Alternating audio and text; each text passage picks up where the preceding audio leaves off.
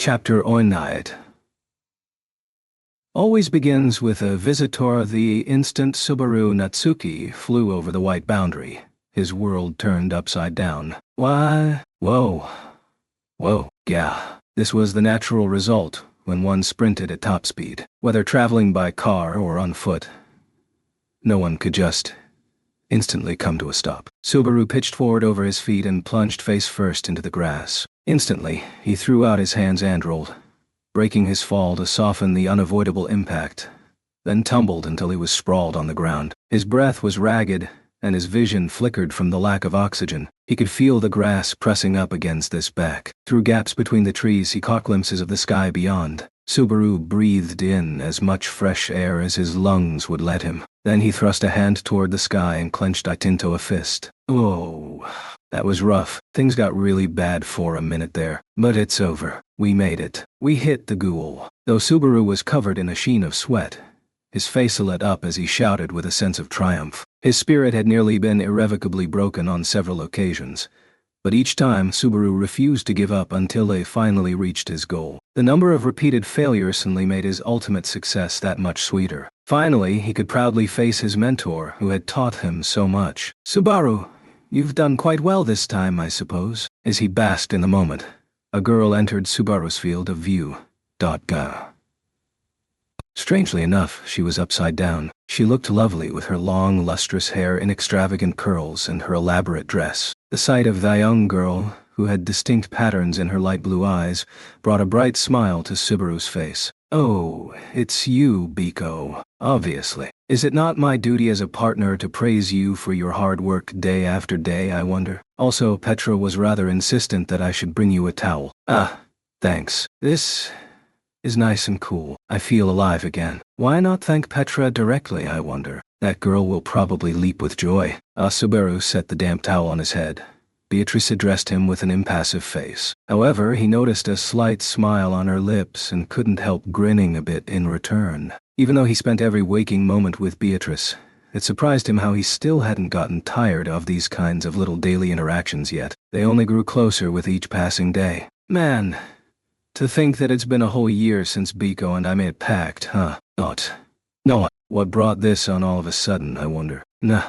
Just thinking that time flies way too fast. And that I'm deeply moved by how cute you are today, too. You always say that, Subaru. But is Betty being cute not something to take for granted, I wonder? The fact that she took pride in the compliment was undeniable proof that Subaru had rubbed off on her quite a bit. 1 year. That was how much time had passed since the string of incidents surrounding the sanctuary. It was a span of time that seemed so long and so short tense. In that stretch, some things had changed, while others had not. If the biggest constant was the bond between Subaru and his friends, then the greatest development had to be the sheer amount I've buffed up this past year. Noon would recognize the old me anymore. That was a good one. A priceless joke. I was being serious, damn it. Beatrice put a hand to her mouth as she broke into uncontrollable laughter. Subaru shrugged in a show of disappointment. Well, maybe I exaggerated a bit, but you don't need to laugh that hard. I mean, look at these biceps, Biko. They're rock solid. Fine, I suppose. Betty will support you even if no one else will. That was not a vote of confidence. I've been trying so hard every day, too. Sitting cross-legged on the ground, Subaru wrapped the cool towel around his neck as he gestured toward the area behind him with his chin. Gazing in that direction, Beatrice said, "True," closing one eye as she made the comment. Behind the pair was a clearing where the forest had been cut open. This developed land was a trial Subaru had taken on with determination. In other words, he'd created his very own secret training facility. Attracted by the idea of having a place to call his own, he had secured a fair bit of space in the forest for his personnel use. By utilizing wood from felled trees, he'd built a variety of attractions, including various hurdles to leap over and barriers to climb, turning the whole area into an obstacle course. The place might look like fun, but when people try touring around and bust through all the attractions within the time limit, its brutal design will make even adults cry. Damn. I made something pretty wild. Is that not an overstatement, I wonder? For that matter, only you and Garfield refer to it as a secret base. Will the neighborhood children come by to play? I wonder. You mean kids are going to treat it like an amusement park? Well, as long as no one gets hurt, they can play all they want. Plus, the master who drew up the blueprints should be satisfied with that. Taking the challenge seriously served as a form of training, while tackling it with playful heart made it a fun excursion. The obstacle course contained great potential, and it being popular with children was a happy miscalculation. Actually, knowing my mentor, it's possible the hollow point was to kill two birds with one stone from the very beginning. He is certainly a difficult man to understand. He does know his manners, I suppose. The man should be praised for treating a great spirit with respect. I think that's not quite it, though. Subaru poked at her apparent misunderstanding, then took a moment to think. His mentor, Klein, the ultra-capable butler who had served the Mathers family for many years. He had helped Subaru so much in the past year and taught him a great many things, including how to hone his physique. Subaru's tittle for him was more serious than not. In terms of ability and personality, Klein was more fan-worthy of praise, but why does Subaru refuse to allow Betty to go anywhere near Klein, I wonder? It's not just you. Same goes for Petra and, depending on the situation, Emilia Tan, too. Incidentally, there was no worrying where Ram and Frederica were concerned. For the record, Klein was harmless to Subaru, Roswell, Otto, and Garfield as well, for fairly obvious reasons. Anyway, it's fine even if this obstacle course is just a secret base in name only. Still sounds cool. I was shocked. The instant you called it that, Garfield began helping you fell trees with that glint in his eyes.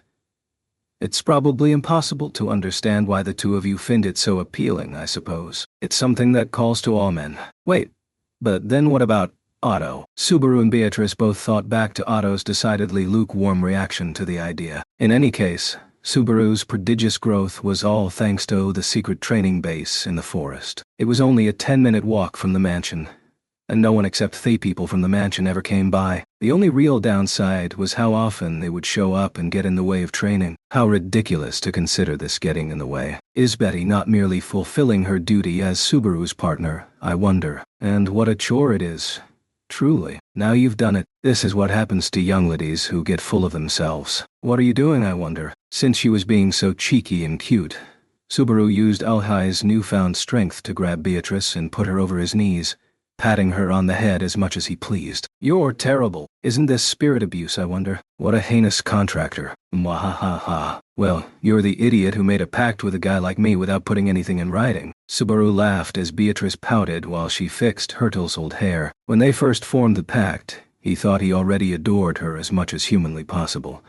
But he had been revising that assumption on a daily basis. The so-called Baco Development Diary, a compilation of the days Hesh shared with Beatrice, had already entered its 5th volume. Subaru was excited to see where their relationship would go next. After all, an album of precious memories beat the hell out of a book filled with nothing but blank pages. And if it was going to be an album, then the more pictures and the more people he recorded, the better. That's why Subaru wanted to cram as much as he could into Beatrice's heart. In other words, Biko. My teasing is just another way I show my love. Did you say teasing just now? I wonder. I will not let that slide. I'd prefer it if you didn't casually brush aside the love part. There isn't much to worry about there, I suppose. I have great confidence that I am loved. When Beatrice boasted with a smug look on her face, Subaru only replied with a smile. He had no words to express the joy he felt when he saw how self-assured and full of life she was every day. There was only a deep, indescribable warmth that welled up in his chest. Master Subaru, Beatrice. Both paused their play-fighting when they heard a high-pitched voice calling out to them. When they looked, a girl was waving as she ran over. The familiar voice and face belonged to an adorable young maid who epitomized the word cute. I'm glad to see that both of you are having fun. It's good to know you two are getting along. It was Petra, putting a hand to her chest and smiling in relief. Undaunted by the major incident that had occurred on Yar prior, Petra was currently working at the new Roswell Manor. As expected of a growing girl, she had gotten a little bit taller and, in Subaru's opinion, a little more charming since then. That said, she was still very much a younger sister type in Subaru's eyes. Hey, now, I'm offended you call it playing around. I've been out here doing my best with training and everything. Well, at the moment you seem to be patting Beatrice while she's sitting on your lap, so... Whoa. It's not as simple as just wanting to give Biko head pats. First, you have to bring her out of a burning mansion, and then gradually build up your relationship with her. Otherwise, it's impossible. Doesn't that mean no one but Master Subaru can ever? Her exasperated tone and expression drew a wry smile from Subaru. That was when he remembered the towel around his neck. Oh, right. Petra. Thanks for the towel. Pretty smart to cool it down like that. Really. I'm glad it was helpful. Actually, I thought about chilling it with ice, but there was no time. So, I asked Big Size Amelia. I like that practical part of you, Petra. He was fond of how Petra, despite her position as a servant, had no qualms requesting help from the lady of the household. Such open praise elicited a he from Petra, who blushed furiously before she remembered something. Ah, that's right. Actually, I came here to bring you and Beatrice back. What is it? Did you bake some super tasty tarts or something? What? That is a matter of great importance, I suppose. I can understand why you needed to summon us, Sergeant Lee. Oh, come on, of course that's not it. This is no time to play around. Puffing up her cheeks and pointedly raising a finger, Petra scolded the carefree pair. Then she grabbed Subaru's hand and hauled him to his feet. There will be time for tarts later. More importantly, Big Sis Amelia is calling you, Master Subaru. Guests have arrived, and she wants you to be there when she greets them. Visitors. Subaru cocked his head in confusion. He had no idea who it could be. Beside him, Beatrice made the same quizzical gesture as they wondered aloud. There are unscheduled guests, and the cute Amelia Tanis calling me over. Doesn't it feel like something's about to happen? It's the sort of pattern that leads to trouble, I suppose. Petra, tell us what kind of guests have come. Went Petra as she tilted her head at the same angle as the other two. One of them is a man who seems like he's in a real hurry. I'd almost say he's fidgeting like a scared. Restless and fidgety, huh? In other words, he's basic Callius Suspi. No, wait, can't go judging people based on appearances. I've learned my lesson once already, so I don't do that either. Oh. Good girl, Petra. Not sure what happened before, but that's really nice of you. Last year, a stranger with a mean face came to the village. I thought he was a weirdo, but I was completely wrong, so, an unexpected boomerang. We'll have to talk about first impressions some other time. After surviving that verbal sneak attack, Subaru winked at Petra. After all, based on her reports so far, Petra still had more to share. Anyway, there are other guests too. Yeah, Pal's a restless, fidgety guy. Petra's cheeks grew redder as a trace of happiness came over her face. He came with a cute kitty cat. Viewed from the outside, the new Roswell Manor looked just like a European-style mansion, closely resembling the old one that had burned down. This mansion was actually considered the main residence, and it had been constructed more recently than the one that had been lost in the fire. Accordingly, it was more grandiose and occupied more space than the countryside mansion, which likely made maintaining the grounds all the more arduous for the servants like Petra. And here we are, back at this swanky manor. After a quick 10-minute walk from the forest, Subaru and the others pushed open the double doors and stepped into the mansion's entry hall. Subaru assumed the guest they heard about must have been brought to a reception room or something. For starters, we should poke our faces over the... Oh hey, if it isn't Mr. How've you been? Moi. Whoa. An energetic greeting and a sudden impact put an end to Tony's other thoughts. The voice was high-pitched, and something thumped in him at chest level. Subaru hastily reached out with his hands and caught something light. Quickly realizing who I was, the expression on Subaru's face changed from shock to recognition. He remembered the super soft fur, and that ridiculously outgoing smile. I had a sneaking suspicion after hearing it from Petra, but it really is you, Mimi. It's been a while, mister. How long has it been? Like, a year. The beast person wrapped up in Subaru's arms had bright orange fur and wore a white robe. She was a demi-human, or more specifically, a cat person. She was shorter than Petra and Beatrice, and she was undeniably cute as a kitten. Yeah. It's been a whole year. You seem to be having a good time. I'm glad. Eep. Oh, Mimi is having a super good time. Also, Mimi's gotten taller. I'm basically an adult now. What kind of grown woman jumps on someone's head the second they meet? Mimi, who was now standing on the floor, puffed out her chest and swished her long tail. She acted naive and had a super-friendly personality. But she was one of the leaders of the Beast Person mercenary unit known as the Iron Fangs, and a powerful warrior, many times stronger than Subaru. She'd also fought by Subaru's side during the hunt for the White Whale, and once again later in the battle against the witch cult, during which she'd gone ahead and decided she and Subaru were war buddies. Well, you sure came a long way to get here. Oh, alright, let me introduce everyone. The cute maid here is Petra, and the embarrassed baby hiding behind my back is Beatrice. Oh, I get it.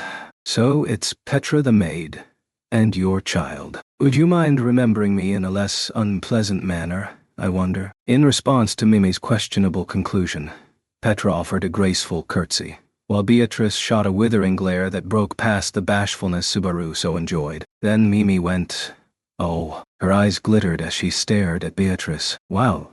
That hair's incredible. How do you get it all curly-whirly? It's so cool. It was all Mother's idea. This is the pinnacle of hairstyling. Both practical and elegant.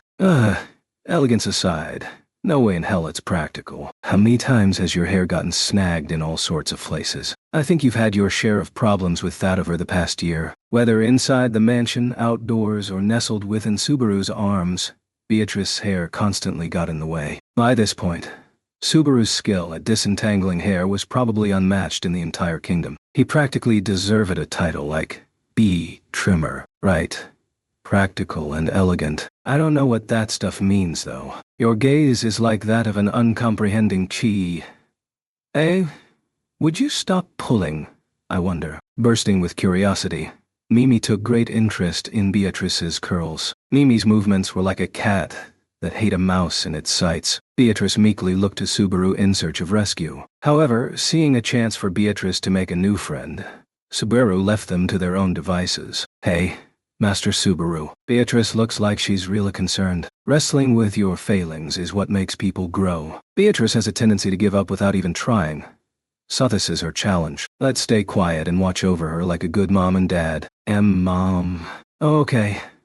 Petra fell silent with a red face as Subaru stroked his inexistent beard. The pair stood back and simply appreciated the warm exchange between Beatrice and Mimi. Incidentally, since Mimi turned out to be the kitty Petra adopted, that probably means the restless, fidgety man who came with her is Julius, doesn't it? Crossing his arms, Subaru felt in his gut that this premonition was most likely accurate. It was plain to see that Subaru was very fond of Mima personally. At the same time, she was part of the faction working under Anastasia Hoshin, one of Emilia's political rivals in the royal selection. Another person working for the Anastasia camp was Julius Juculius, a knight who had a complicated relationship with Subaru. At the very least, they didn't have the kind of relationship where Subaru was unconditionally glad to see him. This being the case, he wanted to avoid seeing the man until he had some time to emotionally prepare himself, if I could help it. There's no need to worry. Julius isn't here today.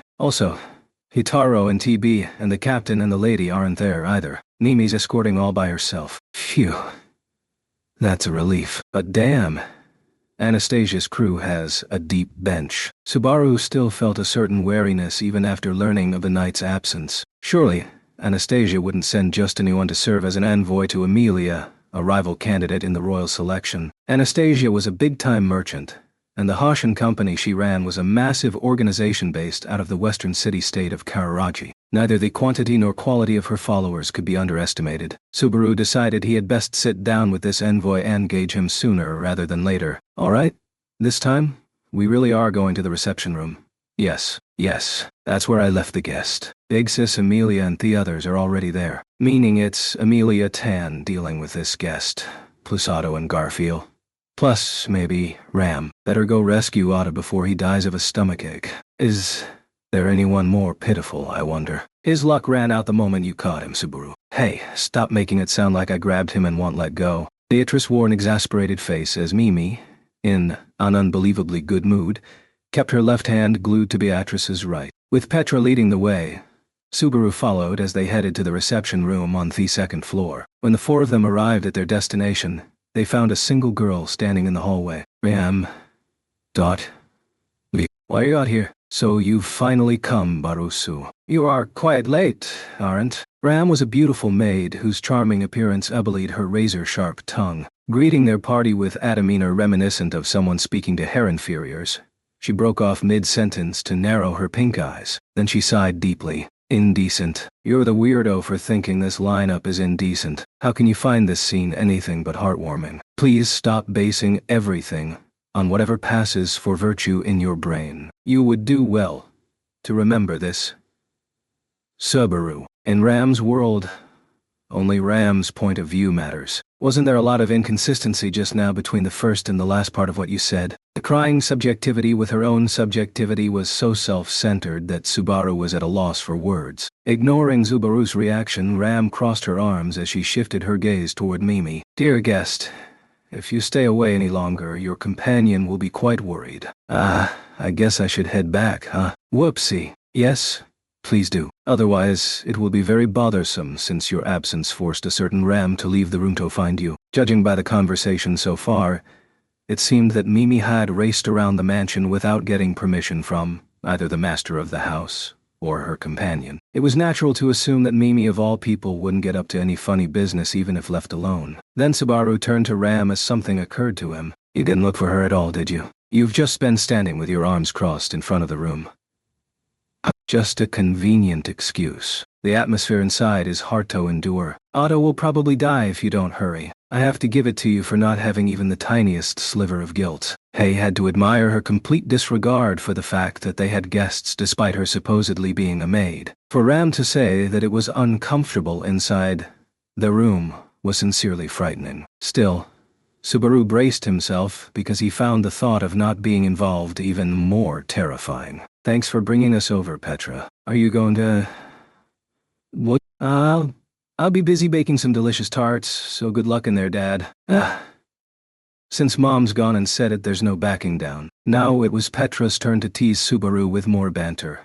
Like they were Beatrice's parents. Of course.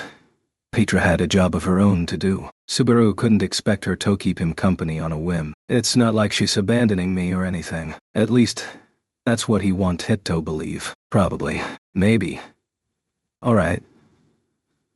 Let's go. Can't catch a tiger cub without going into the tiger's hole. You mean a butthole? How vulgar, daughter. I didn't say that. Let's just go already. Ignoring Mimi's confusion and Ram's judgment, Subaru knocked on the door to the reception room. The door opened immediately, and a head topped with short blonde hair stuck out into the hallway. Yo, awful late, ain't you, General? Our bro's gonna wind up with a hole in his stomach any second now. Yeah, I know. Honestly, it's only a matter of time before it happens. But I'd like to keep him whole for as long as possible. No kiddin'. This is basically the Arkell Lake Revolt. Subaru and Garfield exchanged smiles like little mischief makers, immediately swinging the door wide. Garfield still wore that smile on his face as he gestured toward the interior of the room with his chin. Come on in. Nothing's happening without the General, so it's a pain for the guest, too. Watching Otto and Lady Amelia welcome. Our visitor ain't nothing but a comedy act. Now, that's a performance worth seeing. Gah. Stop saying stupid things and go in. You're in the way. After getting a literal kick in the butt from Ram, Subaru was forced into the room. Stumbling forward as he entered, several sets of eyes shifted toward him. Relief, exasperation, and suspicion. This was pretty much what he had expected. He turned away from the two familiar figures to focus on the one regarding him suspiciously. The visitor was a pretty boy with a handsome, delicate face. His lithe body was clad in exquisite ceremonial garments, and he had gathered some of his relatively long hair in a ponytail. He seemed about the same age as Subaru, though his face looked rather tense, and the monocle he wore over his right eye only added to the stern appearance. So, this is... When this guest made his inquiry with a hard voice, the beautiful girl sitting across from him nodded. Yes, that's correct. The delicate silver-haired beauty who wore a charming expression that perfectly reflected her wholesome spirit was none other than Amelia. It seemed like she only became more enchanting with each passing day. She smiled slightly, gesturing at Subaru with a gentle point of her finger. I'm sorry for the wait. This is my knight, Subaru Natsuki. Amelia, introducing him as her knight, left Subaru's heart trembling. Whenever he heard those words, he often thought back to the time she had bestowed the title upon him. The fond memory always bolstered Subaru's fragile heart. He seems to be rather ecstatic about something. Subaru, stop making such a strange face. People will think there's something wrong with you if you act like that. And why are you gripping my hand so hard, I wonder? Wait, it hurts. Ow. Ow. Whoa. Sorry.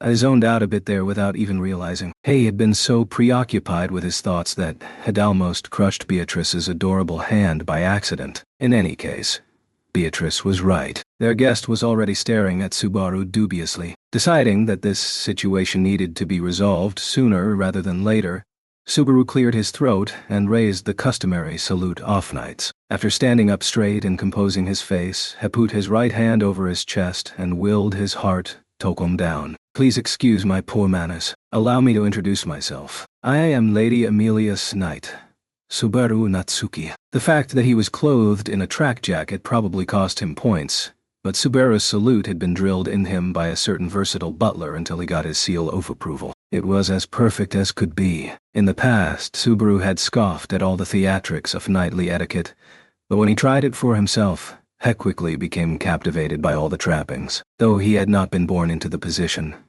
the customs attitude were slowly but surely guiding Subaru Natsuki closer to knighthood. It wasn't something stupid or just for show. It seemed as though Subaru's greeting had impressed everyone present, save the guest. Amelia's smile was especially proud, which boosted Subaru's spirit so much. Surrounded by these faces, and apparently unwilling to endure any more silence, the visitor rose up and bowed his head. Thank you for your courtesy.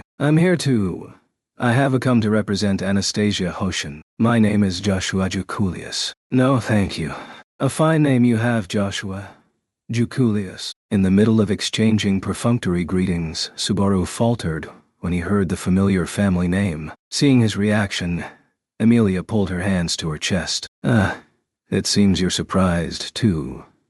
Subaru. That's right.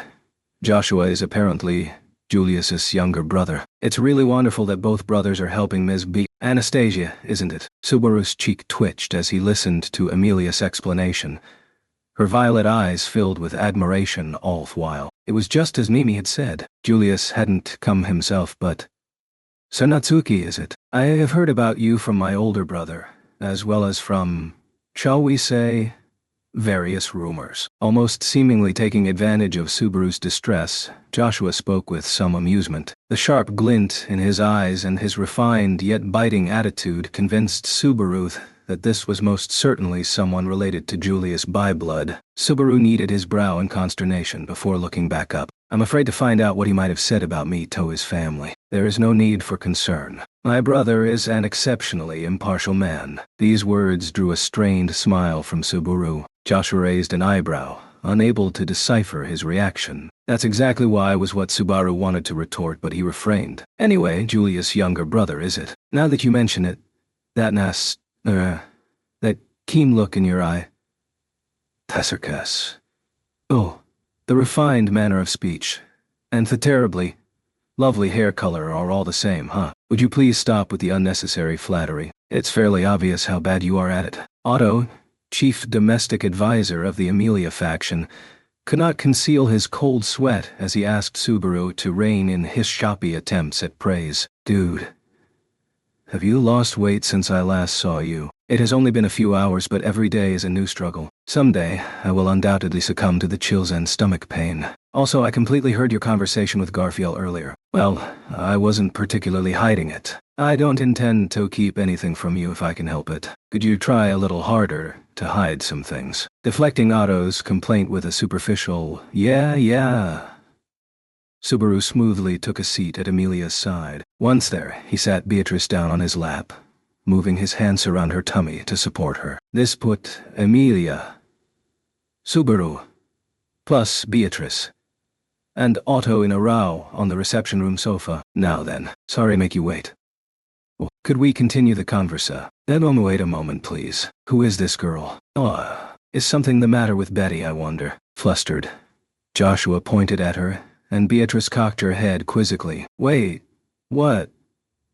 Am I the only one who finds this strange? No, I'm quite sorry. Your reaction is only to be expected. If anything, This is a place where common sense goes to die. When Joshua leaned forward with such force that his monocle came loose, Otto apologized with a sympathetic look in his eyes. It seemed that Joshua was not nearly as unflappable as his older brother. Subaru also apologized, even as he privately thought that this made Joshua the easier brother to get along with. Having Biko on my lap has become so second nature to me that I did it without thinking. It's so normal now that even Otto didn't bring it up. I'm flabbergasted too. No one says flabbergasted anymore.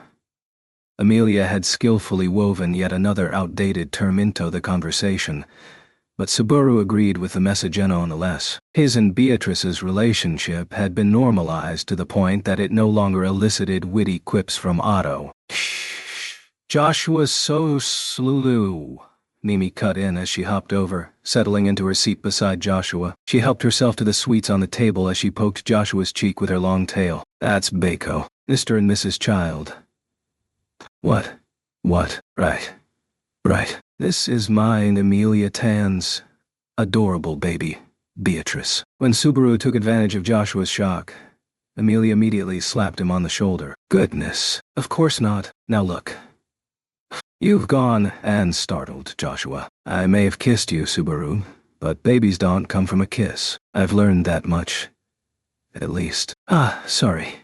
Amelia Tan. It's really embarrassing, so could you stop revealing details like that so, bluntly? I'll stop messing around and introduce her properly. Amelia's incredibly innocent openness quickly forced Subaru into submission. Incidentally, Amelia's knowledge of baby-making had yet progressed past the kissing doesn't make babies level. Discussing anything beyond that was a high hurdle for Subaru, and the others generally agreed to a vague consensus of well, worry about it when she's older. In the end, everyone was simply overprotective. See, this is what happens when you use Betty as the butt of a joke. Have you learned your lesson yet?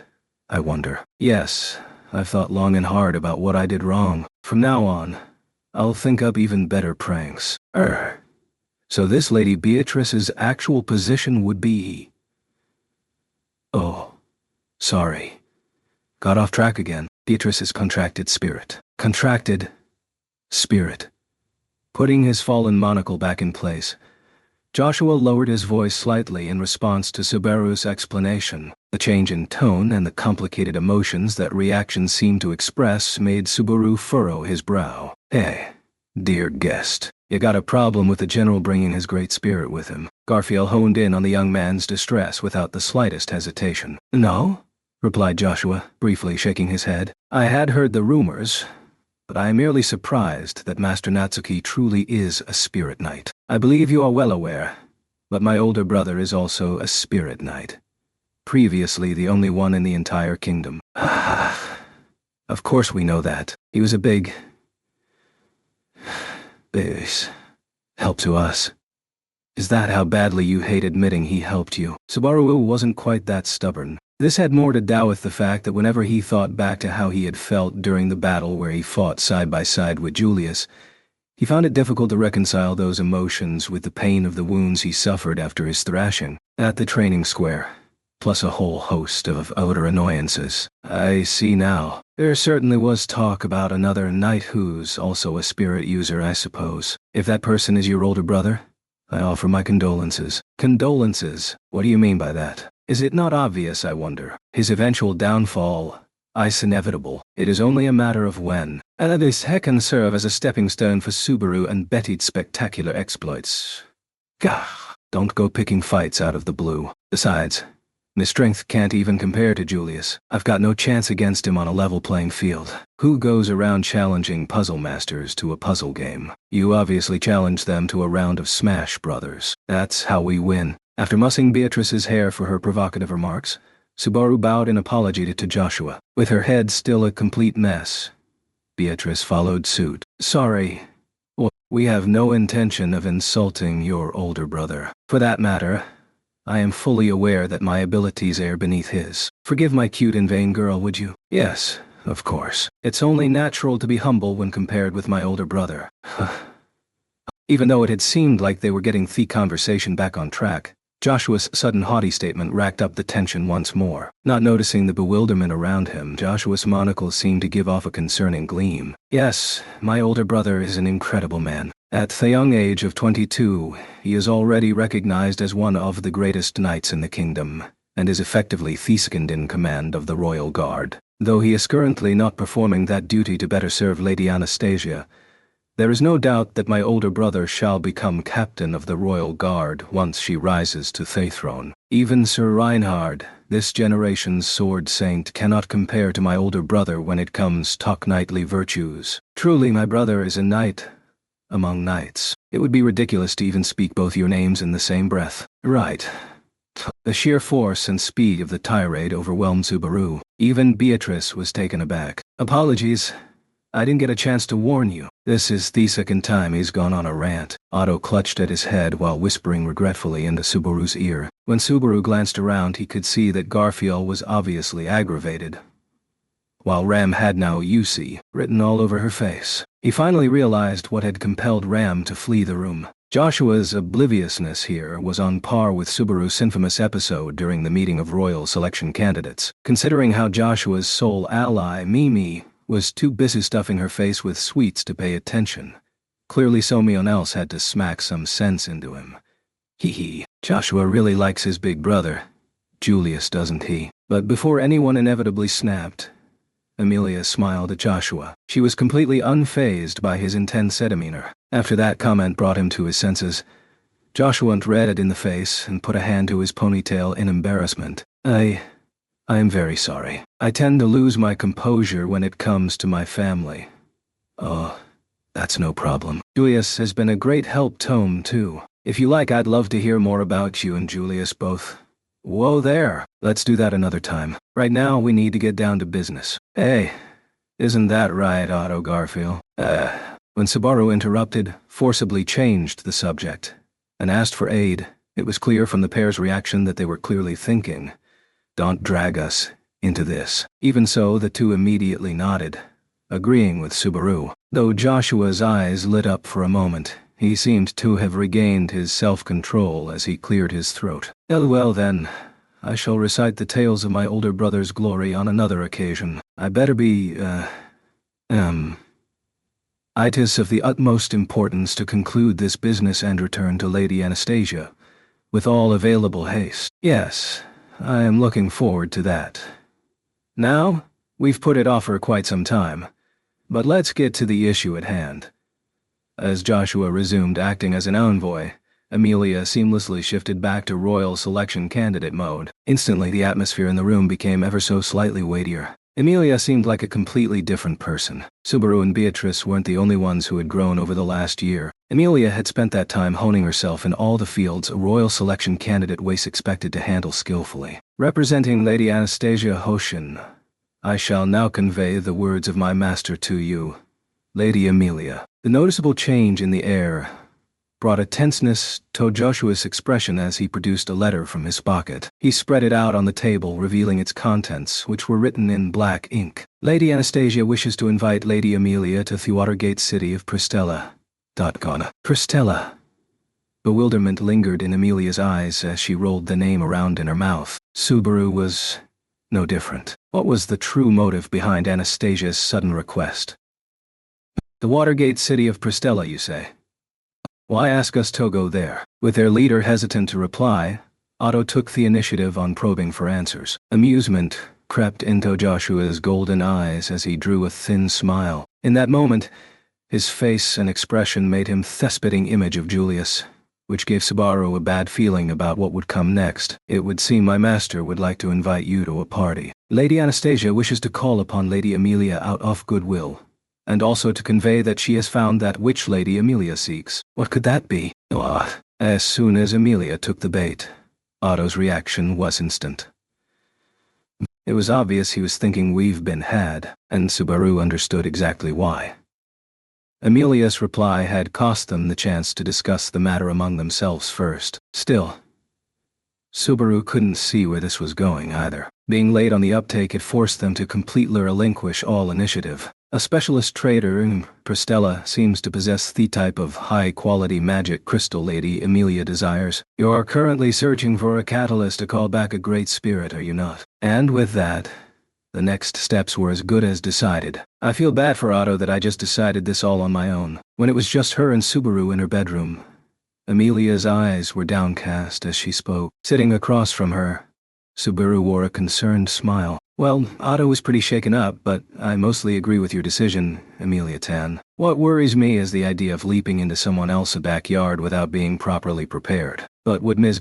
Anastasia genuinely try something after sending Julius's younger brother as a messenger? I think that'd be crossing a really dangerous bridge for their side. You have a point. Sending a blood relative of their knight means they're acknowledging us as peers. I used to wonder why important people who were sent as messengers in taiga dramas and stuff never got killed. Well, thought I'd figure it out by living it. Subaru understood now that it was an issue of reputation. Anyone who became known for being untrustworthy would quickly find themselves surrounded by enemies. That was a poor way to conduct business, whether you were a warring states, a samurai warlord, or a royal selection candidate. The powerful had to take care when it came to subterfuge. In any case, the meeting with the envoy Joshua Jukuliush had already come to an end, and evening had fallen on Thenyu Rosewall Manor. It'd be a shame for you to leave so soon, Emilia had said in an attempt to convince Joshua's party to stay for the night. But he had politely declined her offer and departed the mansion with Mimi, and not long after, he had received a favorable reply. So there was nothing left for him to do here. Well then, when you arrive at Tristella, please visit the Water Raiment. That's where Lady Anastasia's party shall await you there. Later. Garfield. I'll be waiting, so make sure you come, okay? As they had said their farewells, Subaru couldn't help but notice the clear expression of relief on Joshua's face. Meanwhile, Mimi had been in an extremely good mood. Ashe addressed Garfield specifically. Garfield, who had been escorting their guests out while keeping a watchful eye on them, seemed to be wary. Hep probably suspected there might be ulterior motives to inviting him. There's no way Mimi is up to anything, so maybe she just likes Garfield. Mimi seems really fond of Garfield. I might even be a little jealous. Yeah. She ranks high on the cuddly scale, that's for sure. I didn't talk to Joshua for all that long either, but I get the feeling I can get along with him a lot more than with his older brother. Subaru, you are so stubborn. Are you still holding a grudge because of your fight with Julius at the castle? Emilia had a mischievous look on her face as she poked at his old wounds. Subaru winced as he recalled the unpleasant memory. I'll admit it's not something I can bring myself to laugh about just yet. I was young back then. I know better now. But I still think he went too far. I think it's very uncool to cling to the past even though you've already made up and everything. I'm only human. Subaru stubbornly turned away when Emilia stared at him with her adorable face. She kept her gaze on him for a while, until finally her endurance ran out, and she simply burst into laughter. Okay. Goodness, Subaru. You really are a stubborn blockhead. But you can't get into fights with Julius and Pristella. You've become a fine knight, Subaru, and knights don't use their strength lightly. Yes, Mom, the lady's always right, that she is. Playing the fool to conceal his embarrassment, Subaru rubbed his nose with a finger. Anyway, I don't know much about this Pristella, but it's famous city, isn't it? You haven't been studying, have you? Pristella is one of Lagunika's 5 major cities and is located on our kingdom's border with the city-state of Kararaji. It's a really pretty city with canals all over. Interesting. Your explanation makes me want to print it in a brochure. But man, a city floating on top of water, huh? I guess Venice is the closest thing I can think of. That'd definitely make it an impressive place. When he thought of the waterfront cities from his own world, Venice naturally came to mind. It also had canals crisscrossing the city's interior. Images of naturally flowing water winding its way through a stonework cityscape made him want to visit such an enchanting place at least once. Subaru was projecting all that onto the city of Pristella, but the reality was a little different. Nah. That ain't right, Subaru. Pristella isn't a city on the water. It's usually known as the Watergate City. Wait, what? Yes. Pristella sits in the middle of a lake, so the city get flooded when rain falls. That's why they have high walls to protect the city and several sluice gates to control the water levels. Those gates are famous, which is why it's called the Watergate City. Somehow, my impression of this place suddenly went from a magical city of water to a watery prison. His mental image of a charming city was ruined when he learned about the high walls. He wondered why anyone would choose to build a city on a plot of land that demanded such radical safeguards. In the end, we still don't have a clue why Anastasia is asking us to visit a place like that. Hard to think it's just a social call. Is it not okay to believe they really might just want to get along? Unfortunately, for better or worse, the royal selection candidates all have their quirks. To be honest, there isn't a single one you can trust 100% even under ideal circumstances, masters and servants alike. Subaru carefully recalled and considered all the royal candidates and their respective knights before concluding every last one of them could be considered bona fide weirdos. He trusted Crush because of her character. However, because she had lost her memories due to an encounter with gluttony, he actually couldn't rely on anything except their intrinsic character traits. Ferris was dangerous because he'd do anything for Crush's sake, and Wilhelm's issues with his departed wife also made him an unknowlement. When it came to Anastasia, he still couldn't get a firm grasp on what she was thinking. That applied to the invitation they were currently considering too. Though Subaru had very reluctantly come to trust Julius, that didn't change the fact that the leader of the faction was still none other than Anastasia. Also, she had a formidable private army in the Iron Fangs, and that could not be underestimated. Felt's camp included Reinhard and Old Man Rom, both of whom Subaru considered decently trustworthy, but that didn't matter, since he still couldn't figure out Felt. If nothing else, now that she'd committed herself to fully participating in the royal selection, they couldn't let their guard down when dealing with that spirited, crafty girl. If she and Reinhard had formed a close bond, the odds of claiming victory over them would become extremely slim. And when it came to Priscilla's faction, their attitude was honestly the hardest to predict of all. There was no mistaking that master and servant alike were far, far removed from words like trust and faith. Alan Subaru hailed from the same homeland, but Priscilla's knight was a man of strong loyalty. He probably wouldn't give Subaru any special treatment, and Priscilla's own whimsical, irrational character made her akin to a natural disaster. In other words, even after a whole year had passed since the start of the royal selection, the other candidates remained inscrutable. Learning more about them could be accomplished only by interacting more. That was another reason to accept Anastasia's invitation. I gotta say, I'm more scared than I want to be at the idea of owing a debt to Anastasia. For starters, how did they know what Amelia Tan wanted? Subaru murmured this with twisted lips, referring to the magic crystal Joshua had mentioned as a bargaining chip. The high-purity magic crystal that had been the pretext for Anastasia's invitation was the kind of catalyst Amelia needed for a chance to form a pact with Puck once more. To awaken Puck, who had fallen into a deep slumber after expending all his mana, she absolutely needed a magic crystal infused with great power. For a whole year, she had searched high and low for a suitable one to no avail. Everyone at the castle would have seen Puck, and they know I'm a spirit mage. We tried to keep the catalyst thing a secret, but it seems there was no hiding it after all. Just means people didn't keep it to themselves. Besides, even if we do end up bringing Puck back, from the other's point of view, that's basically us returning to square one. It's a good deal for them to get a chance to put us in their debt. That said, if Puck really did return, the benefit to Amelia's mental state would be immeasurable. In addition to that, Amelia's combat ability would go up as well.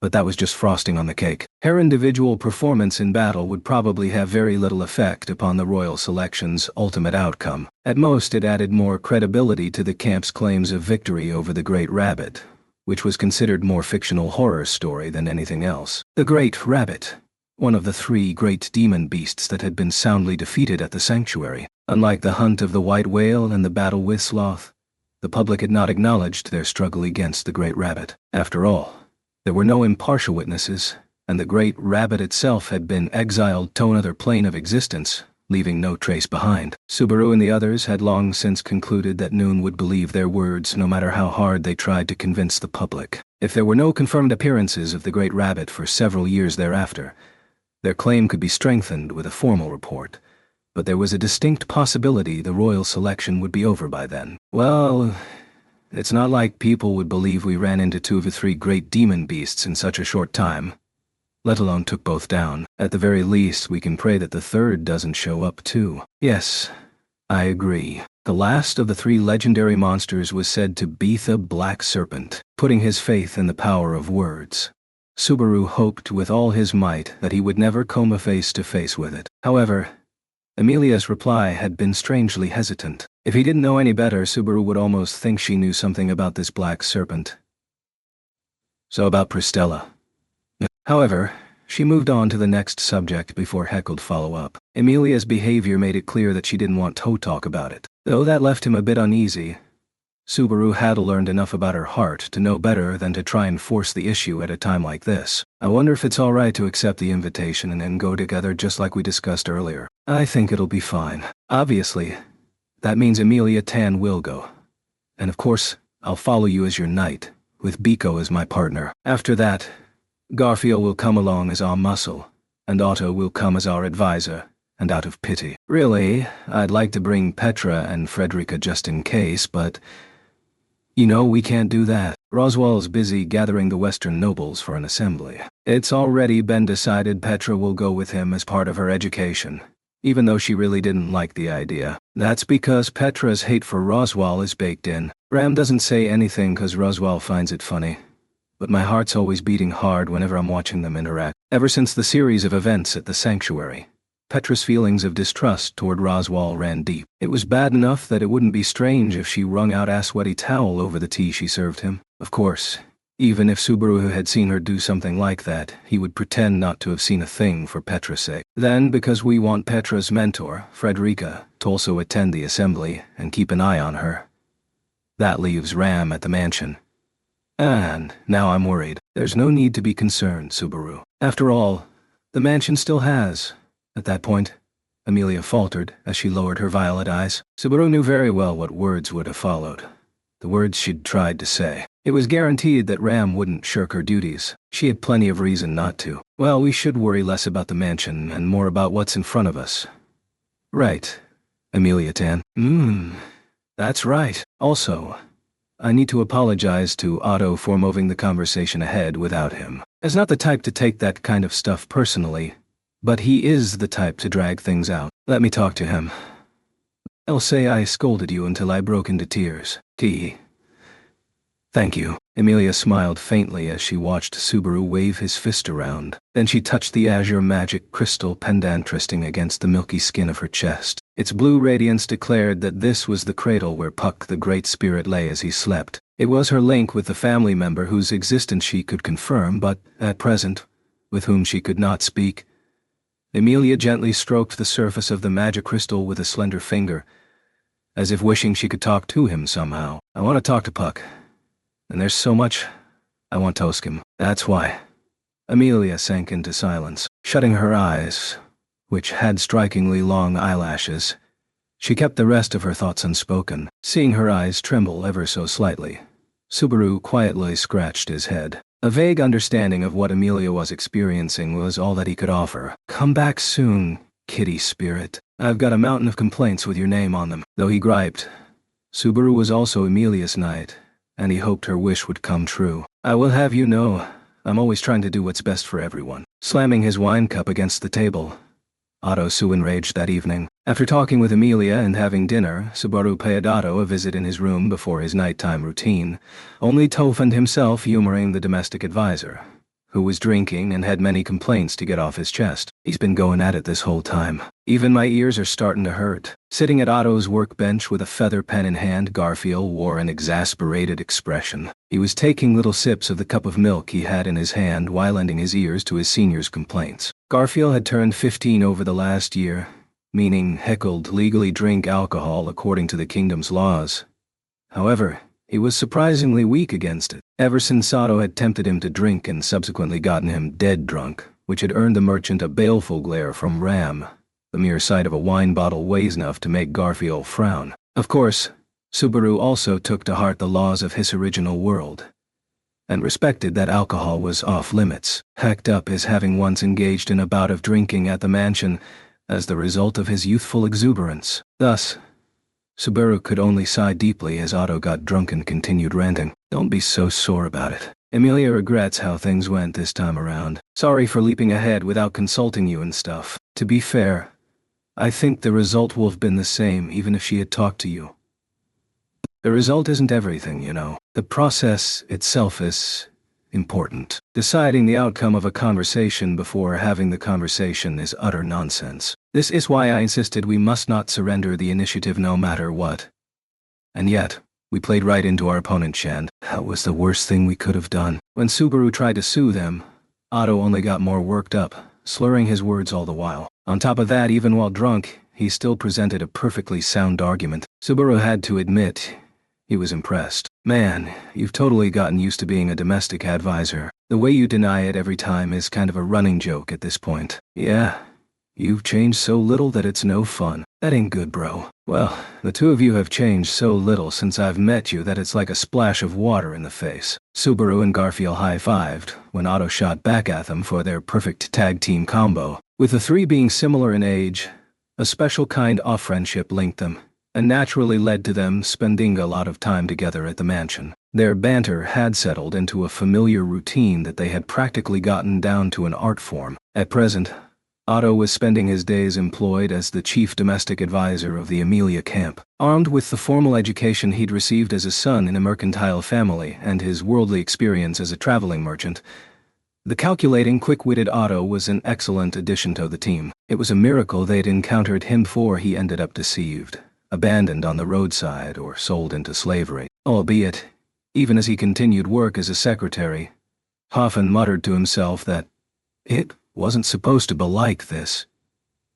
He really didn't know when to give up. And what exactly is that pitying look in your eyes for? Well, you know, it's not like you can just back out now after getting to know so much sensitive information. So yeah, I was mostly thinking about what terrible luck you have. Could you really stop pitying me already? Hey, calm down, bro. You're gonna spill your booze. And, General, don't tease him too much, alright? Last time we decided we'd do 10 Ottos a day. What are you two even counting? Why are there 10 Ein a day? Otto was red-faced and shouting, so that was one Otto down. Of course, Subaru and Garfield weren't toying around with Otto for no reason whatsoever. This was a ritual with the objective of letting Otto yell like he was doing now and blow off all his steam from overworking day after day. If we don't do this, you probably wouldn't even be able to eat or sleep. Just leave the stress reduction to us. I believe the possibility of this backfiring is rather high. Hey, don't get so bent out of shape, bro. If you keep that up, I ain't gonna make any progress with this letter. Granny asked me to and all. Garfield pointed the tip of his feather pen at Otto, who'd been cowed into silence. Otto was a man with the unfortunate physical condition of not losing his senses even when blackout drunk. Subaru smiled wryly as he peeked at the letter Garfield was penning. Oh, that's some awful handwriting. Is Ryuzu really gonna be able to read this letter? Ha! God. Don't make me laugh, General. How long do you think me and Granny have been together for? Granny can't even read the stuff I write left-handed. That makes Ryuzu really impressive. But it's nothing for you to be proud of. Poking fun at Garfield's display of pride, Subaru faintly lowered the corners of his eyes. Ryuzu was both Garfield's grandmother and their representative of the sanctuary. Presently, she was not dwelling at this mansion but rather at Earlham Village, which was close to the old mansion. The reason was that she bore the duty of granting an everyday life to the 24 people who had been born just like her. Replicas derived from Ryuzu Meyer, with Bodius constructed of mana just like Ryuzu herself. These replicas had been liberated from the sanctuary and cast into the world like innocent babes. Stating that it was her responsibility to teach them about life, Ryuzu had parted with her 2 grandchildren, though it would be best if she could someday complete that duty so she, Garfield, and Frederica could live together as a family once more.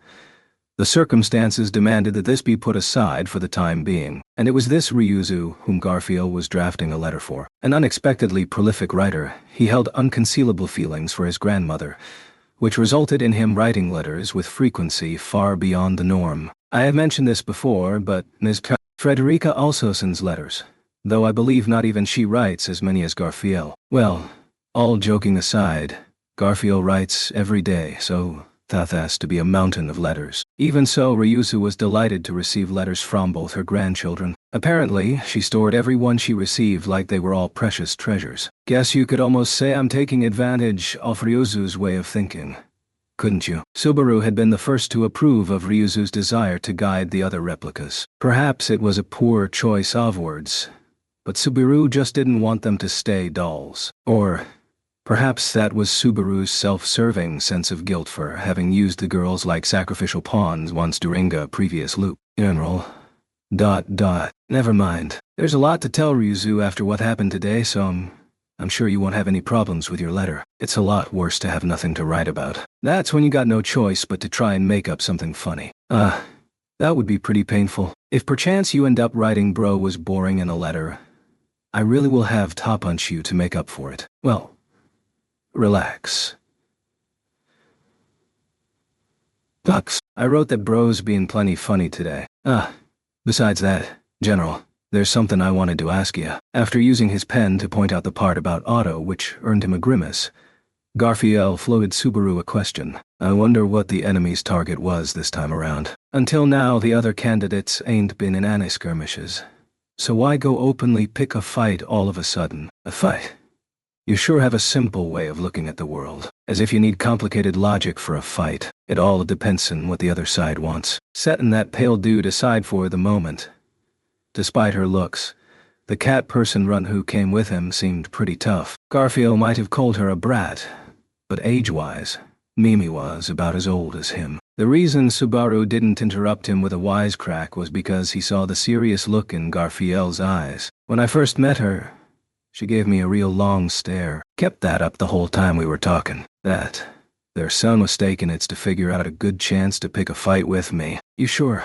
I'll admit Mimi's pretty strong, and it's a fact that she talks like a combat maniac, but, she didn't strike him as the kind of cunning character to secretly scheme or rely on subterfuge. Her companion Joshua didn't seem well suited for wickedness either, in a good way. Anyway, if we're taking him up on the invitation, we'd better stay on guard. General, that means you and Lady Amelia are banned from moving around on your own. Bro may be one thing, but if our general or the lady get taken out, we're done. For the record, without me, everything would grind to a complete standstill. Got it. Good grief. I wish you understand that, and appreciate me more already. Otto sulked. But of course, Garfield wasn't slighting Otto at all. Though he was not one to make a big show of saying so, Garfield actually respected Otto a great deal. Given Garfield's personality, under no circumstances would he refer to anyone so familiarly, were that not the case. It deeply moved Subaru when he thought back to when they'd first met and how far they had come. What's the big deal with that strange look, General? I was just thinking how glad I am to have you on our team. You've become really dependable, Garfield. Just leave it to me. I ain't much good at any hard thinking, but I'll buy you time so you can. I'm counting on you for the rest, General. Speaking those words, Garfield grabbed his cup of milk and dry, laughing with white all around his lips. This went for Amelia too. But the trusting gaze Garfield turned toward Subaru was a strong restraint upon him. I'd made him think he had to work hard in order to do that trust justice. So with Garfield, that puts us in a safe place fighting strength-wise. But you're really coming, Otto? Well, of course I am. If I am not there, I will not have any rest wondering what kind of harebrained conversations Lady Amelia and Mr. Natsuki might be having. The unreliability of the pair's negotiating ability to date was still in sharp relief. Amelia was as cooperative and sincere as she looked, and for all of Subaru's personality and stubbornness, he was unversed in the ways of the world. From Otto's point of view, they had to look like a wild duck paired with a green onion. Easy pickings whether alone or together. Also, Pristella is a place deeply connected to Hoshin off the Wastes. As this is a legendary individual to all merchants, I had always wanted to visit it once someday. But you washed out from being a merchant a long time ago, so why bother now? I did not wash out. Now listen, if you think I'll remain your domestic advisor forever, you are sorely mistaken. My dream is to be a great merchant with my very own store. My presence here is nothing but a temporary stop. Ain't a no guarantee that there's a place you're gonna spend the rest of your life at ahead of that stop. When Garfield amusedly chimed in to tease him, Otto grimaced but made no retort. Of course, to Subaru, having Otto tag along was a wish come true. Whatever they might say out loud, neither the negotiations nor the camp itself would go anywhere without him. Everyone in the group understood that. It was because Otto himself was aware of his own worth that he continued carrying such arduous burdens on his back. Well, it also feels like you're just a masochist. But I'll set that sentiment aside. I get the sense that is an even ruder form of acceptance. But perhaps that is just my imagination. Eep. Just your imagination. Either way, our rival is a great merchant and real sharp. I'm counting on you, Otto. Garfield for the martial, Otto for the cultural, and me to keep things lively. Work harder, would you? Subaru's decision was made in accordance with the right man for the right job. Even if Subaru worked himself to death from that moment onward, he would never be as strong as Garfield. And even if he cost himself sleep at night, he'd never be as useful and official as Otto. But the position in which Subaru Natsuki stood was not so soft that he could simply rot on the vine. I'll do whatever I can do. That's the forward-looking way Biko and I are handling the situation after talking it over. Well, with Lady Amelia and Beatrice there, you should be alright, General. And I guess that means I gotta protect, bro. Just be careful, Kay? That somehow feels like I am the element of greatest concern. It really does not sit well with me. Subaru turned serious. Garfield acted like he was taking on babysitting duty, and Otto complained while bringing more wine to his lips bit by bit. In so doing, their weighty conversation switched to the trivial, adding a pinch of spice as the night deepened. Well, I think I'll finally turn in for the night. How about you, Garfield? I'm gonna stick with bro a lot longer. Letter writing is done, but I see my chance to finally win at Shatranj. Now that he's drunk, it should be a snap. Replying as Subaru rose to his feet, Garfield pointed to the game board on the table. Shatranj was a board game similar to chess or shogi. Otto was fairly skilled at this game, and Garfield's eagerness to challenge him in a weakened state suggested he'd been on a big losing streak. Incidentally, Subaru was pretty good at Othello, but he was bottom feeder tier at Shatranj. Well, good luck. Don't stay up too late. You won't grow any taller like that. Hey, is that even true? I believe that and always went to bed early, but don't think it works at my age. I'm not sure in your case. I think Frederica sucked some out of you. Damn you, sis. Baring his fangs, Garfield prepared for Shatranj, so heckled direct the power of his anger toward the game. Subaru let a small smile slip, watching from behind as Garfield set the pawns in neat rows. And don't drink too much, Otto. If you're hungover and deuceless, Petra's gonna get real scary. I feel as if that girl is being particularly strict with me, Flate. Say something to her, would you, Mr. Natsuki? That she's too soft on the offense. Could you not ask her to be gentler instead? No way. No how. Good night. Waving his hand, Subaru left the room as the remaining pair huddled with the game board between them. The color indicated by the magic crystal clock on the wall of the mansion corridor announced that it would soon be midnight. He'd lingered a little longer, making him later than usual. It was a talk among men. Gotta let something like that slide. Letting slip those words of excuse, Subaru went not to his own room but in the direction of the west wing, where the women's bedrooms were. And then... Excuse me, Subaru always knocked before entering the room. He knew there would be no reply. Even so, was that any reason to abandon hope? Or perhaps not forgetting to do so was simply to confirm that there was no reply, so that he might never, ever forget the heat of the unquenchable flame that continued to burn within his chest. This room that gave no reply was a simple, unadorned bedroom. It was arranged in a manner unchanged from the mansion's many other rooms, with only the most basic of furniture. The bed at the center of the room, the curtains over the windows, and the simple table with a flower vase on it were the only real furnishings. The flowers in the vase were changed regularly, and the water was replaced on a daily basis. Even though he knew that the beauty and scent of the flowers brought no repose, this was an everyday routine for Subaru. Subaru's sentimental actions were observed in silence by the other people at the mansion. I think that if he could easily set things aside and just move on, I wouldn't have come to an understanding with Subaru no matter how many times we argued. That's why I really like Subaru as he is. It is a bad habit to be greedy when one is so lacking. Can Subaru be anything save rash and reckless, I wonder? That is why, now that he is not alone, we shall indulge his avarice even so. That's what the two girls closest to Subaru thought about his behavior. They're such softies. Also, Amelia Tan's suggestive comments push my buttons way too much. He wished she wouldn't say like and cool so casually. The words clearly conveyed her feelings, but there had been no romantic developments between Subaru and Amelia. Put simply, Amelia wasn't prepared to accept a confession, and Subaru's heart didn't seem prepared for it at all. 2 years, maybe 3.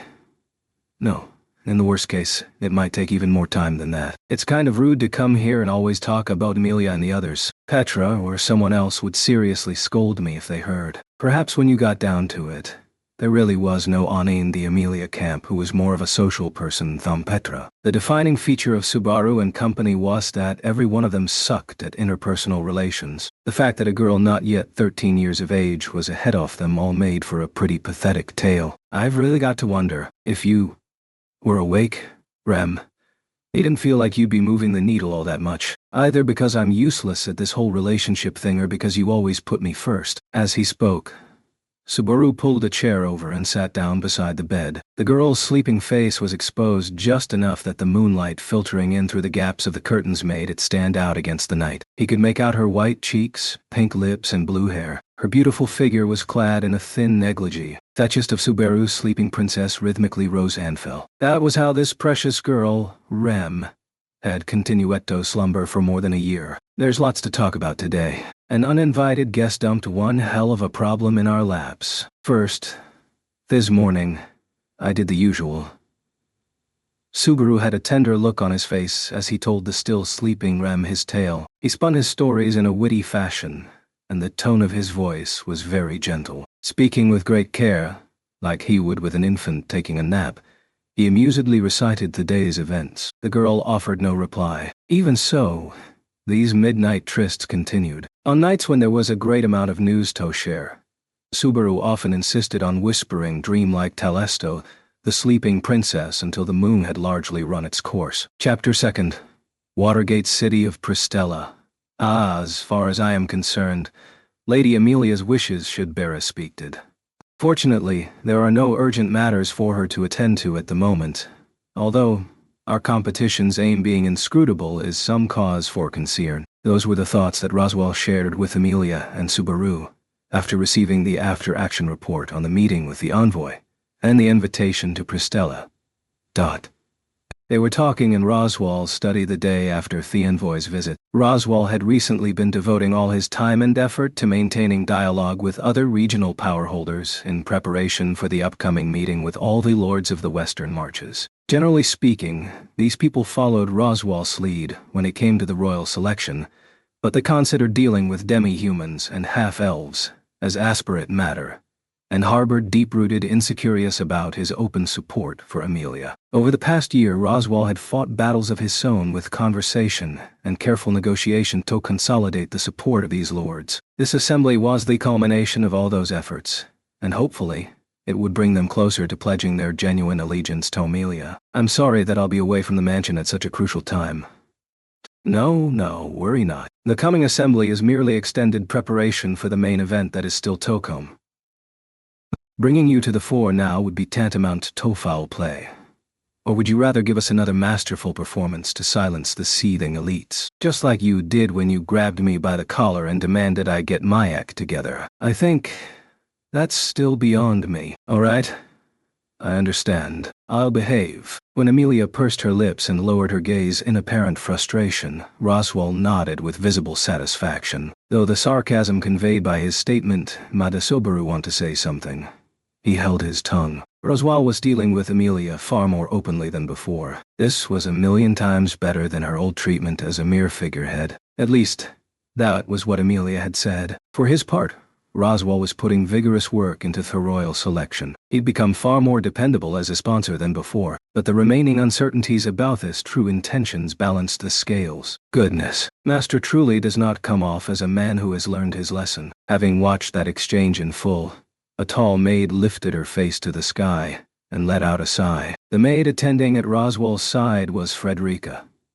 The beautiful girl with long blonde hair and jade eyes somehow seemed to be in quite a good mood as she glared at the sight of Roswell's face. Perhaps you are enjoying everyone's company too much to notice, but I believe that it is rather unsightly to keep dredging up the past. My, what a severe review, Frederica. But of course, incidentally, I must ask you to stop teasing Petra. She is accompanying you because she is a kind child, but please do not ask too much of her. Frederica sharply objected to her master's behavior. When she pointed these things out, Roswell shrugged. You in Thea's time, he went, his expression relaxing. Ash seemed even more amused. In the years since the incident in the sanctuary, the attitude that the people at the mansion held toward Roswell had changed. Some were closer to him, some more distant, and some displayed a sharp drop in restraint toward him. Frederica's demeanor definitely leaned toward the kinder's side. Either way, no medicine will cure Roswell's personality at this point, so what kind of opposition are we expecting at the assembly? Tolerable, one might say. If there is one concern, it is surely about young Petra, but Anaros shall be attending this assembly as well. In other words, Klein shall also be present. As Roswell shrugged again, his words made Subaru recall the sight of a particular girl, Anaros Mylode, a person distantly connected to Roswell, and an adorable girl still 10 years old thereabouts. She possessed an aristocratic bearing unusual for her age, and though the lady of the household had Clinto support her, she was more than up to the task of leading the Mylode family as its matriarch. As Anaros was incredibly fond of Amelia, she would be a reassuring ally at the assembly. Though, on Subaru's side, Anaros being overly attached made his head hurt whenever he had to deal with her. My mentor is going as well,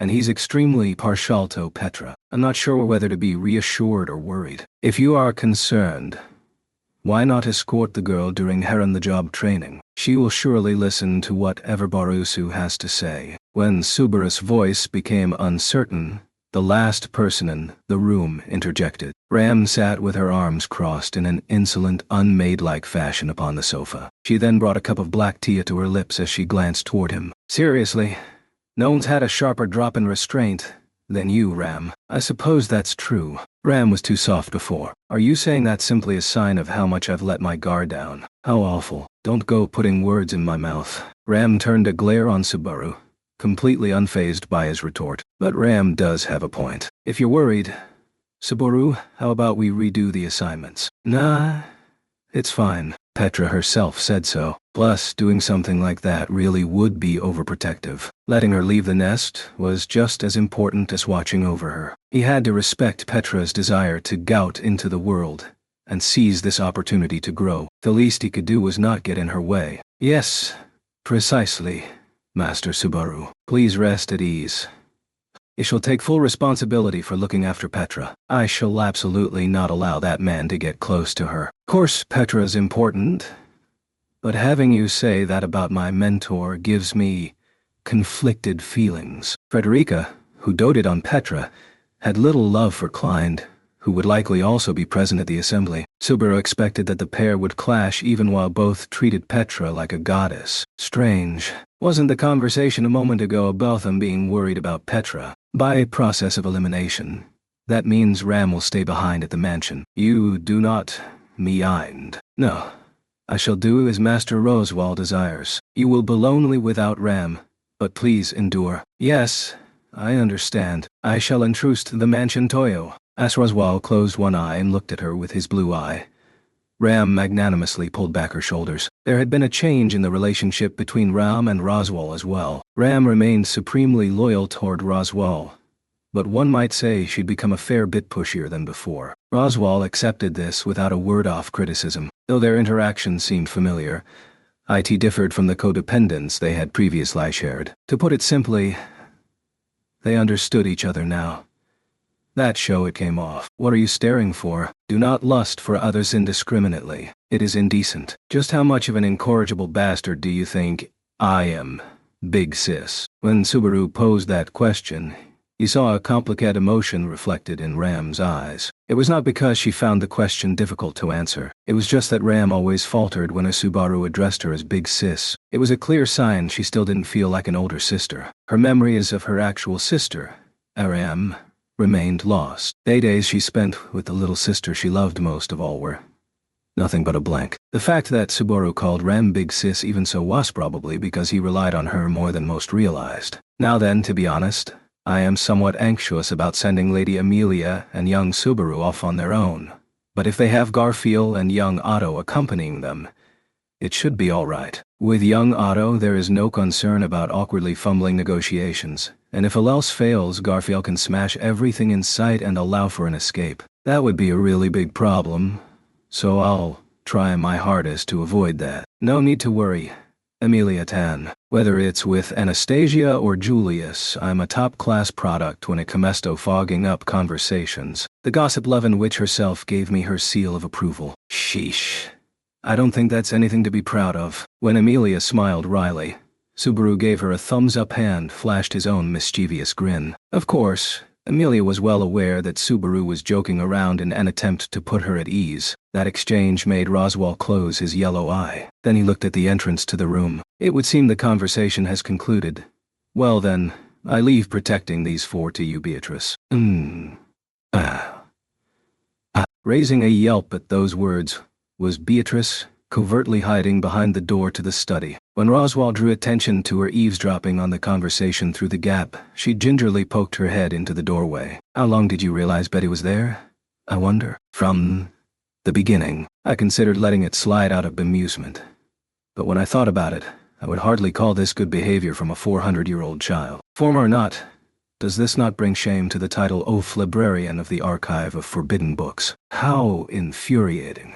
Dada. And will you stop calling me a 400-year-old child, I wonder? Unbelievable. Beatrice rushed into the room and stomped her foot at Roswell's provocative remarks. All Subaru and the other school do was smile and watch. Their current relationship could also be safely included in the loss of restraint category. Finally, after she had a chance to vent her anger, Beatrice crossed her arms. At any rate, I would protect them whether you said to or not. Without Betty, who in this group of klutzes would you trust to get anything done, I wonder? Oh, how reassuring. I am very much relying on you to lead these precious children by the hand. You can count on me. Puffing her chest out, Beatrice accepted the offered leadership role. With this, the conversation concluded at last. Subaru, Amelia, Beatrice, Garfield, and Otto. They were the ones who would be heading to the Watergate city of Pristella. Even with a fast dragon carriage, it will be a long journey that'll last more than 10 days. There is no particular reason to rush, so let us put safety first and take our time. When Otto spoke those words as he plotted the route for the journey, everyone agreed without a word of complaint. Of the members heading to Pristella, Otto was the most accustomed to travel. Indeed, compared with the other members, it could be said he was almost too used to it. I was a total truant. Garfield lived all 14 years off his life without leaving his birthplace. Amelia Town spent 100 years in cryosleep. And Biko's a 4-century-old shut-in.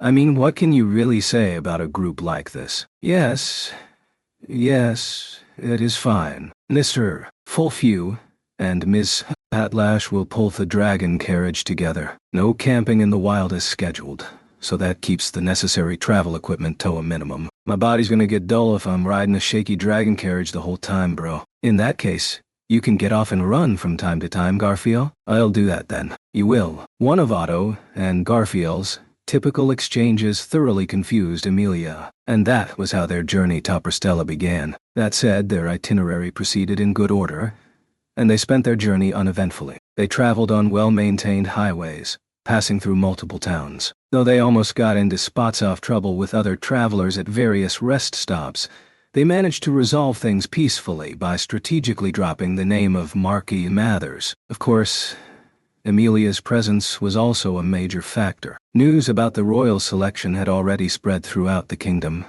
and many people knew she was son of the candidates. Regardless of how people felt about it, it was a fact that Amelia had become too well known for anyone to openly be hostile toward her. Their journey continued in such orderly fashion for 10 days. It was a little too orderly, which was why, yes, this land dragon is very impressive.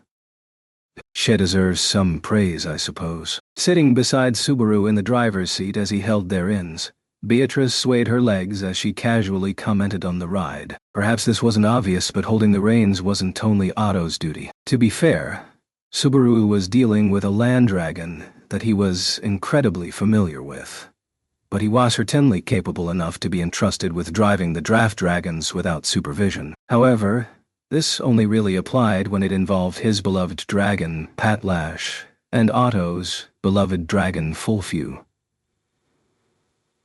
He would also be fine with Rascal or Peter, the other land dragons being raised at the mansion. The conditional driver, Subaru, smiled dryly as Beatrice put on airs beside him. If you're going to keep talking like a know-it-all, Then you should switch with me for a bit. Patlash has enough motherly instincts that I'm sure she'll be kind to you, Bako. But I shall decline. In fact, does the look in that land dragon's eyes not make it seem like she views Betty with some hostility, I wonder? Those are not the eyes of an ally. I suppose that talk of motherly instinct was a pack of lies. Hey! I won't let anyone talk trash about Patlash, not even you. Amelia Tan, Rem, Biko, and Patlash are the only ones I won't let anyone badmouth. It seems rather strange that Betty is included on that list, yet you refuse to let this slide. If anyone on the list says stuff like that, then she's the bad one. As Beatrice made excuses, Subaru grabbed her by the collar and forced her over his own lap. He was about to proceed to tickle her when the wriggling Beatrice hair grazed his nose. What followed was a grand, spontaneous sneeze, and a heavy lurch of the dragon carriage. What the... Mr. Natsuki, please take care on the road. Sorry. Biko was horsing around too much. I'll be careful. Tickle. Is it Betty's fault at all, I wonder? Subaru decided on his own to... Wait a moment. Do not tickle me. Stop it. Fee. Hearing the voices of the pair playing around on the driver's seat, Otto let out a heavy sigh inside the cabin. Seeing Otto so obviously worn out drew a little laugh from Amelia, seated directly opposite him. Those two really do get along well. Even though Subaru and Beatrice being on good terms like that was unimaginable not so long ago. In my case, I find it far harder to believe there was ever a time they were separable. Beatrice indulging Subaru and Subaru indulging Beatrice. It gives me a stomachache. You might have a point, but I think it's a good thing. Everyone probably agrees that a smiling face suits Beatrice much better. With a twinkle in her violet eyes, Amelia thought of the girl on the driver's seat. To Otto, her expression seemed like the one a loving older sister or mother might wear, though Otto was not uncivilized enough to say this out loud like a certain Subaru. Well, let us allow them to play while we engage in an important conversation. I have said this many times. Butour preparations for the impending encounter with one of your fellow royal selection candidates is extremely lacking. So you're saying it won't just be a matter of repaying a debt. 1 year has passed in the royal selection, which is scheduled to be decided in 3. Surely each faction has largely finished shoring up its base by now. In our case, the Assembly of the Western Lords shall secure us a good number of supporters. There's little doubt that the camps are pursuing similar strategies. And that also goes for Lady Anastasia, I assume. Loop had been intentionally keeping the fine details off what the other camps were up to away from Amelia. Developing Amelia into a proper statesman took priority over worrying about what their rivals might be up to. This was something agreed upon by the domestic policy team consisting of Roswell and Otto. Accordingly, after discussing the matter with Roswell, Otto had been assigned the task of moving things to the next stage. First, let me speak of the present circumstances of the royal selection. In the beginning, it was viewed as a contest between Duchess Krush Karsten, the favorite, and Anastasia Harshen, the primary challenger. Including Lady Amelia, the 3 remaining candidates were viewed as, without mincing words, only there to fill in the other spaces. Yeah, I don't think I can deny that, but based on how you phrased it, that means now... Yes. At the very least, it is a fact that the public's opinion has gradually changed over this past year. The reason is that the 3 underdogs in this race have met notable achievements. When it came to the Amelia camp, it was difficult to ignore the white whale and sloth. The hunt of the white whale was considered Crush's achievement.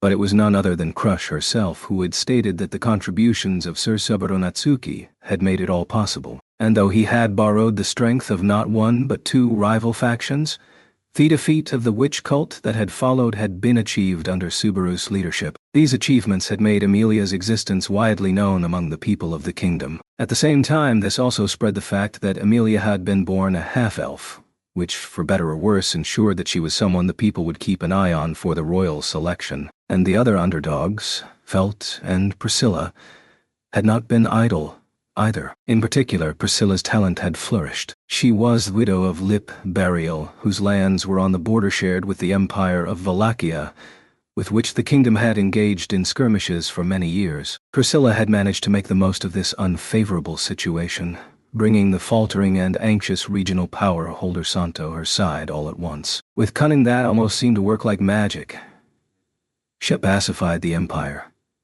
made allies out of the local nobility, and proceeded to vigorously revitalize impoverished villages and otherwise strengthen her lands. Day by day, the people under her rule were regaining a sense of normalcy. In addition to her ability to dance on any stage provedetto her, she possessed beauty far beyond all norms. South of the kingdom revered her as the Sun Princess, with a fervor that seemed to increase with each day. On the other hand, the Feldkamp's one claim to fame was the knight under their banner, the sword St. Reinhard van Astrea. They had the most difficult starting position out of all the candidates. Even with the overwhelming influence the sword Saint held over the knights and the masses, his name alone wasn't enough to convince the kingdom's people that the master he served was worthy of the throne. Even in Theastria domain, her base of operations, the regional lords regarded her with wariness when they were rent open-eyed distrustful. However, the girl named Felt had broken past thus unfavorable headwinds in a manner none had expected. From the very beginning, the strong-willed girl hadn't planned on lobbying the indecisive and cautious weather-vane nobles. Instead, she'd set her eyes on the people who'd fallen out of favor.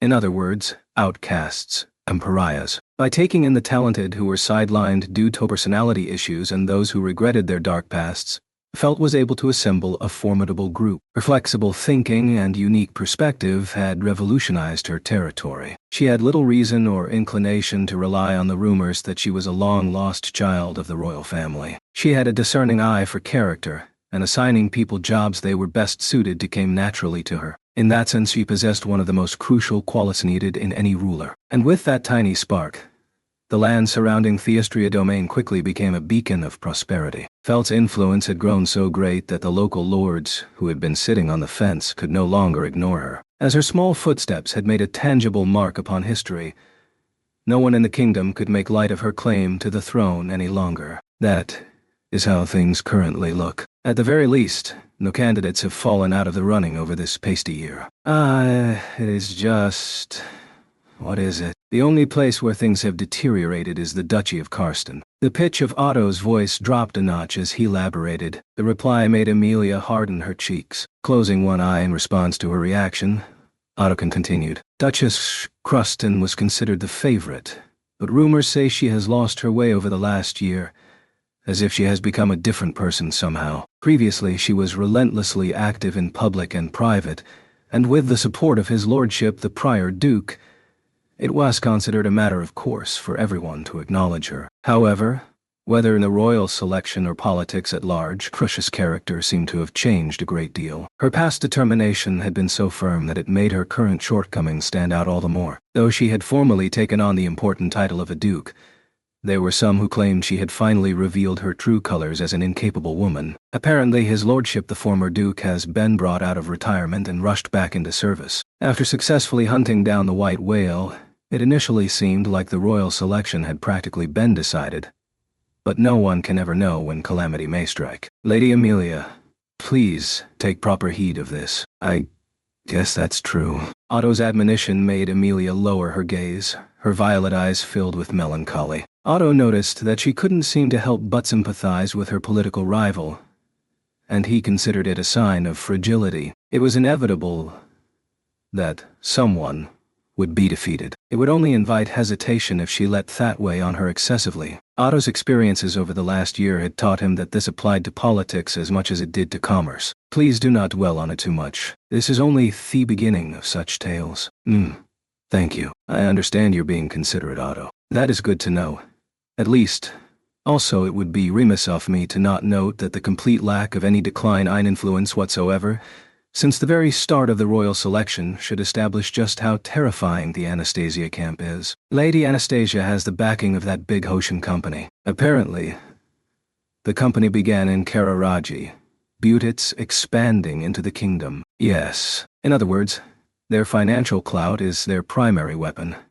Their strongest card is simply to crush any competition through pure economic force. Otto hung his head as he ran through the implication, fear settling in his heart. Under no circumstances was his evaluation of her strength biased because he was also a merchant by trade. Making an ally out of a major business person was synonymous with allying a pillar of the economy, and so long as the economy continued to maintain the livelihood society depended on, economic power was simultaneously the strongest offense and defense one could wield. Therefore, I believe that the Anastasia camp is the one we should be most wary of at the present. So for them to be putting us in their debt with that invitation. Do you understand just how much pain my stomach has endured? Finally, it's really sinking in. I am sorry for deciding all this on my own. If you understand, that is fine for the time being. If you can refrain from such rash moves in the future, I'll believe that you really do understand, so. Yes, Amelia bowed her head. Otto stroked his stomach and sighed. Thanks to the way that explanation broke everything down for her. Amelia, too, realized what kind of position she was in. Of course, various things about the world of politics were difficult and complex. She'd long understood that bracing her heart with the phrases like "I'll try my best" and "let's do it together" wasn't nearly enough to get by, but her eyes were spinning at the sheer amount she had to be concerned with. She was happy to finally know what had been kept secret from her for so long, but in turn, her worries loomed larger. It is not necessary to try to take it on all by yourself. Reading what was in Amelia's heart from the look on her face, Otto flashed a pained smile. You might be the star of the show, but that does not mean you must do every little thing yourself, Lady Amelia. It is the same for this dragon carriage. Really? Currently it is Mr. Natsuki who holds the reins. Beatrice is watching Mr. Natsuki so that he does not slack off. Garfiel is above, on guard for anything in the area. And I am planning our itinerary. And with your voice thanking everyone for their hard work, we will move forward by hook or by crook as we head to Pristella. Amelia's eyes opened wide as she took in Otto's roundabout analogy. Simultaneously, she found it funny how his meandering approach reminded her of a certain someone. Just now, Otto's way of putting that really sounded exactly like Subaru somehow. Really? Oh no. Could it be that it's spreading to me the longer I hang around him? Please, don't scare him like that. Hey, Otto. Having a fun little chat with Amelia Tan Arayu. My main source of sustenance is Amelia Tan's adorable smile, so don't go nabbing my food. When the topic of their conversation suddenly interrupted them, it gave Otto a fright. Amelia reflexively laughed, and it wasn't long before Otto laughed too, with a heartbreaking look on his face. Wait, why are you two the only ones having fun? That's super not fair. Beatrice, take the reins for a second. I'm going in. What? What? How is this okay? I wonder. Stop it. Daddy can't. It's tipping over. Aren't we about to tip over, I wonder? That land dragon's eyes say it's about to happen. Hey, General, what's up? The ride's shaking real hard? Is everything all right? Hearing the commotion from the driver's position and overhead, Otto reluctantly rose from his seat. It seemed that Sir Knight of Little Patience had reached his limits. Otto judged that it was best to politely yield his spot so he could soothe the land dragons. Otto thus began shifting from the cabin to the driver's seat. The call of Amelia's voice stopped him. What he saw when he turned around suddenly stole his breath away. The trust Amelia placed in her smile struck him deeply within his chest. I've caused you a great deal of trouble, but I will do my best. I'm counting on you. Yes? Please do. I look forward to sharing whatever enjoyment you find along the way. That reply sounded a lot like Subaru too. Smiling wryly, Otto headed toward the driver's seat. This is why I work so hard. Truly, master and servant alike were born swindlers. Otto had a need to rise to meet others' expectations of him, and it was like a disease that left him fatally vulnerable to people like Subaru and Amelia. And as their banter continued like this, the 12th day since departing from Roswell Manor arrived. On that day, the Amelia party finally reached the Watergate city of Pristella without incident. Anyone who wanted to gain entry to the Watergate city of Pristella had to pass through the main gate that oversaw virtually all traffic in and out of the city. On the border between the kingdom of Lugunica and the city-state of Kararagi flowed the vast Great Tigrassia River, which resembled an ever-shifting ocean. The city was constructed atop a lake fed by one of the tributaries of this massive body of water. Entering the city required crossing a bridge that spanned this river and passing through a section of the circular curtain wall. There, all visitors had to present papers at the main gate that led to the city's interior. When Subaru's party drove the dragon carriage directly to the gate, the official on duty explained the laws of the city and demanded they fill out entry forms. The details were similar to a vow that basically confirmed I will act in accordance with local laws during my stay in the city. It almost went without saying that city laws were a binding authority separate from royal or noble law. But Subaru didn't take any issue with the city laws of Bristol at a glance. Most of them involve things like not inciting riots, not using magic within city limits without good reason, and so forth. After flipping through the pages, he quickly signed and handed the papers back. Notably, the official became incredibly flustered when Amelia identified herself. That meant he must have known that Anastasia was already staying in the city, and had panicked a little while, wondering what in the world was going on. Suppose they can't help but be all nervous at having more than one royal selection candidate pop up at the same time. But it does seem like Anastasia told the people at the gate to expect us ahead of time. They did let us pass right away after all, though maybe it was actually Joshua or Mimi. If you set aside his weird competitiveness, it's possible Joshua might have gone to the trouble. But I don't think Mimi would've. He didn't think the cat girl was capable of that kind of consideration. That wasn't an insult, but merely his honest impression of her. She's cute after all. Yes, Mimi is cute. The mysterious persuasive power of Subaru's assertion made Amelia trade nods with him. To be blunt, he couldn't think of any other word to describe her. Also, for some reason, Beatrice stomped on his foot upon overhearing this. He didn't get it. By the time he'd managed to restore Beatrice's sullen mood, he met back up with Otto and Garfield, who'd stayed with the dragon carriage. It seemed that the check of the dragon carriage's cargo was going to take some time. They sure are strict for just heading into the place. Now it seems even more like a watery prison instead of a city of water, truly spoken like someone who has little experience with life on the road. A traveling merchant would not even consider this a snag. At least they are honest enough not to demand something under the table. Under the table? Who the hell keeps anything special under that? He means a gift. Actually, it'd be bad if you take what I said literally, so just know that phrase means someone asking for something bad. Don't let anyone catch you saying that. Okay, Amelia Tan. Gift might have been technically correct in a broader sense, but given Amelia's position, even the hint of bribery was no laughing matter. With that episode out of the way, Subaru and the others continued to an inner gate to finally enter the city proper. As the inner gate slowly opened, the scenery of Pristella gradually came into view. Oh. After momentarily squinting from the dazzling light, Subaru spontaneously let out a breath of admiration. And he wasn't the only one. Amelia did the same as she stood beside him. She opened her violet eyes wide as the beautiful spectacle before them left her at a loss for words. So it turned out to be a city of water after all. This view made him want to apologize for ever suspecting it was a watery prison. When the prominent features of Pristella had first been described to him, Subaru had imagined Venice from his own world. If one ignored issues of size, the circular city resembled a stadium for holding and watching sporting events. The elevation differed depending on the area's proximity to the city's center, and each stratum boasted its own orderly row-off stonework buildings. A network of waterways crisscrossed the entire cityscape, and a particularly large one, better described as a canal, that ran through the heart of the city, divided it into 4 parts. Subaru could see ferry boats in these waterways gliding in every which way, and the presence of what were essentially gondoliers stoked Subaru's curiosity and sense of adventure. This was the Blue Metropolis, the city of water, Theatre Gate City of Pristella. Originally, Pristella was built on top of this lake using a combination of technologies from 400 years ago. Beatrice abruptly began a lecture about the water goddessity as if to reinforce the feeling of wonder. She glanced at Subaru and the others, who listened in rapt attention as she continued. It is constructed strangely, but if you think of the city itself as if it were built to be a trap, designing it to collect water at the center is only natural.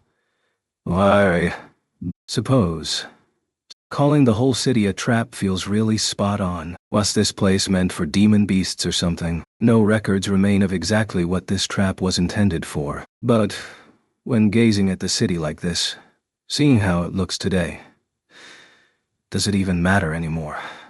I wonder. Beatrice narrowed her blue-tinged eyes as she beheld the same stunning sight as Subaru and the others. It seemed like she had been deeply moved by the realization that learning about something academically and experiencing it firsthand were fundamentally different. What?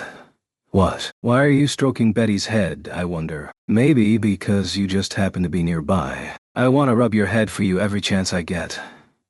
That doesn't make much sense, but that's quite enough patronizing. Though she fumed with anger, she made no move to bathe his hand away. Still patting Beatrice's head, Subaru let out a breath of admiration for the city sights all over again. Damn, this is incredible. His honest appraisal elicited a wry smile of satisfaction from the soldiers who'd opened the inner gate for them. Seeing the reaction of people admiring the view was probably the biggest perk of the job. Subaru could appreciate that feeling. It was a job suitable for the residents who took pride in their city's beauty. I see. Sure is a pretty place. Not the horrible thing Bro painted it out to be. That appraisal irks me slightly, but...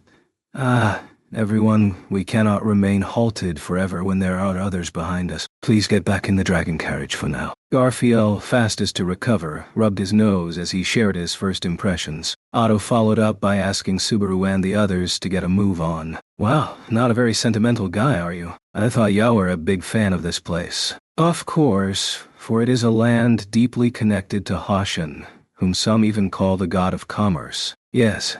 Indubitably it is a feast for the eyes. Have no doubt that I am deeply moved. But apart from that, you have more practical things to worry about. That's a sad way to live, you know. Otto flashed a pained smile, but there were echoes of emotion visible in his eyes. Subaru didn't ask why Otto put both his hands together, but Subaru honored his stoicism by politely doing as he instructed. Somehow we go to the water raiment inn Joshua mentioned, he said. Anastasia and the others would be waiting for us there, Amelia said. Yes, the official told me of its location, so I shall guide the way. As travel within the city is chiefly by dragon boat rather than dragon carriage, we wouldn't be able to rely on the provisional dragon carriage driver, Mr. Natsuki, to safely take us through the tangled paths here. I'll have you know that as long as I give Patlash a shake and a stare, she takes care of everything else. Undaunted by Otto's assessment, Subaru winked at Patlash. The proud land dragon covered in inky black scales quietly averted her face. For some reason he got the sense that she would sigh if she could. Well,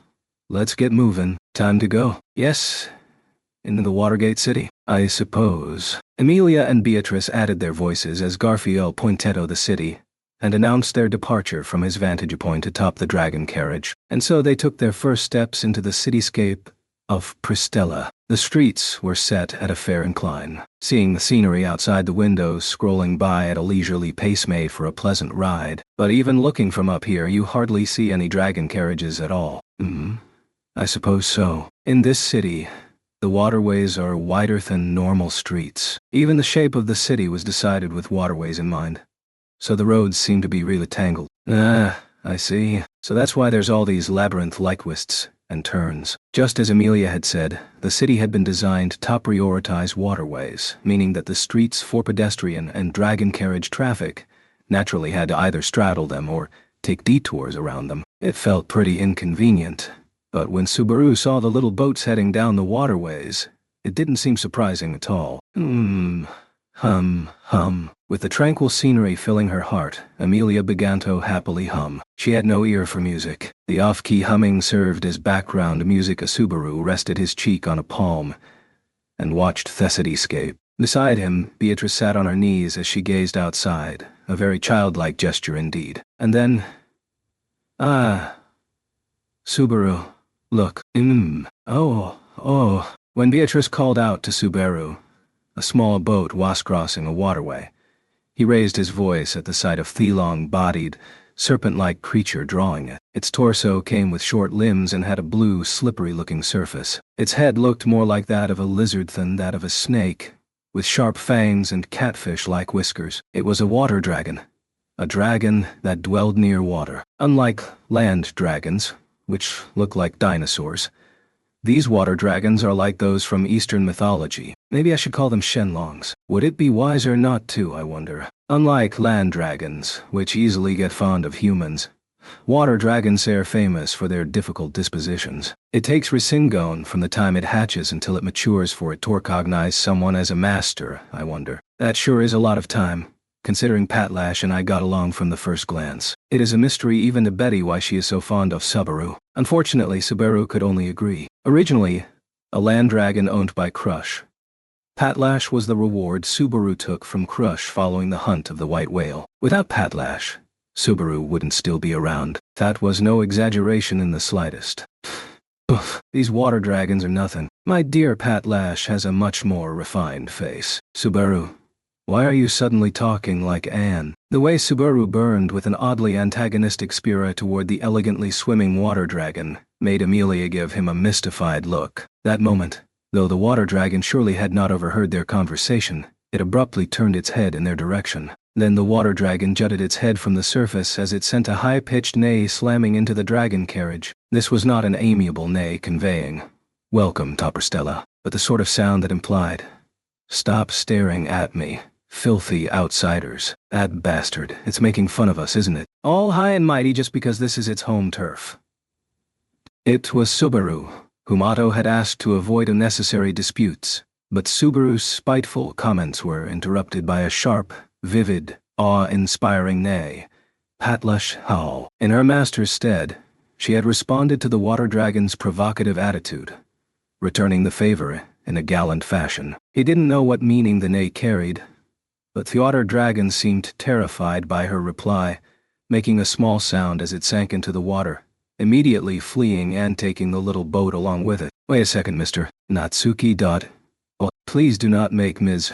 Patlash do strange things all of a sudden. I really do not want to get involved in trouble so soon after our arrival. When Otto called from the driver's seat, Subaru stuck his hand out the window and waved back. Then he blew a finger whistle of thanks toward Patlash. The pitch-black dragon responded with a ladylike sway of her tail. Ah, double. Dot. Dot. The water dragon looked cool too, but I think Patlash is the best. Well, does Betty not also think our girl is better than that vulgar water dragon, I wonder? Concurring with the pleased-looking Subaru, Beatrice seemed both proud and inconsiderate. After he put the girl in his lap, they continued raising voices of admiration over the cityscape for a little while thereafter. Come to think of it, it looked like the waterways split this city into 4. Yeah, the great waterway in the middle of Pristella divides it into 4. And these sections are called the 1st, 2nd, 3rd, and 4th districts, respectively. Just doesn't feel right. How about naming them after the 4 gods? Suzaku, Shiryu, Byakko, and Genbu. That sounds kinda cool. I'm all for that. I really do not understand Subaru's and Garfiel's taste. Oh.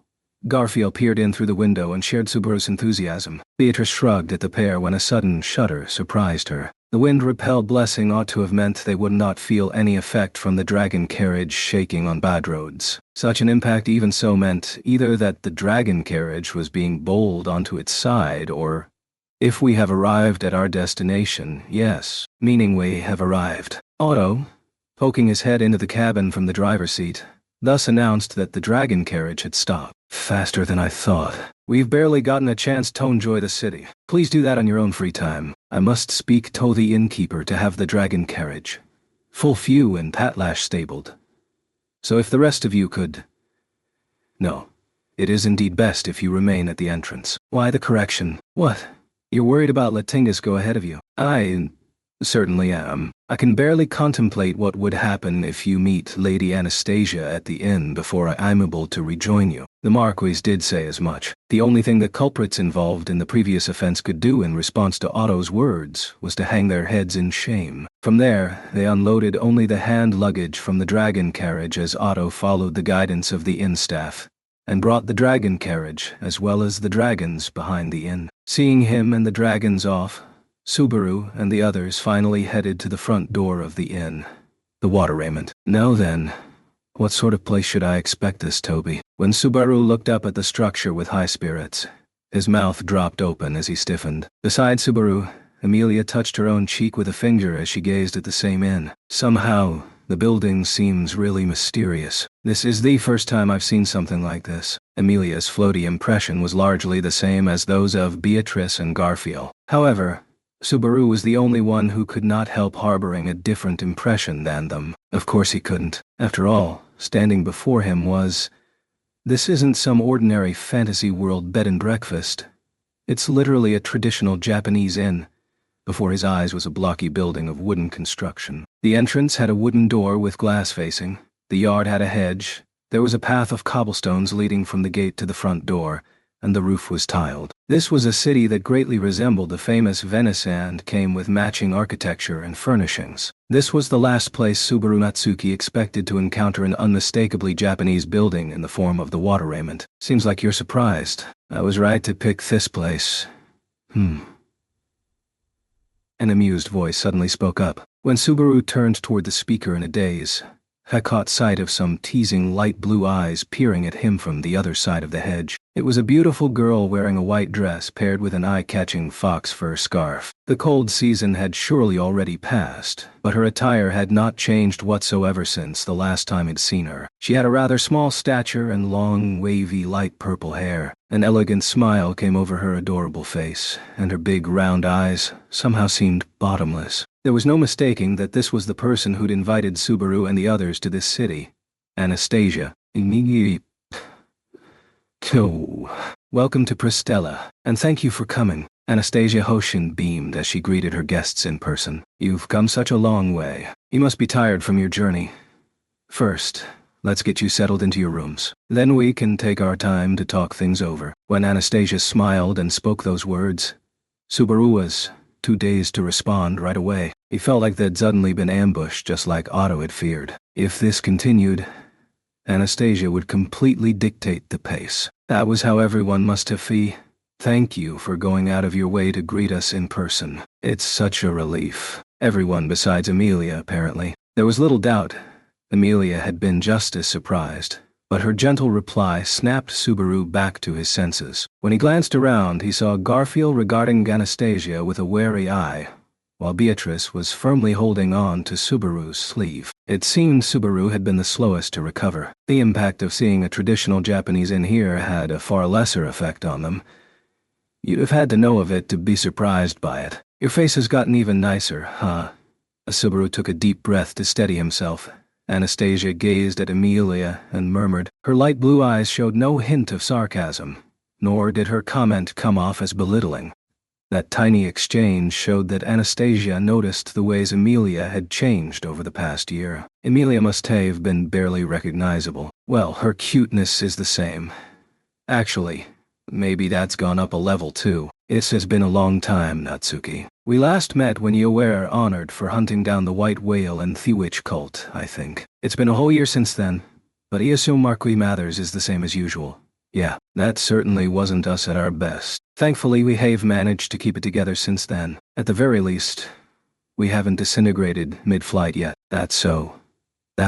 Lovely news. I must say, I am glad that both of you came together this time. Julia seems eager to meet Natsuki as well. When Anastasia made that comment with her hands placed together, Subaru openly grimaced. Amelia and Anastasia both broke into laughter, making him feel even more uncomfortable. He did think that Amelia's reaction differed from Anastasia's in terms of purity and mischievousness. Of course, neither reaction was what he would have preferred. Apparently, it didn't matter how often he insisted that he and Julius didn't get along. Sorry to intrude on this peace and harmony stuff, but should we just be standing around all day? The one who cut into that warm and fuzzy atmosphere was Garfield, who'd maintained his silence up to that point. Clacking his sharp fangs, he glared straight at Anastasia with his jade eyes. The glint in his gaze was blatantly hostile, but Anastasia deepened her smile. What a cute boy. It's plain as day he's concerned about Amelia and everyone. She's smiling, but someday, you're someone we gotta sink our fangs into. Getting along now is only gonna make things harder later. I suppose that's true. Garfield is kind, so I understand why he would worry. Duh. Who are you talking about? Really gotta watch what you say, Lady Amelia. Taking unexpected friendly fire, Garfield lost his composure after a failed attempt to restore some sense of tension to the conversation. Even so, he quickly rebounded and attempted to get back on topic, but Garf came. Why did the lady keep it a secret? A high-pitched voice overlapped with a flurry of sounds as the inn's wooden door flew open with great force. The head poking in from the other side belonged to none other than Mimi, her adorable face full of joy. With a flutter off the hem of her robe, she bounded toward Subaru and the others, as if leaping clear over a hedgerow. Good job finishing such a long journey. Mimi'll show you to your rooms, and after, you need to explore the inn. There's really amazing stuff to see here. Hey, wait. I still had more to talk about. Wait. She's pulling me along. Let's go. Let's go right now. With all the power in Mimi's tiny body, she dragged away Garfield while he was still off balance. Of course, if he truly wanted to break free, he could have, but in the end, Garfield was slowly but surely spirited away. Mimi is really energetic, huh? You have my thanks for putting it so politely. Mimi's impulsiveness has caused me quite a bit of trouble on more than one occasion.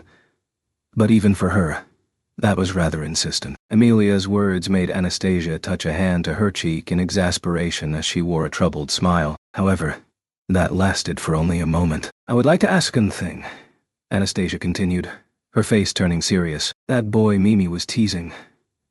Who is he? He's an upstanding person, I hope. The question carried an edge of wariness one might have about some pest buzzing around a cute daughter or little sister. From that alone, Subaru deduced the true intent behind Mimi's behavior toward Garfield. Simultaneously, he let out a long sigh as he grasped just how loved and cherished Mimi was in the Anastasia camp. Mr. Natsuki, why do you have such an exhausted face all of a sudden? It was just then that Otto, returning after storing the dragon carriage, frankly spoke his mind when he caught sight of Subaru's haggard state as they reunited at the entrance to the inn. Under the staff's guidance, Subaru and the others left the luggage in their rooms and rendezvoused once more at the inn's lobby. The banquet hall of the Water Raiment boasted hardwood floors from wall to wall and a long table at the center. The floor wasn't completely covered with tatami mats, but the atmosphere closely resembled a Japanese inn all the same. But points get deducted for not reproducing screens and sliding paper doors.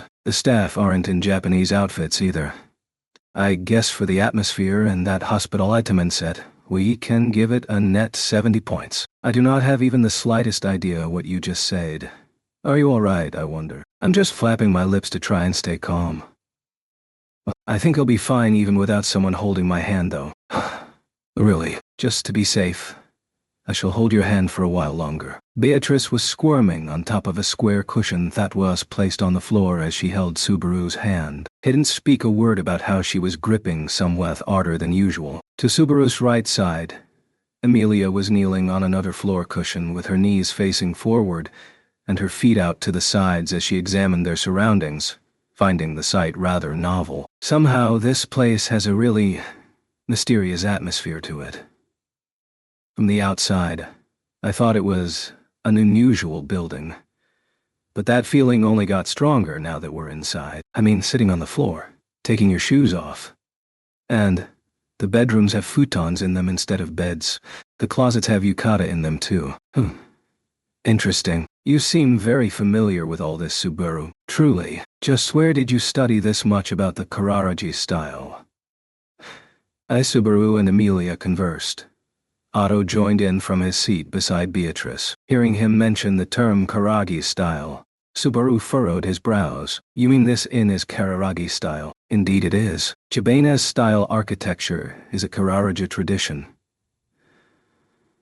This inn's design appears to be heavily influenced by it. Japanese style construction. There's no way that's a coincidence. Though it sounded a bit strange, the obvious connection to Japan could no longer be chalked up as a misunderstanding. It was incredibly difficult to believe that such a thing had developed naturally without any influence from Japanese custom. There was no doubt in his mind that this Kararagi style had been influenced by Subaru's original world. In the first place, Hoshin, the hero who founded Kararagi, is the one who built Pristella, inextricably connecting the two. One might call this land a place that the tale of Hoshin of the Wastes rise to fame and fortune began. This Hoshin guy sure did a lot of stuff all over the place. If it were up to me, it would be Hoshin who would be called the Sage. In any case, his achievements are simply too awesome. Nowadays, Pristella is formally considered the kingdom's territory. But there was a time when it was cause of considerable territorial disputes between Lugunica and Kararagi. According to Otto, the two nations had gone to war over it about 100 years in the past. Geographically, Pristella was part of Lugunica's domain, but the fact that the famous national founder of Kararagi had built it loomed large. Once the drawn-out economic conflict simmered down, the current-day arrangement was born. So Hoshin's influence is big here. I guess it'd be safe to assume this Kararagi style is related to Hoshin too. It seems that way. In his era, Hoshin was someone who introduced revolutionary ways of thinking and ideas ahead of his time. He reshaped ideology, technology, culture, everything. Interesting. Nodding at Otto's explanation, Subaru let out a very deep sigh. He was sure of it now. Hoshin of the Wastes, the Heroho had founded the city-state of Kararagi, was most likely someone who had been summoned from another world, just like Subaru and Ao. Much of the culture linked to Kararagi, and the so-called Kararagi style, fit the world Subaru knew far too well. All of it seemed to have roots there. This made him the third person summoned to another world whom Subaru knew about. But the time periods differed drastically. Hoshin came 4 centuries ago, Al 20 years earlier, and Subaru 1 year prior. What meaning was there to the time differences? Why had Subaru and the others been selected? Subaru still didn't know why he had been brought to this world. Even after coming to terms with the fact that he'd parted ways with his own world and his past during theatrials in the sanctuary, nonetheless, from the look of things, you seem to be appreciating the Japanese inn. Abruptly, as if timed to coincide with a lull in the conversation, a voice called to them from outside the hall. A wooden door quietly swung open, bringing Anastasia in view. She was not alone. She had brought a single man who promptly made an elegant bow. "It has been a long time, Lady Amelia. Originally, I should have been the one to welcome you ahead of everyone else." He apologized for the tardiness of my greeting. Swiftly after he appeared, the man's handsome face turned contrite and remorseful as he apologized. Just the fleeting sound of his beautiful voice from across a wall would have melted many a woman. The twinkle in his amber eyes held a passion that clawed at the hearts of any who merely gazed upon them. That was the kind of presence Julius Juculius possessed. This was the famous, finest of knights. Emilia responded to Julius's bow with a gentle smile. "Yes, it has been too long, Julius. I'm glad to see you are also doing well. I thank you for your generous heart. It is good to see that you have refined your own beauty even further, Lady Amelia. I must say that the loveliness of your eyes is a national treasure. Nay, a treasure for the entire world." That annoyingly roundabout way of speaking and his pompous attitude were what made him the most irritating man alive. Or so Subaru privately complained as Julius turned away from Emilia, who wore a wry smile. "It has been quite some time since we last met face to face. It seems you are in good health, Sir Subaru Natsuki." "Don't call me that. It's sending a chill up my spine." "What's with the Sir Subaru stuff? Just talk normally." "Even if you say that, it is a well-known fact that Sir Subaru has formally become Lady Amelia's knight. Setting the past aside, you currently occupy a proper position. I merely intended to treat you as a peer." "Merely intended? My ass. It's ruining my mood, so cut the sarcasm or I'll sick Biko on you." "I see. It seems that though your position has changed, ethos had little effect upon your demeanor." When Julius insisted on propriety to the bitter end, Subaru scowled as he clicked his tongue. Seeing this, Julius' face broke into a slight smile, this time bowing to Subaru. "Then let us try again. It has been a long time, Subaru Natsuki. May you strive every day not to bring shame upon the knighthood you have been granted." "Ha! Damn straight. I don't want to get beaten senseless by someone because I've gotten too big for my britches again. I am offended that you would speak as if it was an unprovoked assault. According to my memory, it was merely a sparring match between two people of equal standing with their honor on the line. You sure don't know when to shut up." However, as Subaru had been in the wrong on every level at the time, there wasn't much he could say that wouldn't make him come off as a sore loser. Instead, Subaru devoted himself to being rather petty and refused to let a single insult slide. After studying Subaru's reaction, Julius went, closing one eye as if finding this development somewhat surprising. Then he shifted his gaze to Beatrice, who was sitting right beside Subaru. Noticing Julius' amber gaze falling on her, Beatrice glared straight back at him. "What do you want? I wonder. A lady is not to be stared at in excess. Forgive my great rudeness. I never suspected that a high-ranking spirit such as yourself would be attending. Betty is Subaru's partner. So is it not natural for me to be here, I wonder? Do not assume I am on the same level as lesser spirits who have no name worth mentioning. Just because you are appealing enough to make Betty's poor maiden heart flutter slightly, you would do well to not get carried away, I suppose." Wait, Flutter." When Beatrice rose from her seat and puffed out her chest, Subaru hastily picked her up. The moment he seemed ready to whisk her far from Julius, Beatrice interjected, saying, "Calm down. It is not really a matter of appearance, I suppose. Besides, it is the disposition, not the face, that makes the man. That's no consolation." "Why you? How dare you do this to my Biko?" Subaru glared at Julius hatefully as he fretted over this apparent threat to his relationship with his partner. Sheer intensity made Julius widen his eyes, but his expression relaxed soon after. "You should not misunderstand her. Your great spirit has no intention of betraying you. It is merely that the blessing within me, the blessing of spirit attraction, naturally draws spirits to me. Could you get any worse? Do you exist just to bring me suffering? You wound me. Of course, this blessing has been of great assistance to me. It is thanks to this blessing that one lacking in talent such as I was able to form bonds with the lovely buds, the lesser spirits of the 6 elements. Would Betty ever lose to such a blessing, I wonder? I will say this now. Subaru is much more, yes, much better than you. Thank you, and please don't hurt me any further." Beatrice would never betray him. Subaru was confident of that much. At the same time, her inability to find a tangible reason for her loyalty gave him a palpable sense of defeat. Whenever it came to Julius, Subaru always felt a sense of inferiority. That wasn't the only factor, but it certainly was the main reason he disliked Julius. "As per usual, my noble knight is infatuated with Natsuki. That is a misunderstanding. I merely wish to advise him as his senior. Now that he is a knight of the kingdom, his conduct has an effect on the reputation of all knights. In other words, what you want to say is that since everyone is watching, get your act together so no one can look down on you." "That's so roundabout. Your flaw is that you're never straightforward about things like this, Julius." And yes, Anastasia spoke in a teasing tone. Julius sighed briefly and hung his head. He'd no doubt judged that if his master carried on any further, he would become the butt of the conversation. It seemed like this was a common pattern. For his part, Subaru had already gone through Thuringer. Emilia gently patted him on the shoulder. "I'm really happy to see that Subaru and Julius get along so well now. That's a hard comment to say thank you for, but thank you." The world as seen through Emilia's eyes was a peaceful one. Taking that sentiment to heart, Subaru put Beatrice over his knees after sitting back down on the square floor cushion. Anastasia and Julius also took their seats at the long table across from them. "Come to think of it, is it just the two of you? Everyone else? Well, we did catch a glimpse of Mimi earlier. As you guessed, Mimi is getting along very well with your blondie, Taro, who really loves his big sister, chased after them in a hurry.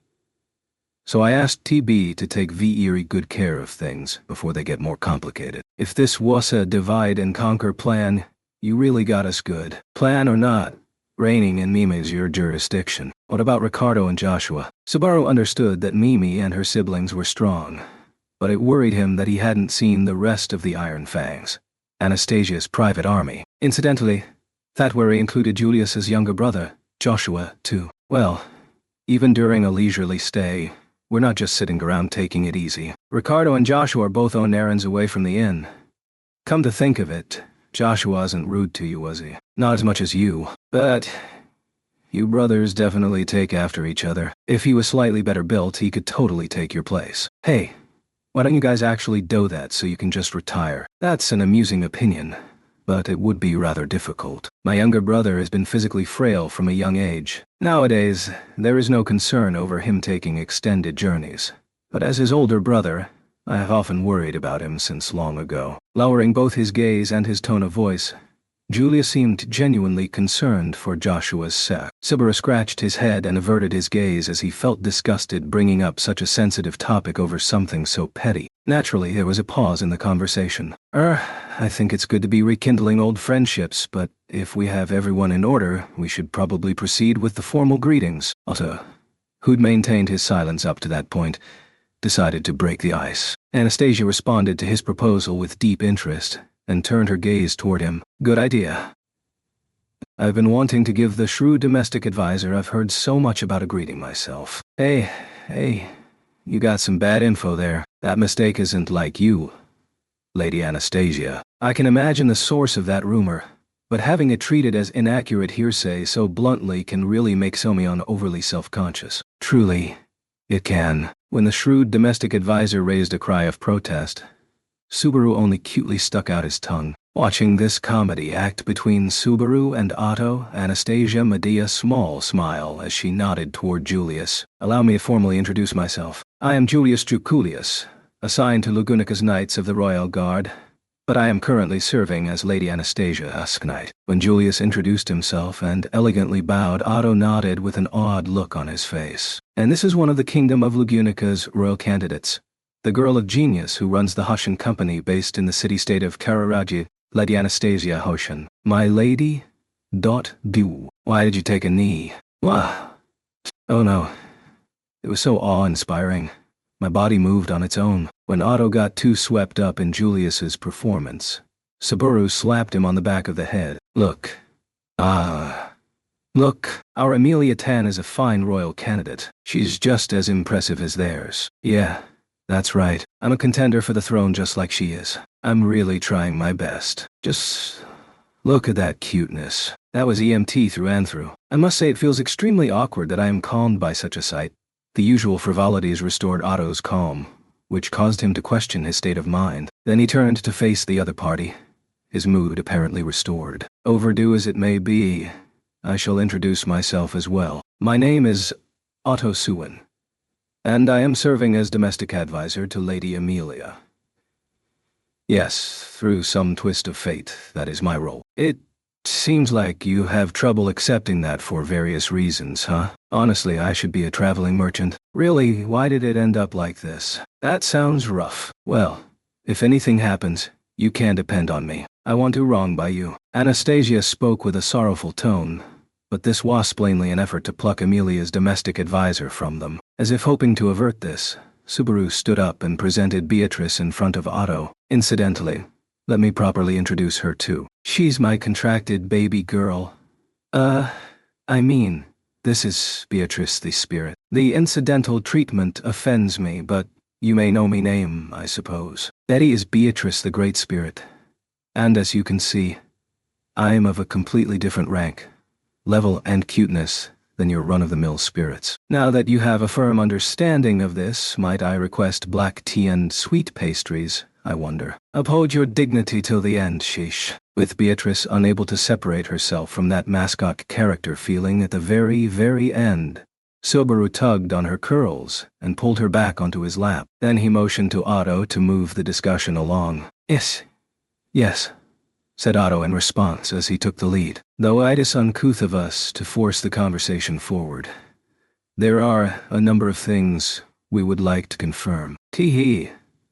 That's fine. It's my duty to indulge my guests. Do as you please. In that case, might I ask you the reason for this invitation to Pristella? No need to be so wary. I'm not planning anything. It's been a year since the royal selection began, right? We're both in similar circumstances, so I thought I'd give us a chance to talk things over. Otto's question got right to the point. Anastasia stroked the scarf on her neck. Anastasia's demeanor and way of speaking were gentle, but the tone of her voice was a pretty ornament with which she concealed her true intent. Finding her hard to deal with, Otto licked his lips.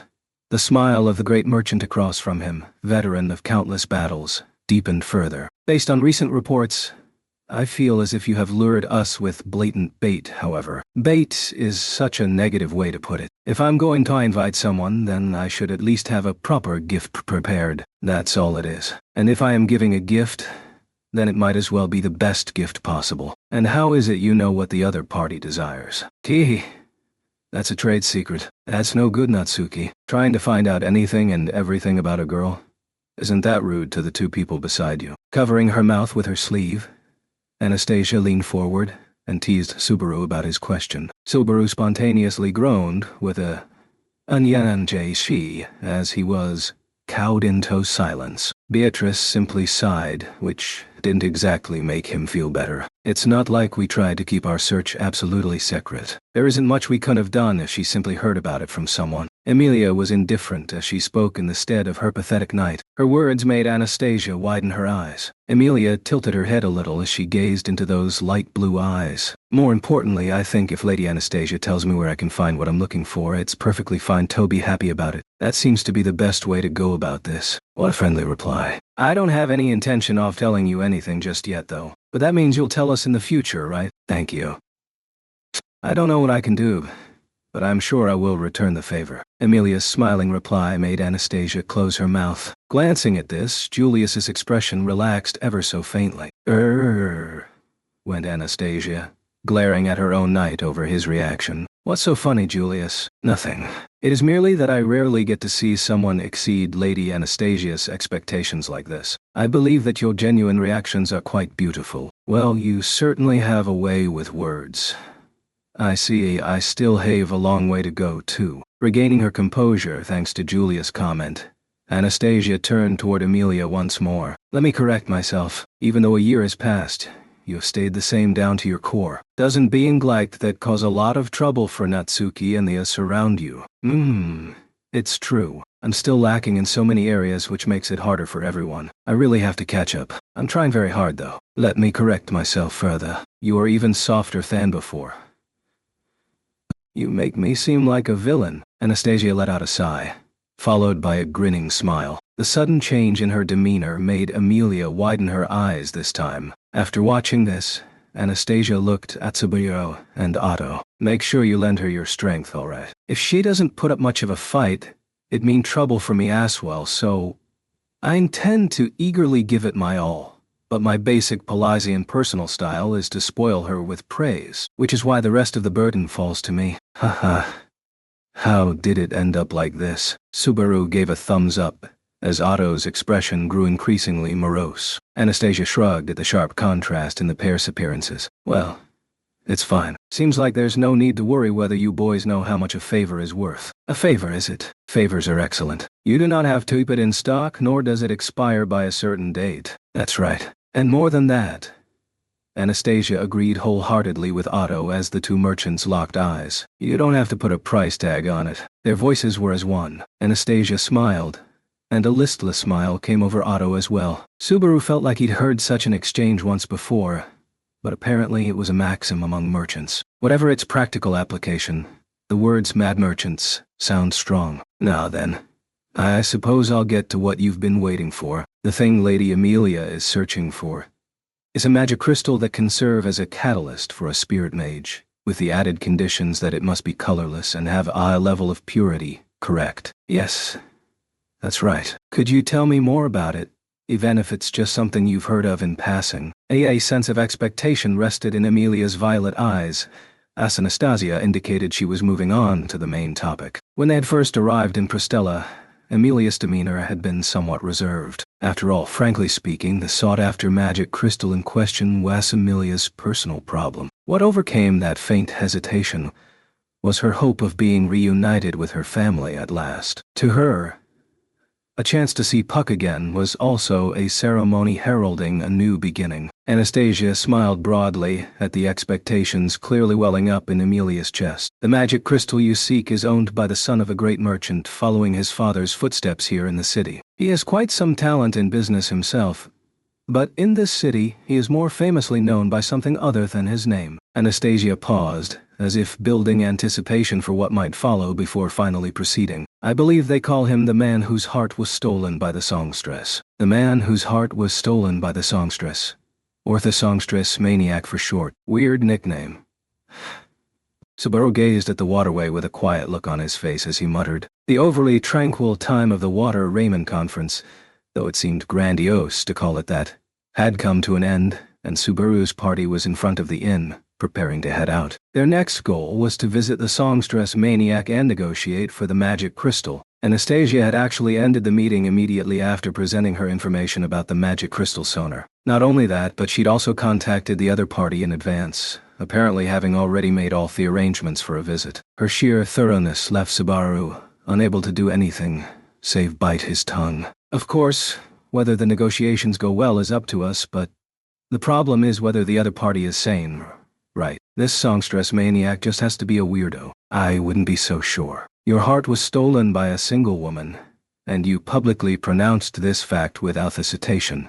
Do you not find your behavior at the meeting of royal selection candidates quite similar? Not that it's some kind of dark secret, but could you not bring that up just to get under my skin? Subaru's scowling demeanor left Julius shrugging in exasperation. At the moment, only Subaru and Julius were in front of the inn. Subaru had finished his preparations swiftly, Willie Julius had arrived in order to see him off. Subaru wanted to meet back up with Amelia and company as soon as possible. He already missed Beatrice's warmth. We last met at the honors ceremony, but how have you been over the past year? Stop acting like we're buddies sharing recent news. Now, what do you know about this songstress and the guy who's obsessed with her? I have not actually met them in person, but both are infamous individuals here in Pristella. Not a day passes when this city does not hear the songstress voice. The heck is that about? Is this some recital they hold all the time? Gosh. You will soon understand. Subaru grimaced when Julius snorted and flashed that smug smile. Julius' habit of unnecessarily building suspense only fueled Subaru's irritation. I'll pay you back for being a pointless pain in my butt some other time.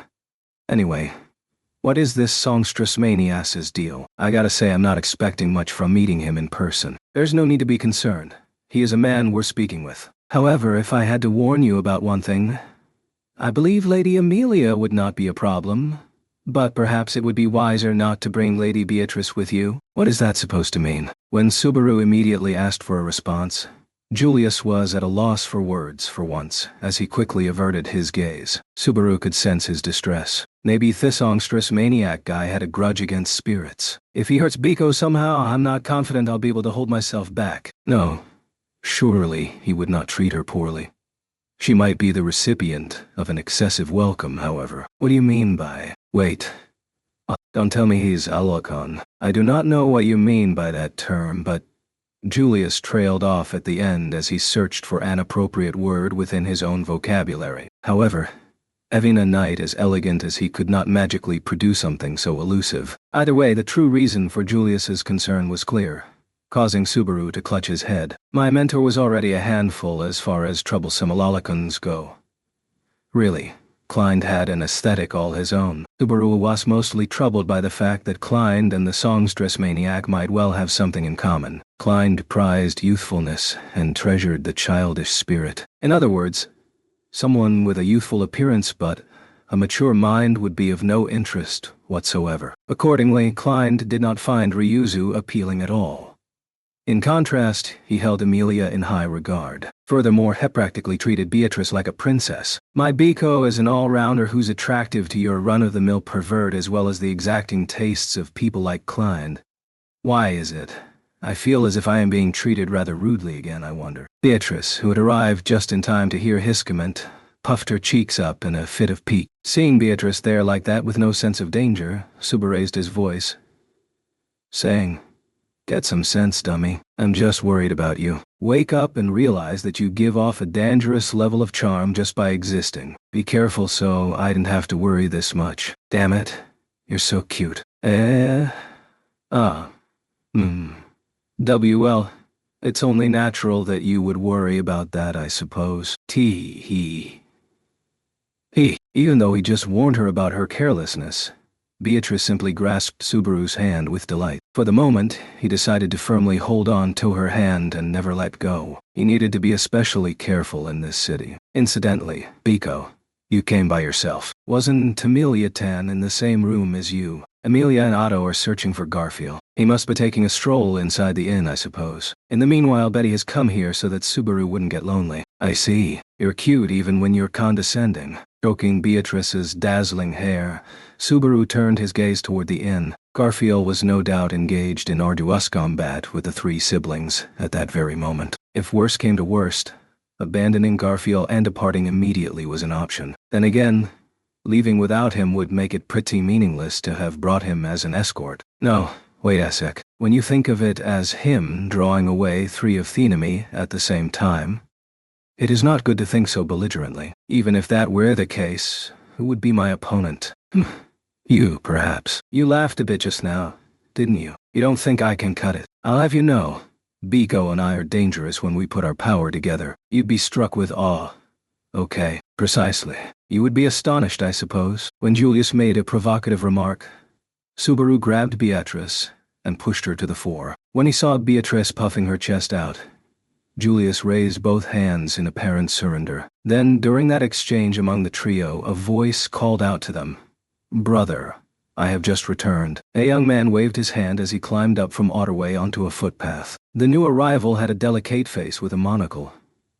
"Joshua." Seeing him made Julius stand straighter with a smile. So, you made it in time. Thank you for your hard work, Joshua. Not at all. Please feel free to leave this much in my hands anytime you wish. Also, hearing his older brother's thanks, Joshua's expression relaxed. After that, he looked at Subaru and Beatrice. Instantly, keenly, and very blatantly, the temperature in his yellow eyes turned cold. Both of you, thank you for coming all this way. I believe you have already spoken to Lady Anastasia. I am sorry that I was unable to join you. Don't sweat it. I heard you were out to take care of some kind of business. Yes. By the command of Lady Anastasia, I went to the trading company to prepare a dragon boat for you. Please make use of it during your time in the city. Dragon boat. The statement was delivered in an oddly chilly tone, but the content made Subaru's eyes sparkle. Behind Joshua, in the waterway from which he had just emerged, Subaru saw a water dragon with its outstretched head turned their way. A pilot has also been provided. I employ Hoshin Company connections to secure a trustworthy person. That's being very thorough. What's really important is that this is the stuff of dreams and fantasy. So, thanks for setting all this up. Pay it no heed. I mentioned it already, but this was on Lady Anastasia's orders. If anything, I sought to finish preparations as early as possible to keep my older brother from dealing with Sir Natsuki any longer than necessary, but you're one hell of a blunt guy, aren't you? Joshua's overly forthright nature brought a strained smile to Subaru's face. But Julius was the one surprised in his stead. He raised his shapely eyebrows, apparently unaware of the enmity his younger brother had held toward Subaru. Until this moment, Joshua, all of them are Lady Anastasia's guests of honor, him included. Rudeness toward him is a slight upon the honor of Lady Anastasia, our liege. Refrain from this in the future. I am very sorry, brother. After getting a scolding from Julius, Joshua clenched his jaw as he bowed his head. Julius sighed at the sight, glancing at Subaru and Beatrice with an apologetic look in his eyes. I am sorry. I apologize for our impropriety. Normally, my younger brother would absolutely never behave in such a manner.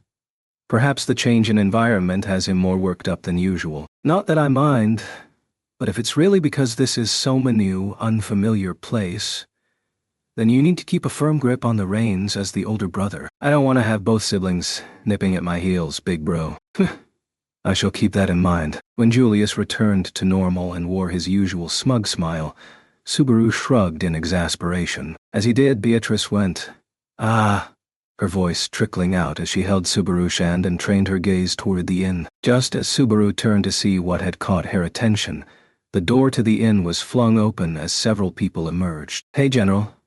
It's terrible you just abandoned me like that. This ain't no joke." Garfield came first. His sparkling golden hair all a mess. Ash clenched his fangs. He'd apparently been at Mimi's mercy for quite a while. "Sorry to make you wait. We just couldn't find Garfield and the others any sooner. They left signs of mayhem throughout the entire inn, so I had to look everywhere." Behind Garfield, Amelia and Otto spoke of the difficulties their search party had to overcome. Just as Anastasia had said, Mimi had whisked Garfield away, which drove her two younger brothers to take up pursuit and interfere with their date, resulting in scuffles that had apparently broken out all around the inn. That was hell. If bro hadn't come, I'd still be running. "So you've been savoring a meowtiful festival. Satisfied?" "Satisfied my ass. Those little bros tried to kill me as soon as that runt dragged me off. I was racing around like a hun on fleeing feet, damn it. Well, those two little brothers seemed to be obsessed with their sister to the extreme. You didn't counterattack. They were on a rampage because they were worried for their big sis, right? No way I was going to make him cry over that." Garfield had steadfastly chosen to not raise a hand upon his sister-loving comrades. Either way,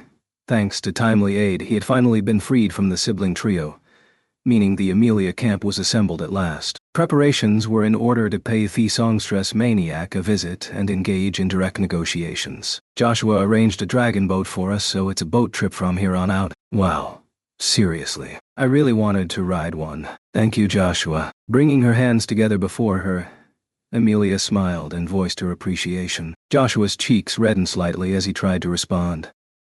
"And not at all. Your words are wasted upon me. I merely did as Lady Anastasia bade. We are grateful for your thanks. Please enjoy your boat trip, Lady Amelia." The two brothers reacted to her gratitude in very different ways. which Subaru interpreted as a sign of how accustomed each sibling was to this sort of thing. Having bid the Jukulius brothers a farewell, Subaru and the others began climbing aboard the dragon boat. The dragon boat was the size of a small river craft and could accommodate 7 people, including the pilot. The good-natured, weathered-looking pilot lent them a hand, and when he saw that everyone was aboard, he gently launched the boat. The size of the boats is apparently set by city law, you see. It's a compromise because they gotta consider not just pilots like us, but the comings and goings of other vessels too. The swarthy-skinned pilot gave that explanation to Subaru, and the others looked at the boat like it was a novelty. Subaru hadn't given it much thought, but unlike the dragon carriages speeding down broad highways,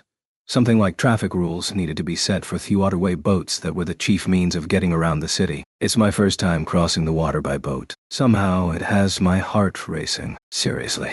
But it's not like this is a sea or anything. What's a sea? It's like a never-ending puddle of water. My homeland had that all around it, see? That's incredible. It's nice that you'd never run out of water in a place like that. Emilia's eyes glimmered. Subaru smiled at her childlike impression of his birthplace. Unfortunately, using seawater to supplement insufficient drinking water was spectacularly suicidal conduct. As it would be fruitless and complicated to explain that, had decided to simply appreciate Emilia's cuteness. In the meantime, the dragon boat followed the waterway's current, picking up speed as it proceeded into the center of the city. A dragon boat heading down the left lane of the broad waterway gave Subaru pause. Mysteriously, the flow in the waterway's right lane was heading upward. Just what strange physics were at work here? Tee-hee-hee. Surprised. Actually, I know why. Look at the edge of the city. When Subaru had that question in his mind, Emilia proudly pointed far into the distance. Looking in that direction, he saw that the circular outer wall surrounding the city was connected to some stonework towers. There was one giant stonework tower for each of the cardinal directions. West, east, south, north. It was impossible to miss them. I was wondering about that. What are towers? Those are the control towers that regulate the flow of water inside the city. Apparently the towers themselves are complex media that use the power of water magic crystals to control the current. It seems like the city's huge water gates are operated there too. So those are giant media. That's really something. Nodding at Emilia's explanation, Subaru now knew the mysterious mechanism behind the waterways flowing in the city. The Watergate city of Pristella really was different from other cities in quite a few respects. Beginning with its laws and its standing as a completely independent city, there seemed to be many things he ought to study about it. Incidentally, please be careful. Sullying the water is a grave criminal offense in this city. This goes especially for Garfield, who has been gazing at the water with a frightened face for some time now. And that I'm scared of the water. I just don't want to end up like some waterlogged cat. Then could you stop holding on to my cloak with all your strength? Judging by the sound, it might well tear soon. Sitting in the center of the dragon boat, Otto sighed. Athel Garfield couldn't seem to calm down at all. The exchange brought a smile to Emilia while Beatrice simply shrugged. Goodness. Everyone is too worked up. Would you behave yourselves and learn from Betty's ladylike example, I wonder? Subaru thinks so as well. Beatrice winked towards Subaru as she sought his agreement. Then Subaru gave Beatrice a little nod. What did you say just now, I wonder? It was Beatrice alone who overheard the murmur Sosmal. It was almost inaudible. When her expression stiffened and she took a step back, everyone else turned their attention to Subaru, looking over each of their faces in turn.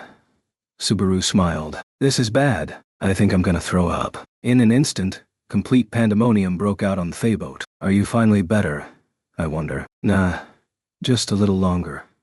Whoa, this is bad. The world's spinning. It's still going. Crap. I thought I had this under control. But it's no use. I guess some things never change. Subaru gazed at the current of the waterway as Beatrice stroked his back. They were on a footpath by the great waterway, which ran through the center of the city. He understood why passersby were smiling as they watched the two of them sitting together in a corner. They likely mistook them for close siblings.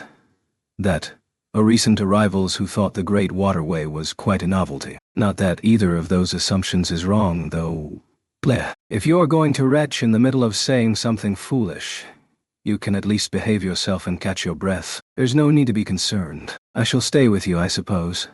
Get well soon. Beatrice was gentle and reassuring to the frail, blue-faced Subaru. Indulging in her kindness, Subaru focused on steadying himself, wanting to recover as soon as possible. Some 15 minutes had passed since Subaru's sudden bout of seasickness on the dragon boat had caused an uproar. Having gotten off the dragon boat midway, Subaru was left with no option but to rendezvous with the others at their destination by foot, with Beatrice staying close to him to keep him from setting out before taking time to recover. Of course, Emilia had offered to wait until he felt better, but Lady Anastasia has already made arrangements for the other party to grant us his time. The tardier we are, the worse the impression we make, and I would like to avoid giving Lady Anastasia a reason to ridicule us. This was the merciless opinion of the domestic advisor who had neither blood nor tears to spare. Thus, Subaru had been abandoned by the party. That said, on top of having no idea how long his recovery would take, Subaru's pride would allow the issue of his seasickness to slow Emilia down. Then again, he had the sense that his pride had already been shattered to pieces. At any rate, he agreed that Otto's judgment was the right tone. It's a nightmare from when I rode the ferry on that field trip to the ocean in elementary school all over again. Or did they know about my seasickness and took advantage of it to separate me from Emilia Tan? Is Emilia someone who would be rendered helpless from the lack of one bumbling Subaru, I wonder? Then what is Garfield here for? Suppose you're right. Besides, Julius wouldn't tolerate some underhanded move like that. That guy is always the most chivalrous person in the room. Julius' nobility was inflexible. Subaru had no reason to doubt him on that point. Due to that, Subaru didn't feel a strong need to be overly concerned about any conspiracy by the Anastasia camp. Subaru, do you not trust that man a great deal? I wonder. Ooh. No. There's no way. I mean, what I want to say is that his twisted personality won't let him, no more and no less. That's it. Let's go already. After shouting his protests and pouting, Subaru jumped to his feet. He rotated his arms and legs a little, confirming there were no lingering effects from his seasickness. His limbs felt a little heavy, but if that was the extent of it, he'll just hold Biko's hand and cancel it out with heartwarming energy. You seem to be in quite high spirits. Well, Betty will take care of you whatever happens, I suppose. Yeah, I'm counting on you. Anyway, let's hurry and meet back up with everyone before Emilia Tan becomes sad and lonely. They were already affectionately holding hands as Subaru winked at Beatrice. In turn, Beatrice's very presence seemed to say, "Leave it to me," as they set out toward the trading company. Come to think of it, we've been focusing on this songstress maniac guy, but I wonder what kind of chick this songstress is. A city of water with a songstress, plus Emilia Tan and Lady Anastasia, two royal candidates. It all sounds like some major drama is about to break out. I do not know what you mean by drama, but Betty has an interest in the songstress as well. Oh, come to think of it, Bio really liked it when Liliana came to the mansion too, huh? Subaru nodded and broached previous events when Biko displayed her interest in the songstress. It was about 1 year prior, before the royal selection had begun in earnest. Just a little after the demon Beastupror had been mopped up, a minstrel came to stay at Atroswell Manor. This minstrel was the same Liliana he had just mentioned. She had a few troubling personality quirks, but setting that aside, her singing voice charmed all the girls at the mansion to no end. That included Beatrice, long back before she'd opened her heart, as well as Emilia, who was second to none when it came to giving her honest impressions. And Rem had been a part of the unexpected new fad too. Subaru, shall we go this way, I wonder? Subaru briefly fell silent, and Beatrice saw a flash of emotion in his black eyes. When she pulled him by the hand, Subaru lightly sighed and slowly followed her tiny back, grateful for her silent thoughtfulness. Their destination was a trading company that stood on the edge of the great waterway at the border between the 1st and 2nd districts. The city's layout prioritized waterways, meaning the paths were unusually inconvenient for pedestrians. But Beatrice leisurely led him through the city streets, Wakangas if they were as familiar as her own home. After several detours around some waterways and countless bending paths, he crossed the waterway hand in hand with Beatrice. Look, Subaru. Is that not a magnificent water fountain, I wonder? Yeah. Is this some kind of park? When Beatrice expressed her admiration, Subaru spoke those words while gazing at a city park that enshrined a beautiful water fountain. It had a green lawn, a meticulously maintained flower garden, and a large, beautiful fountain sending up dazzling sprays. This was a place that epitomized tranquility. A place of calm and quiet repose. Had he the time, he would have considered taking a nape right then and there. Yes, if only he had the time. But right now, we don't have a minute to lose. Hey, Biko, you've been projecting this whole leave it to Betty and you can't go wrong oh ho ho ho energy. But you have no idea where we are, do you? Say, honestly, bringing that up when there's something so beautiful to see is rather heartbreaking. Are you incapable of relaxing, I wonder? As your partner, Betty feels quite embarrassed. The old you would have tried to desperately hide your mistake while your face went beet red. You've become a little cheekier lately. It's enough to make Daddy cry. Who was the bad influence who had transformed Herento such an expert at making excuses? He ignored the fact that had Otto been present, Thadvisor would have almost certainly made a witty remark, for Subaru and Beatrice had become thoroughly lost. Though there was some truth to the claim that Subaru didn't know how to take it easy. They really couldn't afford to take their time wandering around. If possible, Subaru wanted to rejoin Amelia and the others before the negotiations for the magic crystal were wrapped up. In that case, would it not be best to politely ask someone to show us the way, I wonder? Oh, I never thought I'd live to see the day that Biko would say the words politely ask someone. How you've grown. Oh ho ho. Betty is not one to remain at a standstill forever, seemingly forgetting that it was her poor sense of direction that had gotten them lost in the first place. Beatrice proudly puffed out her chest. Since she was basically a walking mass of weaponized cuteness, Subaru refrained from pointing out anything rude and simply stroked her head. Then Subaru started looking for someone to ask for directions. However, what's going on? How is there not a single person in this park when it's the middle of the day? I suppose this is rather strange. One would think a large throng of humans would be napping in a place like, unable to spot any sign of life nearby. Subaru and Beatrice cocked their heads in confusion. Then Beatrice trailed off midway as she stared toward the back of the park. Curious about her reaction, Subaru turned in the same direction when he suddenly realized something. Do you hear that? A song.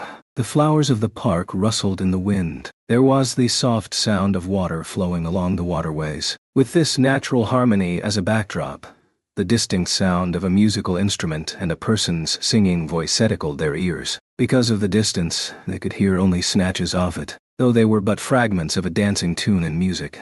The sounds clawed at Subaru's heart. Naturally, Subaru's and Beatrice's feet were both drawn toward the singing. Then, when they arrived at the source of that enticing melody, the pair was overwhelmed, forgetting even to breathe. At the deepest part of the park, a lone girl was singing in front of some kind of monument. The girl had brown skin. Her stature was short. She had a cheerful face and big round eyes with bright yellow irises, and her hair was tied in twin braids with fiends hanging from each side of her head. Her hair and body were adorned with ornaments made from tree fruits and animal bones. In the singing girl's arms was a lioler, a stringed instrument somewhere between the size of a guitar and ukulele. With that in her voice, the girl put on a performance of stunning skill, her throat trembling as she wove the song. It was the energy the music carried that was overwhelming. A wind and tremor that should not have existed. A blazing heat that should have been impossible to feel. And uncontrollable surges of happiness, anger, sadness, joy. This was what consumed Subaru as the song enraptured him. And it was not only Subaru who felt this way, nor was it merely him and Beatrice. As the girl continued to sing, an audience of some 50 people had gathered around her. Their breaths were hushed as they listened to the song, just as entranced Subaru and Beatrice. Finally, the girl's song reached its climax. The audience's emotions reached their zenith. No money, no future, no dream, only vanity. What do I see? I see the darkness behind my eyelids. There is nothing beyond the darkness. It is over, and it all comes to an end. Hey, when you listen to the words, this is a pretty horrible song, you know. The lyrics, which contained neither dreams nor hopes, made Subaru raise his voice as he snapped back to his senses. That instant, the girl cried out in surprise as she nearly dropped the instrument she was holding, which obviously interrupted the performance. The heat that had permeated the place dissipated all at once. The change in atmosphere made Subaru go pale as he realized he'd done something bad. Oh crap, I failed to read the mood just like old times. Biko. Let's hightail. Oh. Dao. Dot. Stupid Subaru. Unsora. It is ruined. What terrible manners. Could you be any worse, I wonder? Before he could beat a strategic retreat, he felt sharp pain as nails dug into him. When he looked, his assailant turned out to be a red-faced Beatrice. The genuine anger in her expression made Subaru keenly understand that if Beatrice was grading him, he'd just spectacularly failed. And, a song. The park. I was in darkness until just now. No, back then, I couldn't help it. When I grow up, I'll smack Timian and save Drafen. I wanted to shear on her dream. Oh, Tina. Lespel. The audience members who had been captivated by the song gradually began returning to reality. Some had broken into tears because of the music, and there were boys and girls who had found that the song lifted their spirits. And as they came to their senses, the crowd slowly turned toward Subaru, who was standing a short distance away. Subaru's body went rigid when he caught sight of the glints in their eyes. Don't ruin the moment. The next instant, Subaru paid for his thoughtlessness as they hurled whatever they could get their hands on at the poor boy. Ow. Ow. That was horrible. Biko. How do I look? Am I bleeding anywhere? Why should I care, I wonder? This time, not even Betty will take Subaru's side. Beatrice harumphed and turned her head away from Subaru, who was sitting cross-legged on the grass. Apparently, she was really holding a grudge over Subaru's rude interruption. She wasn't going to let him off the hook this time. After ruining the recital earlier, Subaru had endured a hail of insults and projectiles from the enraged audience. If he was being perfectly honest, it had been a year since he'd been that sure death was coming for him. Fortunately, thanks to the singer pacifying the crowd despite being the greatest victim, Subaru had escaped with his life. He'd managed to get away with nothing worse than being trodden on by the majority of the listeners as they parted. My left foot feels like it's swollen to twice its size. I'm scared to take the shoe off. I will not use any healing magic. Perhaps a little pain will help you reflect on your actions. That's ice cold, Biko. Well, it'd be a waste of the mana you painstakingly gather up every day. And I get it. It's not good to assume you can just rely on healing magic whenever you get hurt. Nodding in agreement, Subaru stomped his aching left foot against the ground. Since coming to this world, he'd gotten used to a life without scrapes and bruises. But it was true that he might have started taking healing magic for granted. Forgetting about wounds and pain led to arrogance. It was something to be wary of. Now then, since I've apologized to Biko, I should properly apologize to the offended party. After that light exchange, Subaru finally turned back toward the monument. The audience there had already departed. There was only one person left, save for Subaru and Beatrice. It was none other than the singer who had finished bearing her heart through song. Sorry that our conversation kept you waiting after interrupted your singing like that. I never thought. Subaru closed his mouth in the middle of his apology. The reason was the palm that filled his vision. The girl had thrust her hand right into Subaru's face, and then, I have it. Listen to this. Do up. Difference of years in love. Leaving the surprised Subaru and Beatrice behind, the girl rhythmically slapped her musical instrument with her fingers. Then she clicked her tongue as a cue to break into song, accompanied by a ferocious melody. Hey, do you see it? Do you feel it? The difference between the years of love in you and me. People call it strange, but I don't mind at all. My worry is always the difference in years of love between you and me. Hey, wait. Please wait. A little longer until I grow a little taller. I don't care about a difference in years. The distance of love between you and me. The distance of soft, enchanting love. The space between lovers shrinks and quietly becomes burning love. Then, at last, the stork comes past, with a child and a tale of love and bright futures. The song the girl suddenly belted out made Beatrice's eyes spin. But when the battered Subaru joined in as the song was wrapping up, the spirit found that it was beyond her ability to cope. Of course, none of this had been rehearsed in advance. It was an act of reflex, but of course, Subaru was a master of such things. As the girl finished her song and offered zero explanation for it, He gave her a high five as they pointed to each other. W, will you hold on a moment, I wonder? Why? Why did Subaru just break into song and dance? And is it not very strange that you seem to find this all very normal, I wonder? Hey, what are you talking about, Biko? Music transcends borders. You know, what fine words. I, Liliana, am so deeply moved that my chest trembles. Not literally, but still. It's unacceptable that you two are making it seem like Betty is the one who's gotten something wrong. These two weren't just going at their own pace. They had a my way or the highway attitude, and Beatrice had lost nearly all will to fight it. Subaru gave the spirit's shoulder a couple of pats as he turned to face the brown-skinned girl. Right.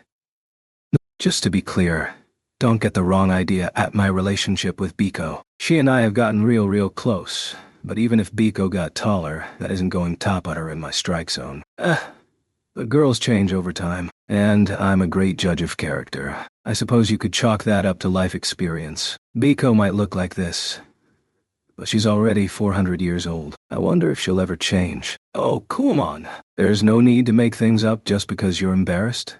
It was the truth. But it was so unbelievable that she immediately assumed it was a lie. Subaru figured correcting her would be too much trouble. More important, there were higher priorities than clearing up the misunderstanding around Beatrice's age. Namely, it's been a while, Liliana. This was a total coincidence. But the most important thing is that you're doing well, not at all.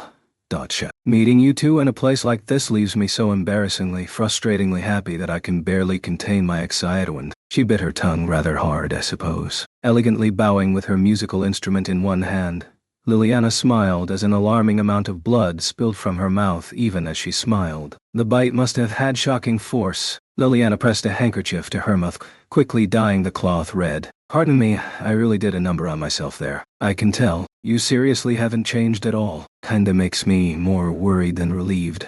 Honestly. Subaru let out a deep sigh as he experienced a complex mix of emotions that came with this reunion. Liliana was an old friend of Subaru and Beatrice. She was both the performer in the park and the minstrel who'd spent several days with them at Roswell Manor. During her stay, Liliana had brought singing, music, and her various personal issues to the mansion. In the end, these issues were resolved, and she departed from the mansion safe and sound. Who knew that we'd run into you here in Cristela? From what we saw earlier, it seems like you're in peak form, too. Yes. Rest at ease. Since that time, my ample sensitivity has exploded even more, and I have devoted everything to polishing my skills further. So I have no trouble earning a living wage even in a city like this. The way you said that sounded kinda shady and even a bit dirty. I mean, isn't it bad for you to be in this city? Why? Liliana gave Subaru's words a mystified look. Subaru sighed at her oblivious reaction. You're technically a minstrel, right? But now, this city is shown to some huge competition they call the songstress. Ain't that bad for business? I am not technically a minstrel. I am a minstrel down to every strand of hair and drop of blood. Also, it's so flattering how worried you sound. It's making my body throb all over. Whoa. What's with that way you're moving your body? It's creepy. Did you just call an adorable girl creepy? Thanks to her squirming while wiping a fair bit of blood away, Liliana's face was left covered in strange splotches. Unsure whether he should call attention to her ghastly makeup, Subaru ultimately decided to prioritize advancing the conversation. Of course, the conversation itself was rather strange. Based on what he had just heard, it was almost as if, give up, Subaru. Is it not time to face reality, I wonder? Hold on, Biko. I still want to cling to even the slightest possibility, until the very end. Any way you slice it, this girl can't be the songstress. That'd be total blasphemy. The songstress you heard about? That's me. It makes me so blushy. That's exactly what I was afraid of. As Liliana's face became doubly red, Subaru clutched his head and shouted at the top of his lungs, being forced to confront a truth he didn't want to acknowledge. That Liliana was the songstress shattered Subaru's expectations for the rumored singer. Beatrice reacted in much the same way. She had a face like a child who had been full of hopes and dreams, only to have Apramus to go to an amusement park dashed due to rain. Well, we saw for ourselves that the girl's singing voice is quite formidable. So Betty's eyes or ears did not lead you astray after all, I suppose. I guess you have a point there. No, wait. If you're the songstress, then the madman they call the songstress maniac is... Ah, you're referring to Mr. Kiritaka. Yes, there's no mistake. None at all. Ugh, so he's here too. The name Liliana spoke so cheerfully made Subaru clutch his head once more. Kiritaka was another individual who had visited the mansion during Liliana's stay. He also happened to be one of the problems Liliana had brought to the mansion. In short, he was Liliana's stalker. From a certain viewpoint, he could be mistaken for a patron of Liliana's, enamored by her artistic talent. But as that was not Liliana's skills he was obsessed with, but Liliana herself, he was definitely a stalker. That said, Liliana ended up leaving the mansion with him, and everything had been settled peaceably. Come to think of it, there was talk of him inheriting some trading company. Don't tell me. He is indeed the young owner of the Muse Company which runs this city. So he even runs the whole city. That's incredible. Kiritaka's unexpected jump in status just didn't click with the impression Subaru had gained after seeing him in the flesh. Kiritaka was living proof that someone could change a lot in the span of a single year. It's almost enough to make you believe that Liliana could become a songstress in just a year. I am honored by your praise. But... bunnies shouldn't just say anything they like. Oh, if saying why, you sly dog. Liliana ribbed Subaru with her elbow, which made him flick her forehead on reflex. Ah, she cried out like some kind of peculiar creature as she reeled. What are you doing all of a sudden? Don't surprise me like that. How brazen of you to flick someone right in the forehead, but I shall forgive you. After all, I have heard Theramores. Right, Sir Subaru Natsuki, the Muppet Mage. Gah. I say. The words Liliana spoke with a sparkle in her eyes made Subaru and Beatrice yell simultaneously. Since having knighthood conferred upon him, Subaru Natsuki was permitted to call himself Emilius Knight in name and fact, but during that past year he was better known by his infamous nickname. The reasoning was that the Knight of the Half-Elf reportedly spent all his time with a little girl, an individual shrouded in mystery. Word has it that you were of extraordinary help in the hunt for the white whale under the banner of Duchess Krushkarsten, becoming the benefactor of Wilhelm Thesward Devil in the process, and directly after, with the cooperation of 2 royal selection candidates, you destroyed one of the archbishops of the witch cult, which has continued to terrorize the world. A new hero's overwhelming march forward made 4 centuries of stagnant time move again. With the expression of a charmed maiden, Liliana put her hands together and rattled off Subaru's achievements. Though some were gross exaggerations, they were all based in truth, so there wasn't much room to protest. Ambushed by this physically embarrassing tirade, Subaru groaned in what seemed like physical pain. Meanwhile, Beatrice made a tiny snort and puffed up with a satisfied look. Afterward, it is said he ran all about from east to west in service of the freezing witch, together with a young child who is a powerful magic user. You did all that? Yes, Sir Subaru Natsuki. Oh ho, this girl understands things rather well, I suppose. Yes, Betty's partner. Subaru shall sweep aside the famous names of yore and rise to even greater heights hereafter, shining like a brilliantly gleaming star. If you understand this, then you would do well to praise Androvirus even more, I suppose. Tee-hee, don't get cocky. When Beatrice turned arrogant and made Liliana bow down before her, Subaru grabbed the spirit by the collar and lifted her up. Suspended like a kitten, Beatrice said, Nia, as her overbearing lecture was interrupted. Sheesh, Liliana, don't let Beatrice take you for a ride like... Wow. What a beautiful groveling technique. In my life as a wandering traveler, I have polished the Liliana style of prostration. Not only do bandits spontaneously let me go, but they also want to donate to me, making my travels highly successful. Invest your points in minstrel-related stats, would you? That said, even as a singer, her talents were sufficient to earn her the name of songstress. Subaru had heard that many geniuses excelling at a single talent were eccentrics, and Liliana most certainly fit that description. Her lack of inhibition just barely fit under what was tolerated even for those of great talent, though. Subaru, just how long do you intend to treat Betty like a cat? Oh, sorry. Biko's as light as a wispy dandelion seed, so I totally forgot. Gently setting the dismayed Beatrice upon the ground, he stroked and messed up her hair. Liliana widened her big eyes at the sight of Subaru and Beatrice behaving so intimately. It really seems like you two have become very close somehow. When I spent time with you at the mansion previously, your friendship was more difficult to pick upon. Well, there have been a lot of twists and turns since then. Even now, those are some precious memories for Biko and me. Indeed, I suppose. It was because of the times when neither was honest with each other that the present had come to pass. Liliana exhaled slightly at Subaru's and Beatrice's words. You really have become a hero, haven't you, Sir Subaru Natsuki?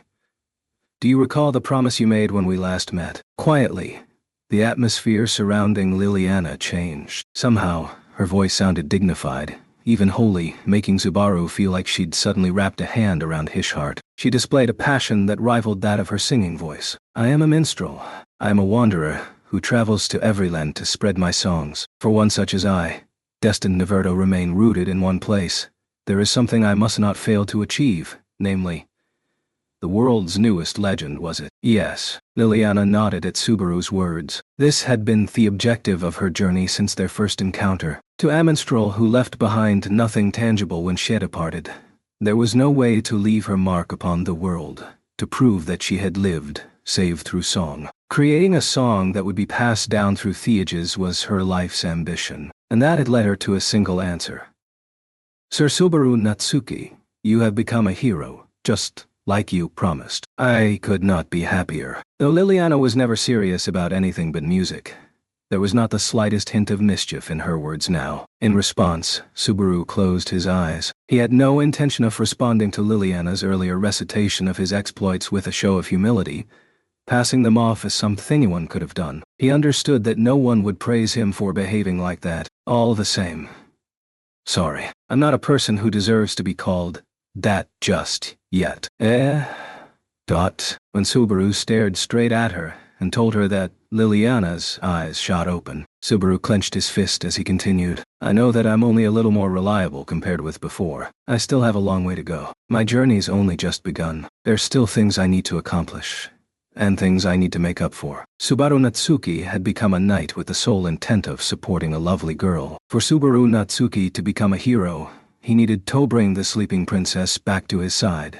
She who had refused to abandon Subaru when he was still weak and foolish. And Beatrice squeezed Subaru's empty hand, respecting his way of life. That was why Subaru Natsuki would do it. He'd borrow everyone's strength and see it through. So hold off on that promise to make a song about mine till I've wrapped up everything. After that, I'll tell you about it as much as you like. It ain't cool to rush ahead to the end. Whether a hero's epic or a fairy tale, a story ought to have as good an ending as possible. If they could reach a happy ending after everything was over, then who wouldn't want to talk about it? Even Subaru wouldn't say no to bragging about something like that. As she listened to Subaru's reply, Liliana had hung her head at some point, with her face turned downward. Subaru could not read her expression. Subaru lowered his own eyes, figuring he must have heard her. Just as Subaru reflected, wondering if he could have said it in a different way. Excuse me. I have your word. Wah. Suddenly, Liliana lifted her head and thrust her fist toward the heavens, leaving Subaru taken aback. Liliana proceeded to close the distance with a red face and ragged breath. You said it just now, didn't you? Someday, you will speak to me of your legend as much as I like. In other words, the legend of the Moppet Mage is mine and many alone. Well, I'd like you to do something about that title, beauty. Then my ultimate victory is assured. Hip, hip, hooray. Ha ha ha. Wearing an expression of excitement and delight that was rather unseemly, Liliana threw her lyre high into the sky. She caught it, then promptly dropped it. She didn't care. She was overjoyed. Hey, is that any way to treat your instrument? And you call yourself a songstress? Oh, of course. Isn't that obvious? I can't do anything with this. It's my precious. I love it so much. See, I'm kissing it. Smoochy, smoochy. You're really something. In terms of shock factor, you might be the second coming of Betelgeuse. Oh, I do not know who that is. But it seems you hold this Betelgeuse in high regard. If we should ever have a chance to meet, perhaps I shall gain a worthy rival for life. as an archbishop of the 7 deadly sins in the witch cult. God, now that's a legend to take your breath away. Oh, you're the best. Despite exposing so much skin that you'd think she was a dancer, Liliana pulled out something resembling confetti from who knew where and tossed it in the air as she showered Subaru with more praise. Subaru sighed deeply when he saw that Liliana had truly reached a feverish pitch. Where had the solemn, dignified atmosphere she'd shown for one brief moment disappeared to? What Betty and Subaru saw was probably some kind of daydream. Subaru smiled wryly at Beatrice's comment and waited for Liliana to calm down. It would be another 5 minutes before Liliana morphed from a peculiar creature back to a human being. I see. You have business with Mr. Kiritaka's trading company. Actually, I'm here in this city right now thanks to him. I can guide you there. Listen.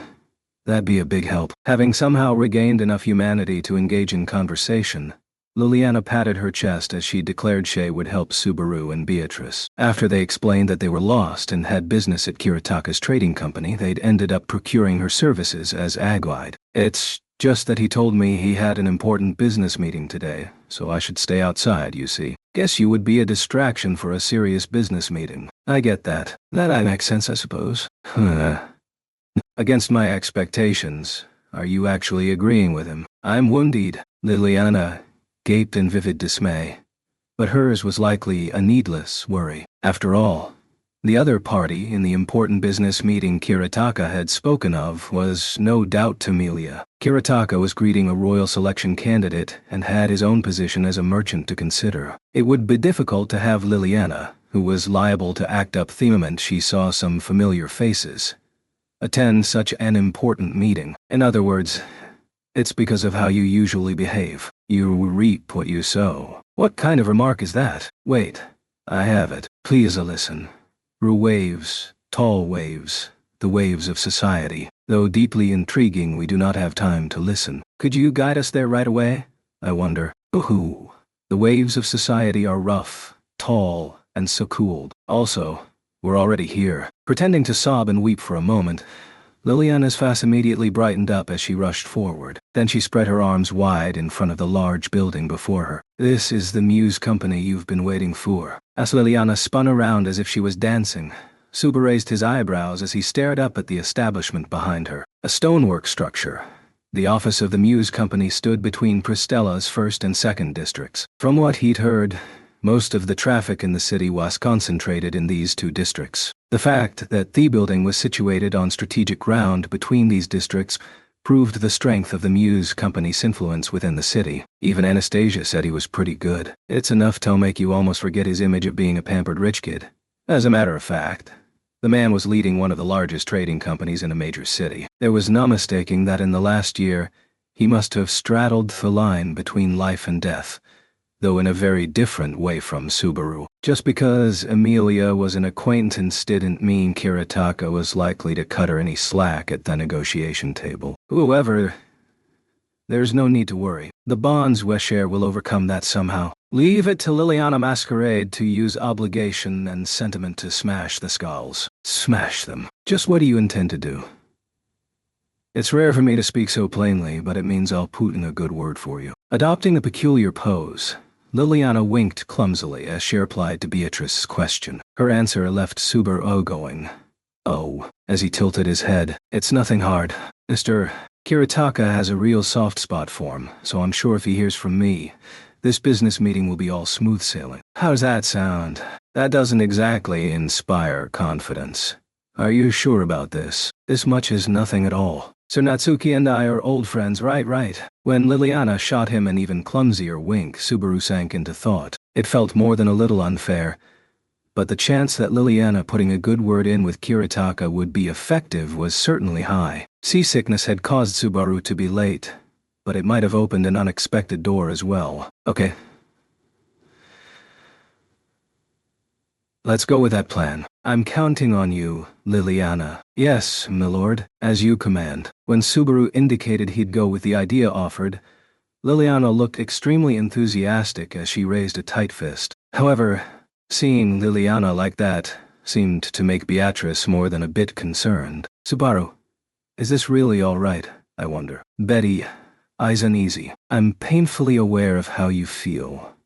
But I want to bet that this is our silver lining. I don't want to end up doing nothing more than being the vomiting seasick jerk. Does anyone actually think of you as a vomiting seasick jerk, I wonder? Any rate, seeing that Subaru had made up his mind, Beatrice said no more. She seemed unable to hide her worry. But they would try trusting in Liliana's stage presence just this once. And so Liliana makes her dramatic return. Where is Mr. Kiritaka? After Liliana psyched herself up, she shoved open the door to the Muse Company at the head of the group. There was a receptionist right inside the entrance on the first floor, who widened her eyes at Liliana's words. The president is in a business meeting with some guests.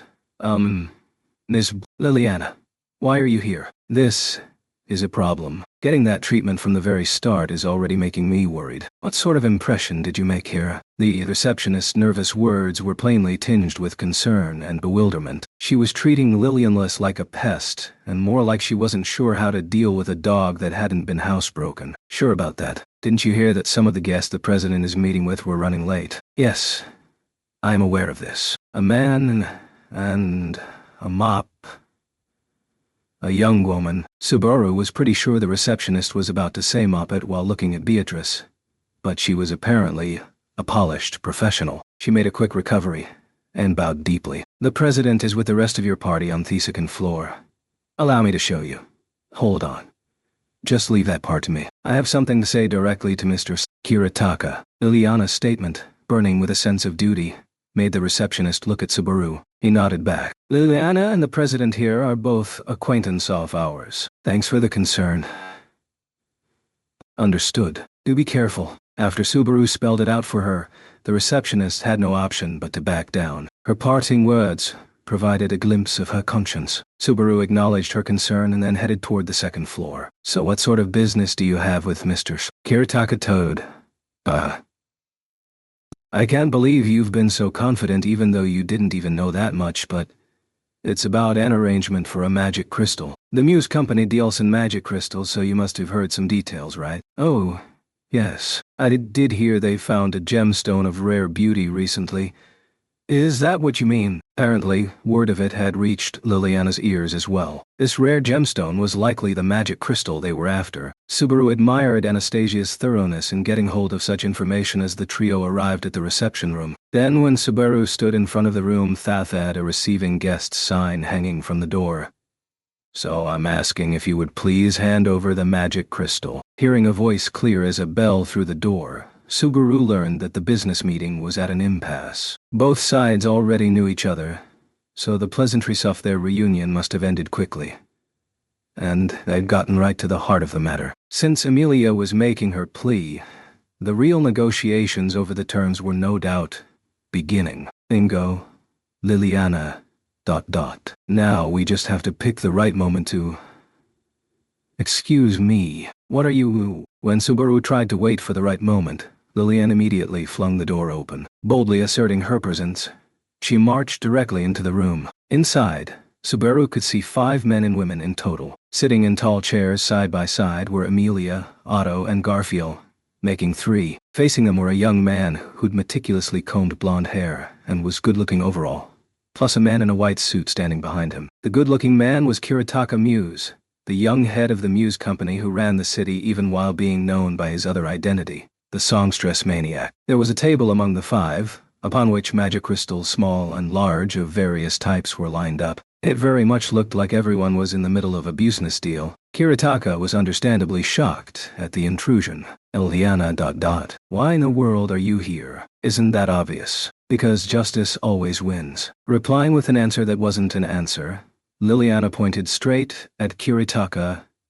She proceeded to aim her finger at Emilia and the others, who were just as surprised by her sudden appearance. I can't believe you would drive me away when you knew Lady Emilia and her friends were coming.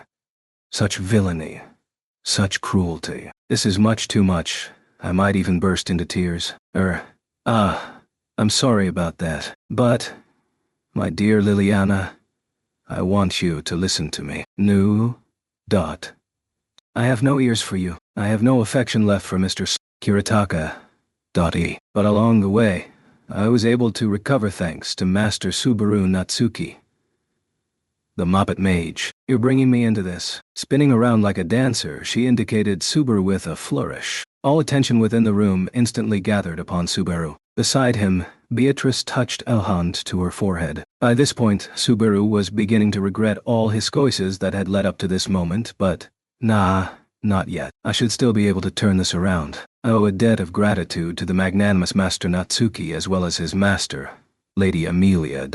Mr. Kiritaka, this is a chance to show what kind of man you really are by making it easy for them. Won't you play a role in my dream? Completely unaware of Subaru's struggle, Liliana made her proposition to Kiritaka in a spectacularly brazen fashion. Now, completely swept up in her momentum, Kiritaka furrowed his brow. After a little thought, he asked Liliana, "A role in a dream? No. Das. My dream, to leave behind a song about then West legend in the land. That is what Master Natsuki is here for. And he has promised that when he succeeds in this business deal, he will cooperate with my dream by answering my questions about anything and everything. No matter how embarrassing." Liliana was nearly brought to her knees. Waiter. That's not what I... Liliana had subtly altered his promise inside her head for her own convenience, which threw Subaru for a loop. According to Liliana, he'd already agreed to be the subject of her highly anticipated tale of valor. It was more or less true that he'd intended to share history, but the level of heroics she expected had apparently drastically. "So please, I ask kindly for your consideration." Liliana, a woman, think about what you're saying. When Liliana began to storm closer to Kiritaka, Subaru grabbed her and hoisted her into the air from behind. If I let her rampage continue, Liliana the songstress would turn this into her own impromptu stage. Beatrice and the receptionist had been right to worry. Liliana really was a drama queen. What are you doing? Hey, let me go. Oh, for crying out loud. Pipe down. Sorry to intrude. More like sorry for bringing someone who intruded, I guess. Anyway, I'll get her out of here so you guys can pick up where you left off. Still holding the thrashing Liliana aloft, Subaru tried to leave the room. But before he did, a slender figure swayed as it stood up. This was Kiritaka. Moving as if he were a vengeful spirit, he grabbed one of the magic stones in the lineup displayed on the table. Then he shifted his eyes towards Subaru. They looked fiendish.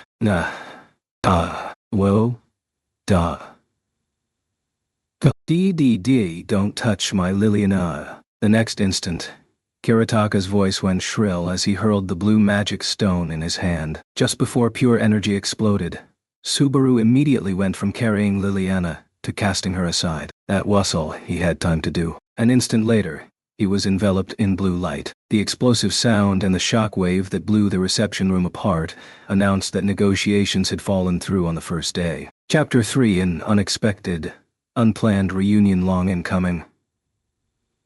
I'm sorry it turned out like this after so long apart. Even normally our young master is rather edgy, but when Miss Liliana gets involved, he is liable to lose control, as you saw for yourselves. At the entrance to the Muse Company, Kiritaka's bodyguard spoke those words and bowed his head to Subaru. The bearded man calling himself Dinas seemed fair-minded, and acted accordingly.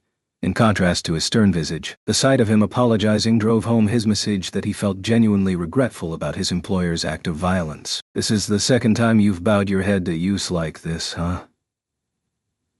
At the time, you guys were almost as edgy as Kiritaka was. Liliana caused you a fair bit of trouble back then as... Well, did she not? With those words, Dinas made what came off like a self-effacing smile, which deepened Subaru's own troubled smile. Just like Liliana and Kiritaka, this wasn't his first time meeting Dinas either. He too had been staying at Roswell Manor during Liliana's visit. Their objective had been Liliana herself, so at one time he and Subaru were something close to enemies, and Kiritaka's the one who mediated at the time. Is that really the same guy? Small wonder you would ask that. Normally the young master is excellent, setting his illness aside. Dinas put his hand to his forehead as he sighed. Illness was quite an odd way of putting it.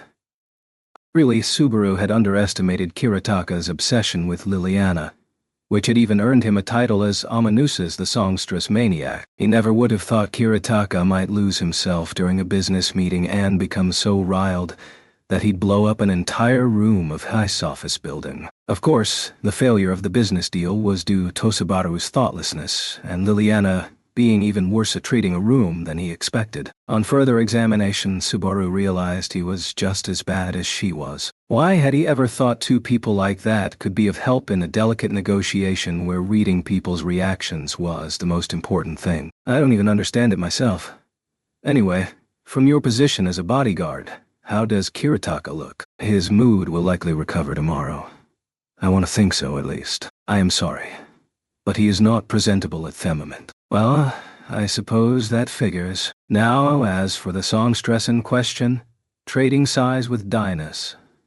Subaru turned around. Liliana, who'd come to see them off just as Dynas had, was exchanging words with Emilia and the others. Really, Mr. Kiritaka can be such a pain. To think that even though Lady Emilia and Master Subaru came to visit after so long, we won't get a chance to speak. It's irritating. Consumed by her own anger and fury, Liliana's face made it clear she was totally unaware that she was a major part of why the meeting had come to an early close. Emilia and Beatrice were gently soothing Liliana all the same. Normally it's the other way around, right? One should not expect normalcy of any sort from Ms.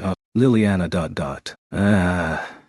May I have a moment, young miss? Interrupting the exchanges, which Subaru didn't know whether to call charming or shameless, Dynas patted Liliana on the shoulder and addressed her. I am sorry, but I simply must ask Ms.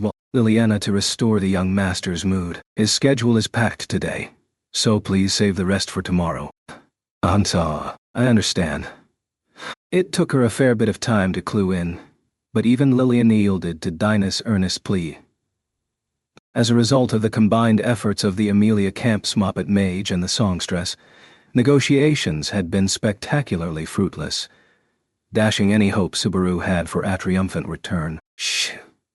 What silver lining was I even thinking about? All I found was more cloud. Is that all you have to say for yourself? Waving enough that their hands nearly fell off, Liliana and Dynas bid them farewell and parted ways. When Subaru muttered to himself as the party was walking home, Otto sent spittle flying as he interjected. Adjusting his hat after that outburst, Otto proceeded to vent all his pent-up anger. Why, in front of a man they call the songstress maniac.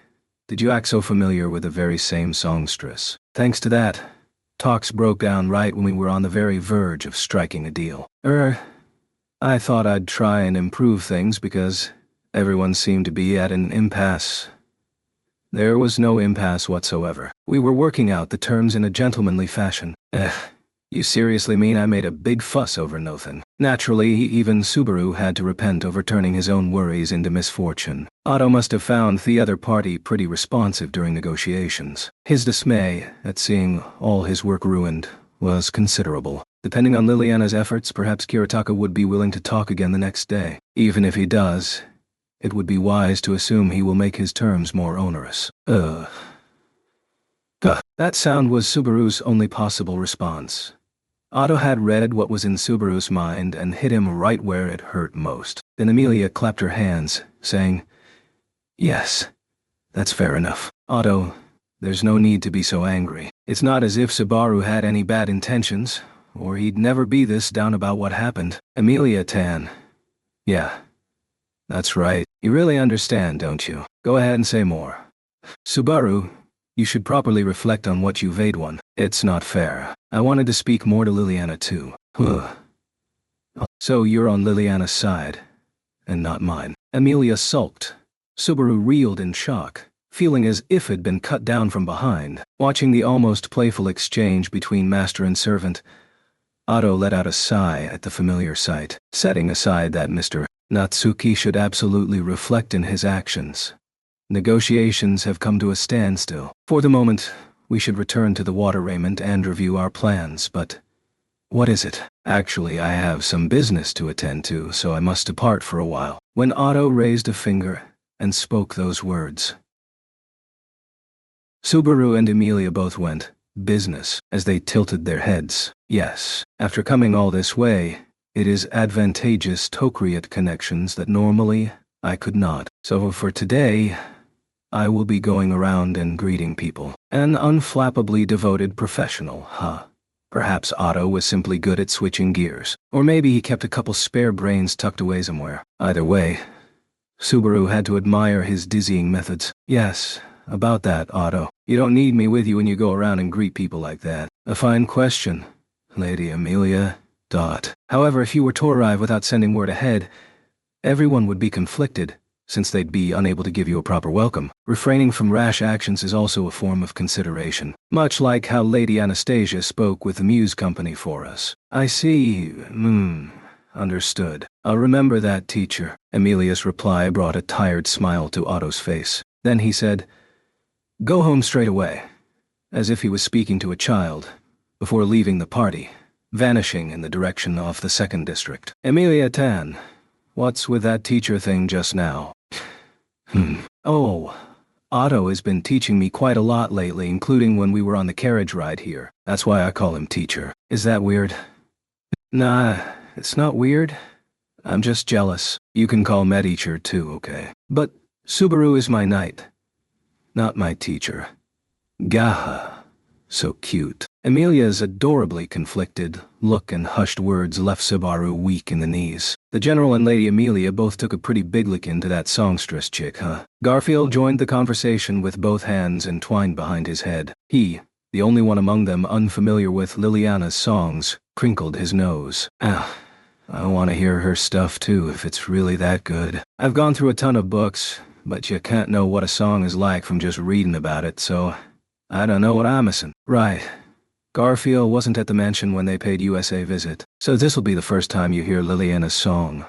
It'll probably rock your world. Serious. That's some heavy billin'. The way Subaru and Amelia talked about her music drew an expression of surprise and expectation from Garfield. Liliana's songs really did have that kind of power. Subaru previously had a few chances to listen to minstrels other than Liliana, but none of them held a candle to her. It was beyond all doubt that Liliana was gifted enough to be called a songstress. I guess for that talent, the gods took a few too many things from Liliana in exchange. A rather cruel thing of them to do. I don't really get what you mean by that. Beatrice's face showed how deeply she agreed with Subaru's murmur. Garfield, the only one left in the lurch with just tangential information to make guesses from, clicked his tongue, seemingly pouting as he glared at the water's surface. Incidentally, the four were taking the long way back to the water raiment on foot. Unfortunately, if they went by dragon boat, there was a rather high chance that they'd have to leave Subaru behind due to his seasickness again. It's such a pretty city that I think it's nice to have a chance to walk around. Like Otto said, we don't really have anything left to do today. I sure caused you a lot of trouble. I didn't mean to blame Subaru. I'm only a little angry. So you are angry. I mean, of course you are. All that said, it was a fact that he wanted to take his time before returning to the inn where Anastasia would no doubt pry into everything that had happened. Subaru had no reason to object to a detour. The only worry besides that is whether I can escort Amelia Tan back to the inn safe and sound. Do not be concerned. Betty will watch over you, I suppose. Just to say this out loud, it wasn't only me who dropped the ball today. This involves you too. Beatrice was nonchalantly shirking responsibility for the failure of negotiations, but her passive participation made her an accomplice all the same. That her face showed no recognition of this was cute, though. No need to worry, General. My nose remembers the scent of the road, all the way back to the inn. Even if I can't smell the building, I know the scent of that rowdy kid. So I ain't getting lost.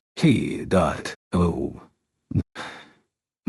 Hey, what's with that reaction? Garfield suspiciously crinkled his nose at Subaru's suggestive reaction. He was mostly curious about the way Garfield brought up Mimi. Mimi's actions were so impulsive that they were hard to understand, but he figured she had nothing but goodwill toward Garfield. Their ages matched too, so Subaru expected some interesting developments would come as time went on. Incidentally, Garfield continued to get the cold shoulder from his own target. Ram. It looked to Subaru like the only love Ram held for Garfield was the sort one had for family. Either way, Garfield, I wish from the bottom of my heart for you, my little brother, to be happy. What's this all of a sudden, General? Well, not that I hate that or anything. When Subaru patted his shoulder with a warm look in his eyes, Garfield tilted his head in confusion and gave a blunt reply. Subaru genuinely hoped that his innocent little brother found happiness in this city of water. I have to say, this really is a splendid city. Everywhere I look feels like it's calming and peaceful. On the way back, Amelia seemed to be in a very good mood as she savored the scenic beauty of the water metropolis. The waterways cutting through the center of the city might have been slightly inconvenient, but they certainly did not fail to impress. According to Biko's explanation, the founding of Thicity wasn't exactly for peaceful reasons. But whatever the reasons at the time, how we feel right now is still real, right? When Amelia stopped atop a bridge and gazed at the great waterway, Subaru was enchanted by her smile. From her charming expression to the words she spoke, she was happy, whatever the reason. That moment was genuine. Because what's important isn't where you started, it's where you end. I hear you, Mom. Did you say something? Just remembering some magic words from the woman I respect the most in the world. Sotirio and Laya Basindiorus, and I am Suara. Koyawazawarm, Pao. Even as time passed since Subaru had heard those words, they still gave him courage even now. Forgetting something didn't mean losing it forever, and he was determined to hold on to whatever he could remember. For one more day, Subaru Natsuki lived on, pulled forward by the feelings he had inherited. I suppose we should really head back. The mysterious way the inn's built is really on my mind. Japanese construction, huh? To be honest, I'm interested in that too. For a different reason than Amelia Tan, though. Is that so? Tee-hee. We'd better hurry then. Letting go of the handrail on the bridge, Amelia smiled and took a step back. Perhaps it was because she was too giddy from sightseeing that she lightly bumped into someone passing by as she did. I'm so sorry. Amelia hastily turned around and bowed her head to the passerby she had bumped into, a man whose entire body seemed white. He had bleached white hair and a white suit. His height was around the same as Subaru's, and their physiques were a close match as well. In short, he was a man without any visible distinguishing features. The man in white shook his head to Amelia's apology. You need not be concerned. I was careless this time, Aswell. I was momentarily enchanted by you. Your beautiful silver hair, yes. I once tried to make a woman with hair as beautiful as yours, my bride. Remembering this fondly, I found myself unable to avoid you. In contrast to Amelia's apology, the man's reply somehow sounded unnatural. His speech seemed intended to sound persuasive, but the sense of hubris was stronger. Okay. Stop. That's far enough. That was the moment Subaru put himself in front of Amelia, motivated by the forthright heart of a knight, and the pure heart of a man in love. Well, it seems like both people were careless this time around. I'll lecture our girl for being thoughtless later. So please kindly allow us to leave it at that for today. Wait a second, Subaru. That's no way to speak to someone who...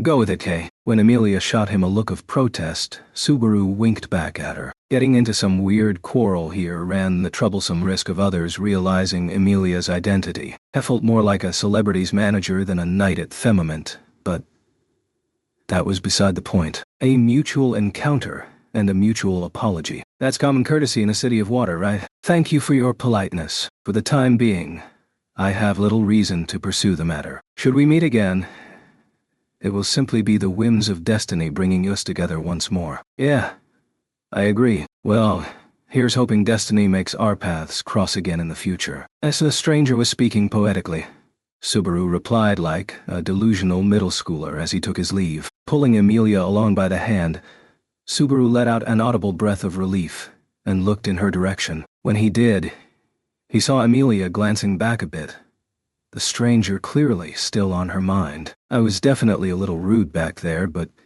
given your position, I hope you understand. No. It's true that Subaru's behavior was a little poor, but it was because I was careless in the first place. But that's not it. Her words trailed off. There was a faint hesitance in Amelia's eyes. I feel like I've met that person somewhere before. An acquaintance of yours. I think I should know most of them already. Yeah, I'm not too sure myself. I wonder who he is. It had to be really bugging her, because Amelia glanced behind her one more time. However, the man had already crossed the bridge, and all she could see was his fast receding back. Though it was tugging on something inside her mind, her search for answers seemed to have been in vain. Hey, General, you look pretty shaken up. Wow. Worried some pretty boy was gonna steal her away. Garfield, who had already crossed the bridge and waiting for them, greeted Subaru with a wave and a question. Subaru understood why Garfield and Beatrice wanted to give him and Amelia some space. But even so, Heside over Garfield's carefree attitude. Idiot. This ain't the time to goof off. What are we gonna do if some weirdo hangs around and you're not there? Amelia Tan's gonna be in a pinch if it's not someone I can handle. Putting your body on the line to protect her. That's how the general shows he's a man, am I right? Using my body as a shield. I don't think I'm really built for that, as a human being. Or as a shield. Garfield flashed a grin in response to Subaru's almost stumbled self-assessment. Garfield seemed to be taking that as modesty on Subaru's part. But from Subaru's perspective, it was plain fact. If anything, Garfield held Subaru in too high esteem. Hey, relax. If I think a guy's trouble, I'll send him flying. On that score, the guy just now is an amateur. The way he walks and moves ain't even worth talking about. Well, I guess that's fine. One of Garfield's odd specialties was his ability to discern an opponent's combat potential from their physique and movement. Subaru could personally attest to that. Garfield had sniffed out his middle school kendo experience. If Garfield guaranteed that it was fine, Subaru was probably worried over nothing. In that case, let's go, Amelia Tan. Or is he still on your mind? No, I'm alright. Sorry for being weird about it. Let's go back. Sounds good. Don't worry. When we get back, you can hug Mimi or something and take your mind off it. Hey, I'll be satisfied hugging Biko, so you don't need to pout like that. Did Betty not refrain from saying anything about it, I wonder? Subaru's words made Beatrice's face redden. Upon seeing this, Amelia broke into a beaming smile. Then she gently touched her hand to her lips. I suppose so. If I hug Mimi, I'll feel really relieved. I'll do just that. Thus, having seemingly swept her concerns away, she set out walking once more. Beatrice and Garfield followed behind her. Then Subaru began to join them. Abruptly, Subaru stopped and turned around, gazing in the direction of the bridge. The man in white was standing on a city street on the opposite side of the crossing. He turned around and looked directly at Subaru. Finding his gaze supremely creepy, Subaru walked off after Amelia and the others at a rapid clip. It felt like the man's gaze coiled around him, remaining glued to his shadow until Subaru rounded the corner. After that, the stroll back through the city of water proceeded without incident. From time to time, Amelia gazed at the surface of the water and seemed to sink into deep thought. But whenever someone pointed this out to her, she immediately glossed over the conversation with a smile. Amelia was terrible at hiding things, so it was easy to understand that the man from earlier was still bugging her. However, Subaru was certainly mindful of the man himself. That was because... Bio, I know. Did Amelia and Garfield not notice because both their heads are in the clouds, I wonder? They both require a great deal of supervision. When Subaru called her name, Beatrice shrugged in visible exasperation. The concern on Subaru's mind, the one Beatrice had just affirmed, was how the man from before had reacted to Amelia. A year after the announcement that she was running for the royal selection, Amelia was no longer using the Piemsumaka robe when going outside, as she had done without fail previously. I think that it's really strange for someone who's trying to get everyone to accept her, and who has to work so hard to become the king to walk around hiding her own identity. That was what Amelia had asserted, and certainly it was a sound argument. Accordingly, Amelia had decided to stop relying on the power of the coat, exposing her adorable face, meaning there was no concealing that she was a half-elf anymore. Even so, the prejudice against a silver-haired elf ran strong and deep, so for better or worse, many of the people who saw her had strong reactions, be they good ones or bad. The guy earlier didn't have either. He talked like heck knew Amelia, but he didn't give his name. Am I overthinking this? If Subaru pays no heed, Amelia will be far too vulnerable.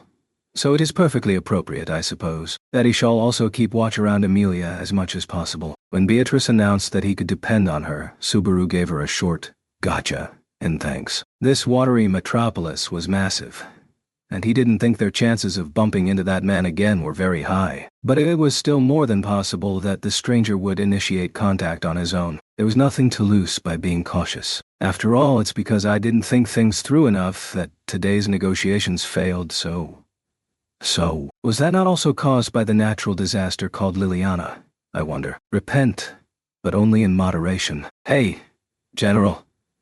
Let's hurry back to the inn already. If we go at Beatrice's walking pace, the sun'll go down before we get there. Would you refrain from saying such impudent things, I wonder? You are younger than I am. Subaru and Beatrice had fallen behind the front of the group while whispering to each other, prompting Garfield to call out to them. When his rude remark left Beatrice peeved, Garfield went, "Sorry, my bad," with a smile before suddenly stopping. The hell. Someone in the direction of the inn smells really angry. Turning his head toward a corner in the road ahead, Garfield audibly sniffed the air as he murmured. A moment later, sure enough, they heard voices arguing farther down the street. It sounded like two men were engaged in a heat argument. They seem like they're going at it pretty hard.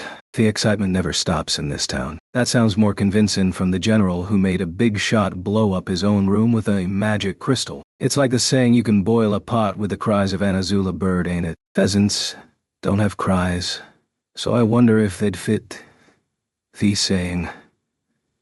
Amelia Tan. Subaru was feeling guilty at the mention of what happened at the Muse Company. But beside him, Amelia broke out into a little run. She didn't look back as she spoke. Those voices just now. I think one of them sounds like a Joshua's. For real.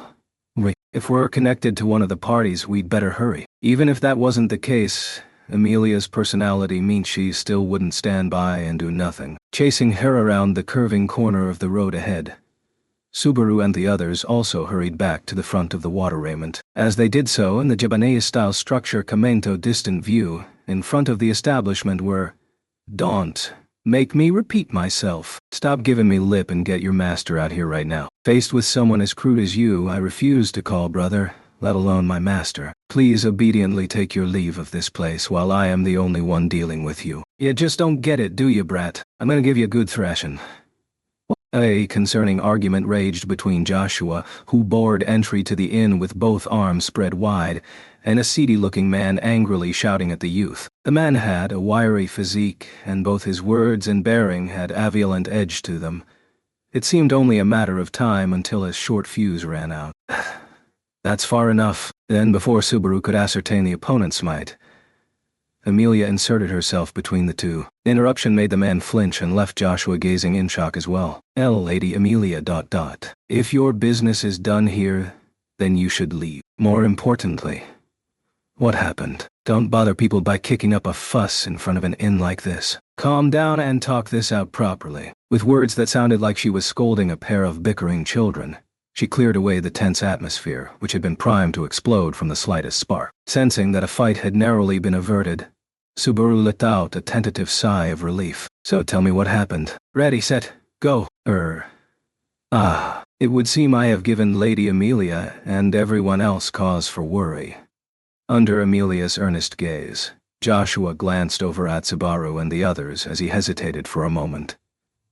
Perhaps he was concerned that entrusting mediation to Araval Camp meant putting his own in its debt. Of course, such haggling would never dissuade Amelia, even if he spent the next 100 years trying. It ain't complicated. We got invited here, but this brat is running his mouth saying we can't go in. Why wouldn't I complain about it? Perhaps not caring for the impasse. The man gruffly explained his side of the dispute. The man focused his narrow eyes on Joshua as he shot him an intense glare. The look on Joshua's face said that the gaze had rekindled his willingness to fight. I have told you over and over, if you intend to pass yourself off as a noble, you should at least make the deceit more convincing. A tiny bit of grooming cannot hide the unsophisticated ignorance oozing out from you. You really don't hold back, do you? I ain't involved in this kind of trouble 'cause I wanna be. I'm tired of being sent on errands like this. Oh, hell. There ain't no point even talking to you. Faced with Joshua's obstinacy, the man clutched his own head and grumbled out loud. It sounded like the situation was truly beyond salvaging, frustrating Amelia after she had gone out of her way to intervene. Hey, Subaru, what should I do? Subaru, what is it? This might just be my imagination, but I feel like you've seen this guy's face somewhere. The man Joshua was arguing with made a sour expression when Subiru, responding to Amelia's question, pointed a finger at him. Then the man realized something. Going, as he glared back at Subaru with a full look. The hell are you going on about? What? You looking for a fight, too? His voice sure went really shrill at the... While glaring at Subaru, the man's face suddenly filled with shock. Seeing that expression, something fine dawned on Subaru. He really did know this man. He was a lot cleaner and better dressed than when Subaru had last seen him, but... Larry. It's Larry, isn't it? Whoa, what are you doing in a place like this? How've you been? Don't talk to me like we're best pals. And who the hell's Larry? I'm... Latchins. That's my name, damn it. So, it is... Al something. Shab. ... When Subaru wrapped an arm around his shoulder in a spontaneous act of camaraderie, Larry, or rather, Latchins, violently shook him off. With that incongruous exchange going on, Amelia asked, "Is he an acquaintance of yours?" "Yeah." An old acquaintance from the royal capital back when Amelia Tan and I met for the very first time. When I got lost in an alley, he and his friends surrounded me, and I almost got stripped bare. Really? Stripped bare. And the next time I was in the capital... Right. I was with Priscilla when I got in a tangle with them. And after, they came back with more friends to try and return the favor. I really have a lot of memories with this guy. From what Betty is hearing, he is nothing but trash. Amelia and Beatrice had different reactions to Subaru's nostalgic comments. Listening to all this, Joshua's gaze turned grave, and Latchins, feeling the tide turn against the Ibian, lifted up both hands in apparent surrender, as the blood drained from his face. Wait. Yeah, maybe all that happened, but nothing real bad happened either time. So, it's ancient history, right? Let's just call it water under the bridge and talk this out. Yeah. I wouldn't exactly mind, but you can't act so guilty at a time like this or you'll make it into a national defense issue. Lackins was trying to salvage the situation, but by any stretch of the imagination, he was at a disadvantage here. It seemed like the smart thing to do was tie him up and make him spit out whatever he was planning to do. On that note, Garfield, restrain him and... Subaru wanted to rely on Garfield's brute strength, but there was no response. Wondering what the big deal was, he looked over to find Garfield's gaze not on Latchins but trained toward the street in front of the inn. Subaru saw Garfield open his jade eyes as his pupil shrank to points out of wariness. Every hair on his body was standing up as he stood ready. Claws, fangs, muscles, all clearly tense. Realizing from one glance that something had set off Garfield's fighting instincts, tension raced through Subaru and the others as well, since something was clearly afoot. And so Subaru and the others turned toward the source of Garfield's alarm. Latchins, I wondered what had happened when you didn't return. Is there some kind of trouble? For an instant Subaru was sure that what stood there had to be a blazing flame. It was a red, flickering fire. No, that was a hand waving. This was a human flame. No, just a human being, with hair so red that it could be mistaken for a roaring fire, and eyes so blue they seemed to contain the skies themselves. The tall man wearing all white garb had such a handsome face. It seared itself into your soul for all eternity from a single glance. There was no mistaking the sensation that shot through Subaru's entire body. This was what happened when an ordinary person set eyes upon a hero. That's exactly what this chance encounter was. The only thing you could mistake him for was an open flame. The man's name was...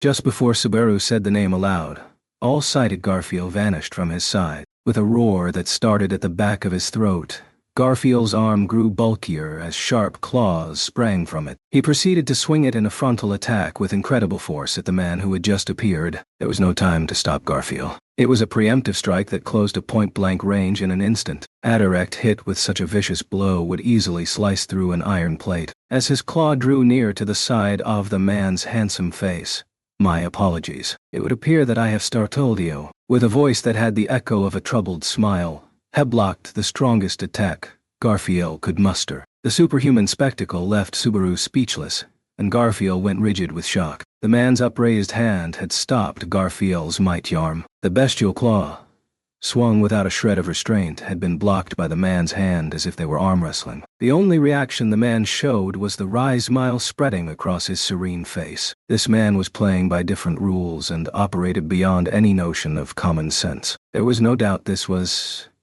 Reinhard. Subaru seemed out of breath. His whisper brought another soft smile from the young man. Instantly, the sense of surprise and tension that Subaru had felt up to that point was forcibly melted away, changing into sweet relief. With just a smile, Reinhard could instill absolute peace of mind into people. That was proof of just how incomparably strong he was. Then the young man nodded once to Subaru. "Hi. It's been a while, Subaru. I have heard the rumors. It's good to see you in fine health." "Yes." The Sword Saint Reinhard van Astria was apparently delighted at being reunited with Subaru, friendly as always. "By the way, Subaru, I know it has been a whole year, and there are many things I would like to speak about, but...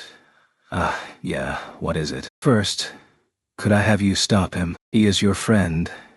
"Yes." As he spoke, Reinhard was looking at Garfield, whose arm Reinhard was still keeping locked in place. Of course, Reinhard had no hostile intent, nor any reason to continue. In other words, the reason Reinhard hadn't let his arm go yet was because Garfield was still ready to fight. "Calm down, Garfield. This is Reinhard, my friend. You don't need to worry." Grasping Garfield by the shoulder, Subaru hesitated momentarily before deciding how to categorize Reinhard. Instantly, Subaru's final memory of Reinhard from a year prior came rushing to mind. It was a bitter memory.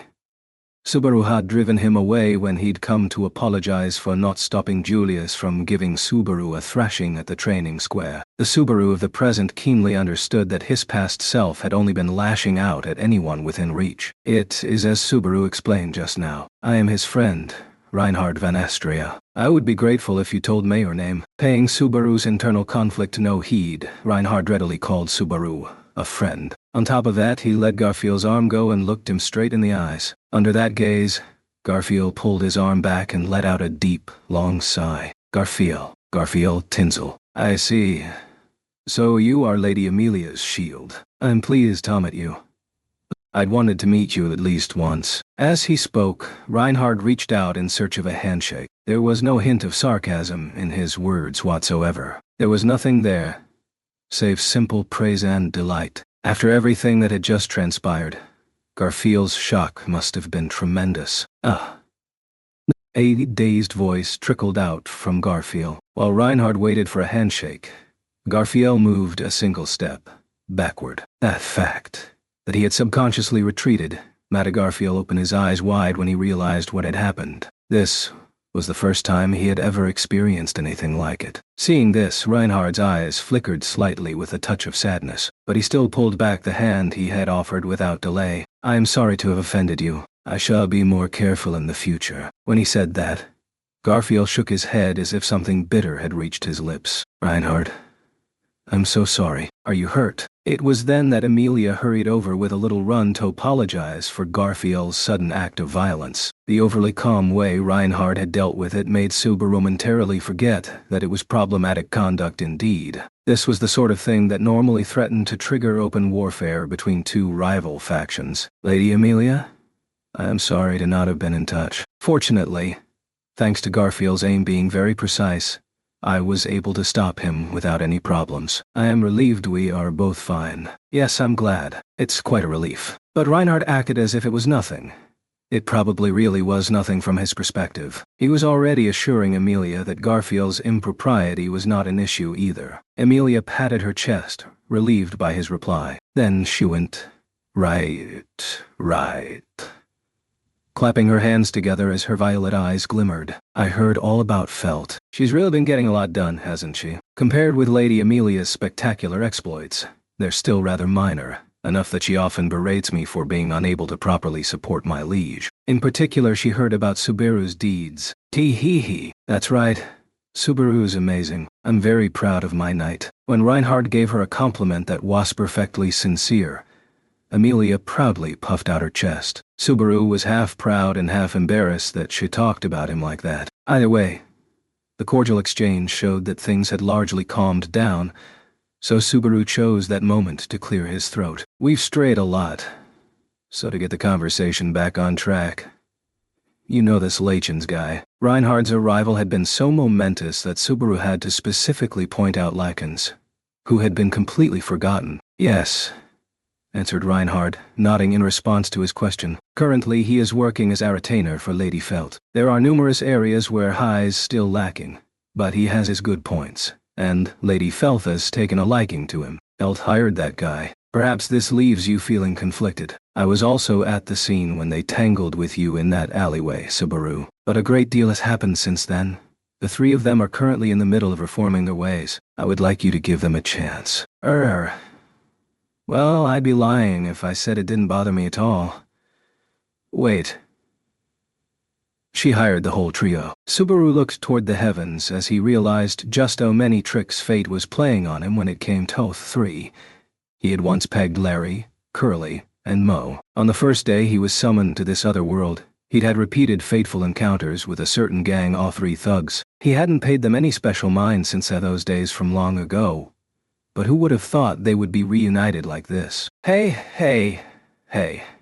You see, I was right all along, damn it. It was just then that Lachens, who had kept his mouth shut ever since the tide had turned against him, regained his vigor. He jabbed his finger at Subaru, Amelia, and then Joshua. All of you, doubting someone who comes to visit like that. Apologize. Now, on your hands and knees. Lachens, I have said this so many times, but you lack awareness as a retainer. Now I understand what brought this situation to a head. Unfortunately, it is difficult for me to support you. Whose side are you on here? I am the ally of justice, and in this case, I believe that leaves you no choice but to apologize to the younger brother of my friend. Reinhard responded to Lachens's shouting dispassionately. Then he shot Joshua a quick smile. Joshua returned the gesture, nodding with a tense expression. It has been some time, Sir Reinhard. I apologize for the great rudeness caused by my ineptitude. That fault lies with us, Joshua. I'm sorry our envoy created such a major misunderstanding. Lady Felt Ice extremely grateful for Lady Anastasia's invitation. Hearing you say that is salve upon my wounds. The stubborn look on Joshua's face made plain that his response was superficial. Reinhard offered a wry smile Athos demeanor when Subaru went, "Just a sec," and raised a hand. Based on what you just said, is it safe to assume Felt's here with you too? Yes, that's right. Lady Anastasia invited her. Let us engage in profitable exchange of information, she said. This being Lady Anastasia, I assumed she was trying to secure some kind of angle, but trailing off, Reinhard gazed at Subaru and Amelia in turn. To think that Lady Amelia and company are here as well. Contrary to my expectations, this may not even be the end of it. Are you saying there's even more surprises coming? I'm saying that is quite possible. How about it, Joshua? When the flow of conversation turned to Joshua, the un in league with the mastermind of this whole gathering, the young man put his fallen monocle back in its proper position. I wonder, he said, playing dumb. This was a clear sign he had regained some of his usual composure. Reinhard nodded and looked at Lachens next. Lady Felt is in the middle of looking around the city with Gaston and the others. Please tell them I will be speaking to the people here in advance as instructed. Yeah? What? You don't need to head back, too. If I'm with her, Lady Felt will complain that she cannot do as she pleases. It is just... Mr. Rome is not with her at the moment. If Lady Felt attempts to do something dangerous, stop her with all your strength. If anything happens, raise the signal. I shall rush over in 5 seconds. The fact that you're serious is scary as all hell. Sullenly sticking out his long tongue, Lachens raced off like he was fleeing the scene. Along the way, he didn't forget to shoot an angry glare toward Joshua, the one he'd been arguing with. The guy really was pettiness personified. Now then, let's head inside. We've got to go tell Anastasia that Reinhard and friends came over. And stuff. Right. Well, I think that is Joshua's job, but we're all here. So let's go together. When Subaru consented to Amelia's proposal, Joshua followed suit, and everyone entered the inn. The one thing tugging at Subaru's mind was Garfield. hailing the group with the same gloomy expression. It was obviously because of what had happened earlier. Subaru mulled over what to say to him when... Is it not a good opportunity for Garfield to learn that there exists someone above him, I wonder? Beatrice. Noticing Subaru's gaze, Beatrice gently grasped his sleeve and whispered to him. Since leaving the forest, Garfield hasn't faced an serious resistance, save the moving of heavy objects. It is good medicine once in a while, I suppose. Think of it as a learning opportunity, and let him be. It's true that the only time his life was really on the line was with a ground spider. I guess it's a disease that most boys get at a certain age. Alright, I'll quietly watch for now. Shall you, I wonder? For the moment, Subaru and Beatrice reached a consensus concerning Garfield's anguish. Also, said Beatrice before she continued, about that sword saint, Betty prefers not to get too close to him. What's this all about?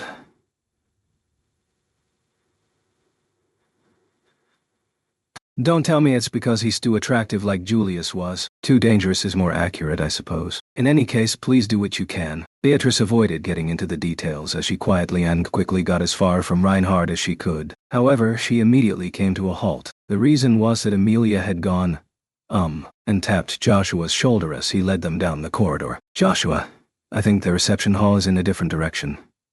I am sorry. However, Lady Anastasia is currently receiving guests, so I cannot bring you directly to the reception hall. I see. Guests. Listening to Joshua's reply, Amelia put a finger to her lips and sank into thought. In her place, Subaru murmured, Guests, huh? Meaning guests, besides Amelia Tan Anfel's envoy, Reinhard. You will understand soon enough. There is no need to stare at me with the eyes of a wild beast. Hey, wild beast's going too far. I don't look hungry and feral enough for that. You will understand soon enough without you raising your voice like a demon beast. That's even worse than before. Which demon beast you talking about anyway? Dog, whale, rabbit. Pick one. Subaru went through the bestiary of detested demon beasts that lingered strongest in his memories. Lately, he'd been wondering where to rank spiders too. Also, he felt like there was something like a charbroiled lion in there somewhere, but the impression it had left was somehow thinner than the rest. Whale, you say? As Subaru dug deeper into his memories, Reinhard murmured quietly beside him. When Subaru responded, Reinhard slowly shook his head side to side. I whale. May I take it that you mean the white whale? Subaru. Yeah, that's right. The worst whale there ever was. It's a straight-up miracle I got through that fight without dying. Really, Subaru thought it was a true miracle that he hadn't racked up more deaths fighting against the white whale. He'd resolved to die many times over. He'd tasted death many times over. That was how menacing the demon beast was, and the damage it had inflicted was hard to forget. Even in the present, the sacrifices continued to torment Subaru's chest. Would you mind telling me the details about the white whale later? That beast is not an unrelated matter to me, though I'm sure it will be a long talk once we begin. Sure. You don't need to tell me about any circumstances that are hard to talk about either. Somehow, he could guess the reason behind Reinhard's clouded expression. To Subaru, the battle with the white whale was also their solution, and recompense for one man's obsession with the beast that had lasted for over a decade. And he could guess at the relationship between that man and Reinhard. Subaru didn't have any way to know exactly what had happened in their pasts, however. Naturally, it wasn't something he should ask out of idle curiosity. He knew that much. Thank you. Therefore, that was the only reply Reinhard could offer in return. No more was needed. That was enough. We have arrived. Please wait here in the tea room until Lady Anastasia's meeting is finished. Joshua announced that they had reached their destination right as their conversation was over. Seeing Thlighting's screen partition for what had been dubbed Theater Room, Subaru felt his Japanese spirit throb. What a calculating use of the Japanese spirit, he mused. But such casual thoughts lasted for only a few seconds. I am sorry, honored guest. May I leave some other guests here until the rest of your party returns? Apparently, someone else was already in the tea room, and Joshua was addressing him through the screen. When he did so, there were obvious signs of someone stirring within. Feel free. I am doing nothing here except gathering dust. When the sound of the replying voice reached his ears, Subaru furrowed his brow. Then surprise set in. It was a familiar voice, one difficult to ever forget. More importantly, he'd been thinking of the man only a moment prior. Subaru seemed to be the only person in that place who was surprised. No, Reinhard was the sole exception among the others. His soft visage hardened ever so slightly, and bewilderment entered his blue eyes. Not noticing that hesitance, Joshua slid the screen to the side. The paper screen door opened, revealing the small interior of the so-called tea room. Then the individual kneeling in a traditional fashion upon a square cushion turned his tranquil eyes toward them. Grandfather, Reinhard. The initial voices of grandfather and grandson overlapped. This was an unexpected reunion between the sword saint and the sword devil of the famed Astria family. The people gathered in the reception hall of the Water Raiment were distinguished in multiple ways. I have to say, I'm surprised that Reinhard and Mr. Wilhelm are family. Now that you mention it, both seem to be very good with swords. That completely absent-minded way of looking at things is so EMT that it hurts. Assembled around the long table in the center of the room, the respective camps were sitting on square floor cushions in traditional Japanese style. Emilia and Suber were quietly whispering to each other in a corner where they sat side by side. She might have been nervous, but the contents of her words did not display any particular sense of tension at all. Betty is paying close attention, but it will be of no use if anyone makes a sudden move. Subaru, you should focus on not receiving cold stares from everyone present, I suppose. It hurts to hear you say that because I used to get plenty of experience with exactly that. Sitting on Subaru's other side, Beatrice offered those words of caution. Incidentally, Emilia was sitting with her legs to the side. Subaru was sitting cross-legged, and Beatrice was sitting on her knees. This was the result of Subaru daring her to try it, but Beatrice's knees were already beginning to shake. Either way, Garfield is here should anything happen, and with the people present, this is a needless concern regardless. With her legs at their limit, Beatrice shifted them to the side. Subaru glanced at Garfield, who was sitting defensively in a corner of the room. The encounter with Reinhard had to still be on his mind in various respects, but he seemed to have his hands full with Mimi clinging to him. Subaru hoped that Mimi would help distract him a little bit. At present, the main figures from multiple camps were seated in the large reception hall, and other associates were on standby at the edges of the room. That was why Mimi's brothers were also present. Seeing his older sister glued to Garfield's side, Hataro was staring daggers at the offending boy, while TBS' face made it clear he wanted nothing to do with this fracas. Incidentally, Joshua was at the edge of the spectator seats, his already white face looking even paler than usual. Out of everyone who had gathered in the hall, the one to kick things off was Reinhard, who started with a bow. We are truly grateful for the invitation you have offered us. Lady Fel's arrival to the inn is slightly delayed, but as she shall arrive forthwith, allow me to give you our formal greetings in her stead. No need to be so stuffy. Considering this invitation wasn't short notice from me, that's plenty. Though there was much more overlap in arrivals than I expected. Hostess, Anastasia, softly smiled as Reinhard engaged in the courtesies expected of an envoy. Reinhard nodded in response to Anastasia's words.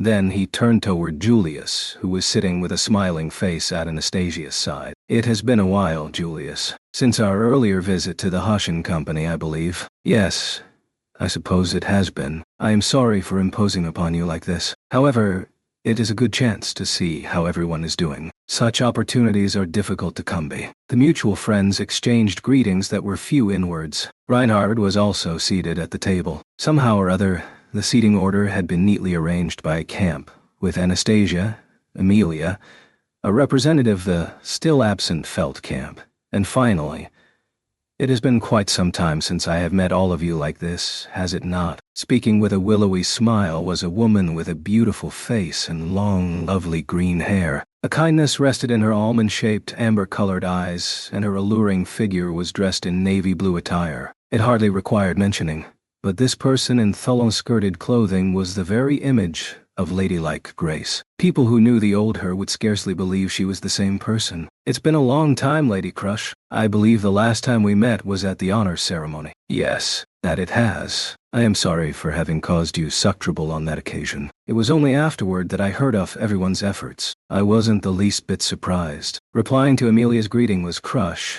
giving a rather soft-seeming response. Her previously gallant and decisive demeanor had been lost along with her memories, with her old fearlessness still yet to return.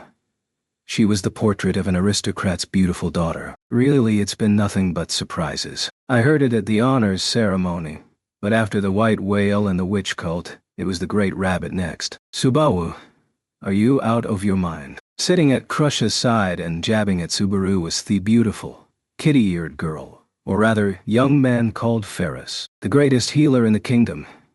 He'd also worked part-time as Subaru's physician. There was an edge to his otherwise teasing words that made Subaru sit up slightly straighter. The cause of Ferris's anger towards Subaru was obvious. I'm sorry for ignoring your warnings using magic and smashing my gate.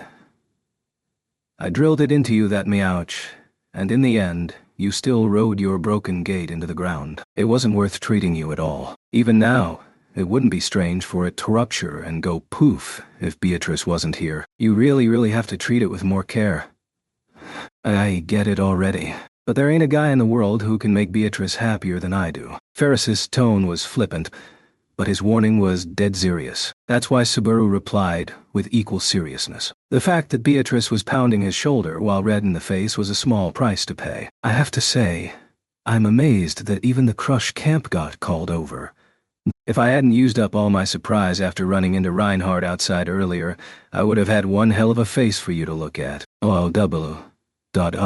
That is quite a wasted opportunity. But it's realized something to have so many invited guests gather here today. Even I'm astonished it's this many. That is only natural, as there was no specific date set. It is rare to have a chance to meet everyone at once like this, so we should consider this accident of timing as the blessing it is. It was the final member of the Crush camp, Wilhelm, who spoke of this coincidence as a good opportunity. Crush was sitting formally on her knees, while Ferris was sitting with his knees apart in a rather feminine fashion. Wilhelm was also sitting formally on Ferris's other side, but in spite of his butler's attire, his gentlemanly demeanor seemed a perfect fit for the distinctly Japanese ambience. By some quirk, the seating arrangement of the campshad put Wilhelm and Reinhard right next to each other, which was a sight that was bad for the hearts of Subaru and everyone else aware of their relationship. Those two aren't meeting each other's eyes, are they? Subaru mentally nodded to Amelia's very quiet whisper. Pairing Wilhelm and Reinhard meant grandfather and grandchild were seated side by side,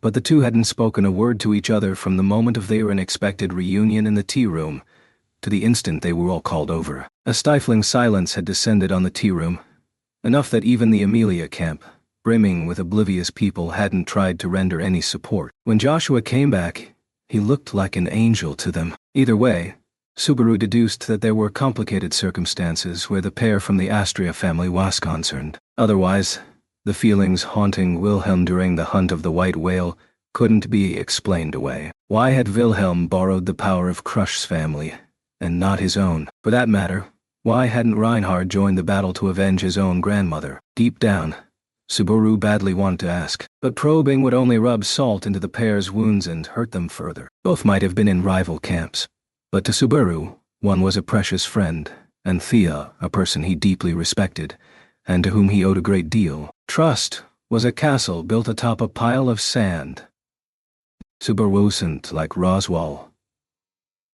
He'd stand firm. That was why he simply held out hope that someone would make the conversation naturally flow in that direction. Incidentally, why did Lady Anastasia call everyone here?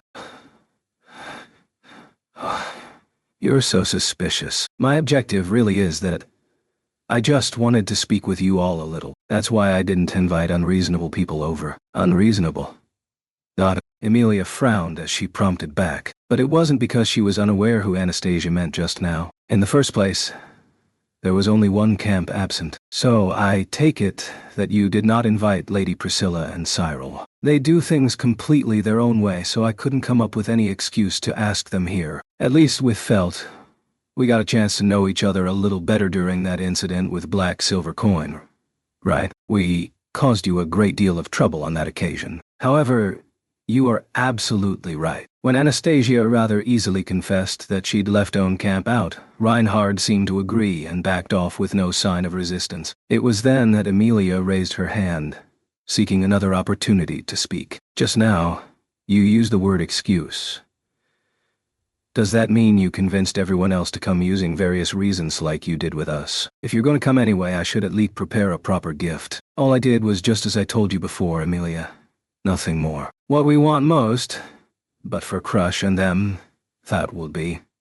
When Anastasia replied with a cutesy smile, Subaru glanced over at Crush and company. What Amelia wanted was a magic crystal to use as a catalyst to call back Puck. And considering the problems facing Crush and the others, the thing they wanted most was information about. We came to Pristella because Lady Anastasia claimed to have some information concerning the incident with the Archbishop of Gluttony.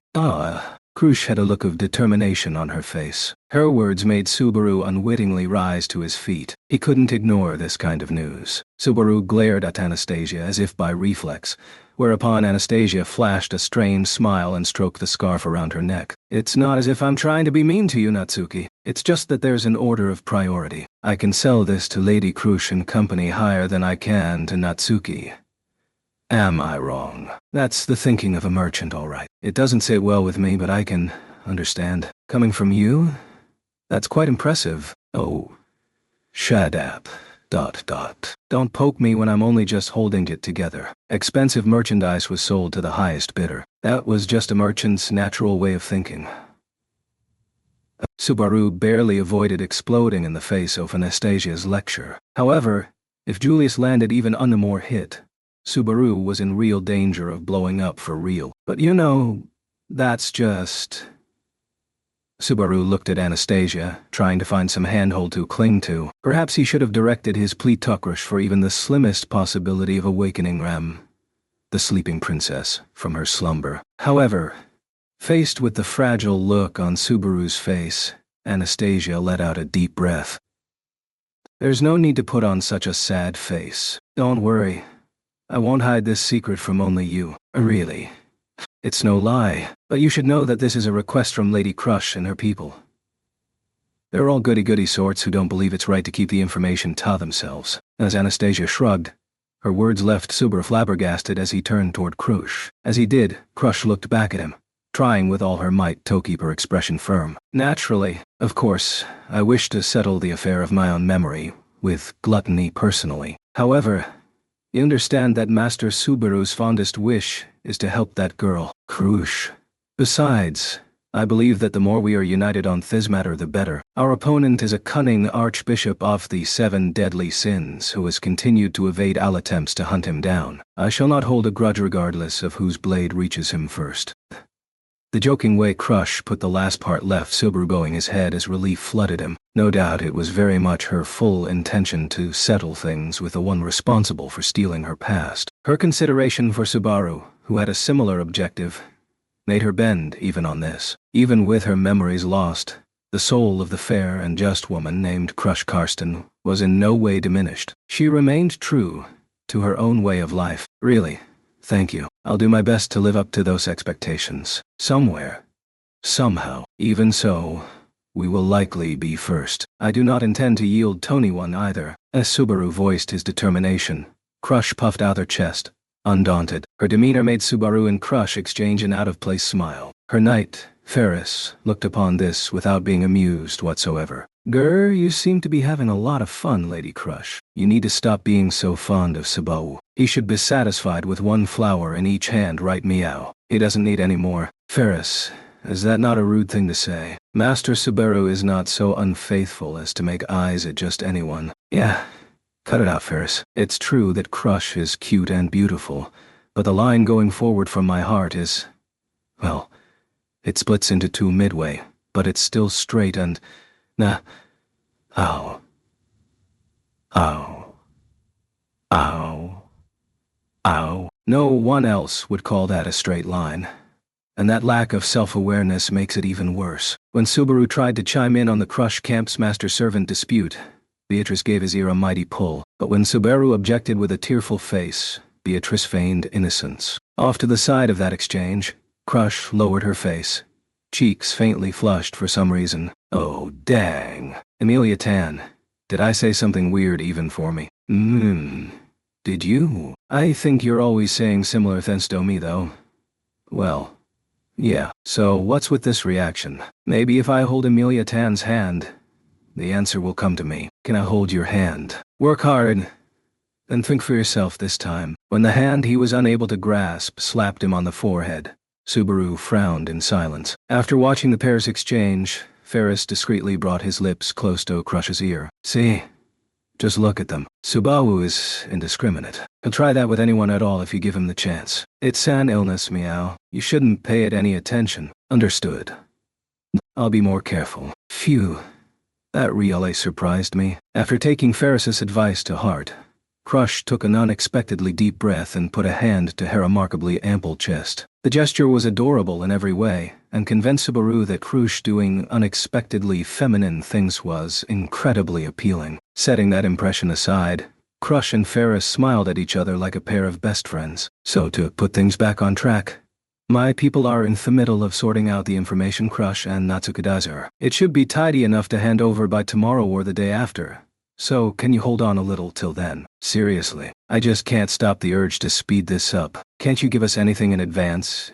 Even a small bit. Rushing keeps you in Rizzy's debt forever. Not good to flirt with total loss, is it? So calm down. Chagel shied with a saying that probably meant haste makes waste. Subaru groaned and sat back down. Emilia and Beatrice both put a hand on one of his shoulders. At any rate, it seemed that everyone had a reason of their own to come to Pristella.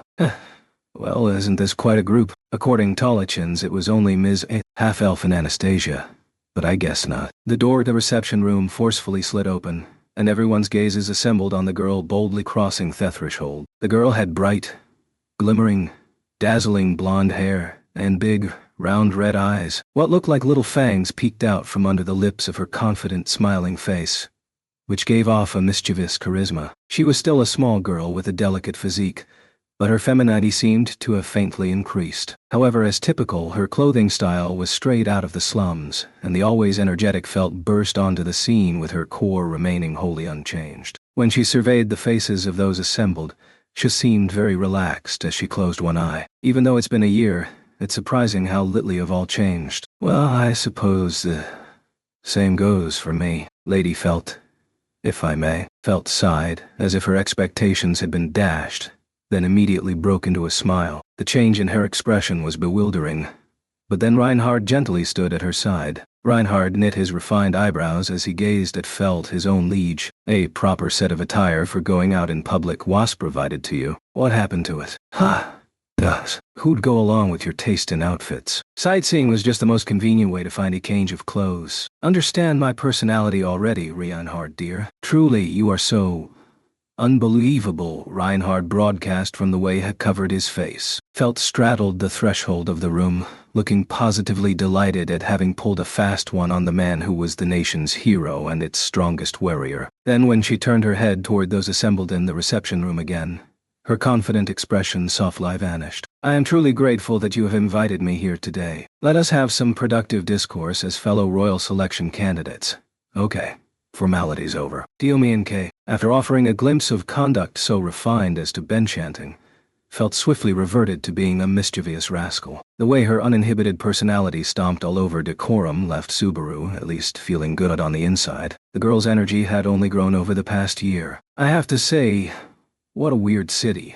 And this is a weird building. All the novelties everywhere wore me right out. As she spoke, Felt happened to sit cross-legged on the square cushion Reinhard had been using. Reinhard drew aspirate cushion over for himself, putting her between the awkward grandfather-grandson pair. Of course, this hadn't been deliberate on her part, but that was just like her to do something like that purely by instinct. A novelty. If that is what you think of it, then I'm happy. Actually, I have other reasons for picking this in too.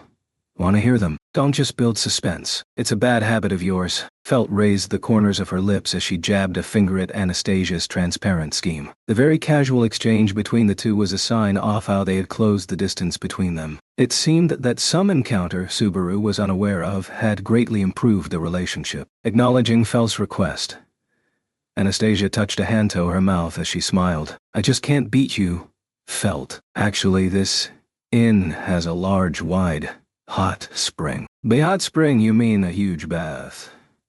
Felt's eyes glistened as she practically leaped to her feet. A bath sounds great. Back in the slums, a chance toe swack in hot water was hard to come by, and I loved it. Hey, you finished all the important talk, right? The greetings have already ended. But, Lady Felt, do not tell me you deliberately came late to the inn hoping to avoid serious conversation. not listening. Hey, sisters, let's go to the bath already, Beth. Ignoring Reinhard's reproachful comment, Felt addressed Amelia and the others. Amelia was surprised she'd had called out to her, but it didn't take long for her to smile and return. A bath is fine with me. I really want to see what this big bath is like. I suppose you are right. We are tired from a long journey, so that might well be best. Amelia seemed excited, and even Crush agreed with an elegant smile. Of course, neither Felt, originator of the proposal, nor Anastasia, boaster of the hot spring, was go object. Wait. Seriously. Hot spring. With these girls and this it up. Hey, mister. Don't get in the way of our fun. Alright. It's settled. So let's go. Felt folded her arms towards Subaru, who had been left scrambling after she started dictating the pace. Then an especially mischievous smile came over her face. Today we bathe. Then we eat. I'm not talking a word about anything else. A manly declaration indeed. In the end, Felt had the last word, and it was decided that everyone would split up, reassembling in the larger reception room once more at dinner time. That said, it wasn't as if Subaru objected to Felt's proposal either. If anything, the offbeat plan to switch things up was so good that he admired her for coming up with it. Subaru had just found the possibility of gleaning information on an archbishop of the 7 deadly sins in a place he never expected it. He wanted to earnestly address this and other worrying elements that concerned the campus a whole. The most obvious issue was Garfield having hit a wall. Beatrice had told Subaru to wait and watch, as Garfield overcame it with his own strength, but General, sorry, but do you mind if I head outside for Abbott? I don't think there's anything, but I better stick an ear out anyway. After the initial end of the meeting in the reception room, the men gave a send-off to the girls, who were on their way to the big bath, then were left to their own devices. That was when Garfield came to Subaru with their quest. Garfield, worries or not, you're damn strong. But I ain't the strongest. That ain't good enough. That was the last thing Garfield said as he turned away and walked out of the inn. Considering his role as their escort, Subaru should have stopped him, but he did not. He trusted that Garfield of all people could make a recovery of some sort in one night. Therefore, Subaru could sub in for him for that one night. Couldn't he? He calls me General and treats me like his older brother. This is the least I can do for him, right? In fact, Garfield's other honorary older brother would have been here if he wasn't walking around the city that very moment. Or walking and drinking, rather. That meant it fell to Subaru alone to do what he could for their little brother. Damn you, Otto. Not being here when I really need you. Seriously, what an Otto. Praying his younger brother wouldn't grow up to be like that. Subaru headed to the large reception hall when it was time for dinner. When he did so, he saw the girls, who were back from bathing, as well as the men rendezvousing with them at the appointed time. Biko, your outfit. Oh ho. How is it, I wonder? Today's Betty is a different flavor than the norm. Beatrice wore a smug face as she greeted Subaru. Her cheeks were faintly reddened from her recent bath, driving her cuteness to even greater heights. But that wasn't what surprised him. Beatrice was always seen in her extravagant dress. Boothoo was floored by the sight of her in a yukata. Oh, incredible. Just incredible. So they even have a yukata here, and it looks really good on you. Biko? You're so pretty. Biko, you're so lovely. Did you manage to put Iton all by yourself? It's only natural, I suppose. To Betty, such a feat is more trifling than a cupcake. That figures. Well, that's what Biko would say. But is it true? Tee. Don't doubt her. It's true. Beatrice only tripped in the hem twice. Slander, I wonder. Subaru, between Betty and Amelia, which one do you believe? The moment you asked that question, you already lost. That was the normal judgment to make, for Beatrice was predictably dishonest while Amelia was entirely too honest. Amelia softly smiled as Beatrice's face became redder still. She was in a yukata as well, with her still damp silver hair tied up neatly behind her head. This gave him a perfect view of the nape of her neck, which was truly marvelous. She smelled nice, too. Subaru, you seem to be breathing heavily through your nose. Do you have a fever? A slight fever of love?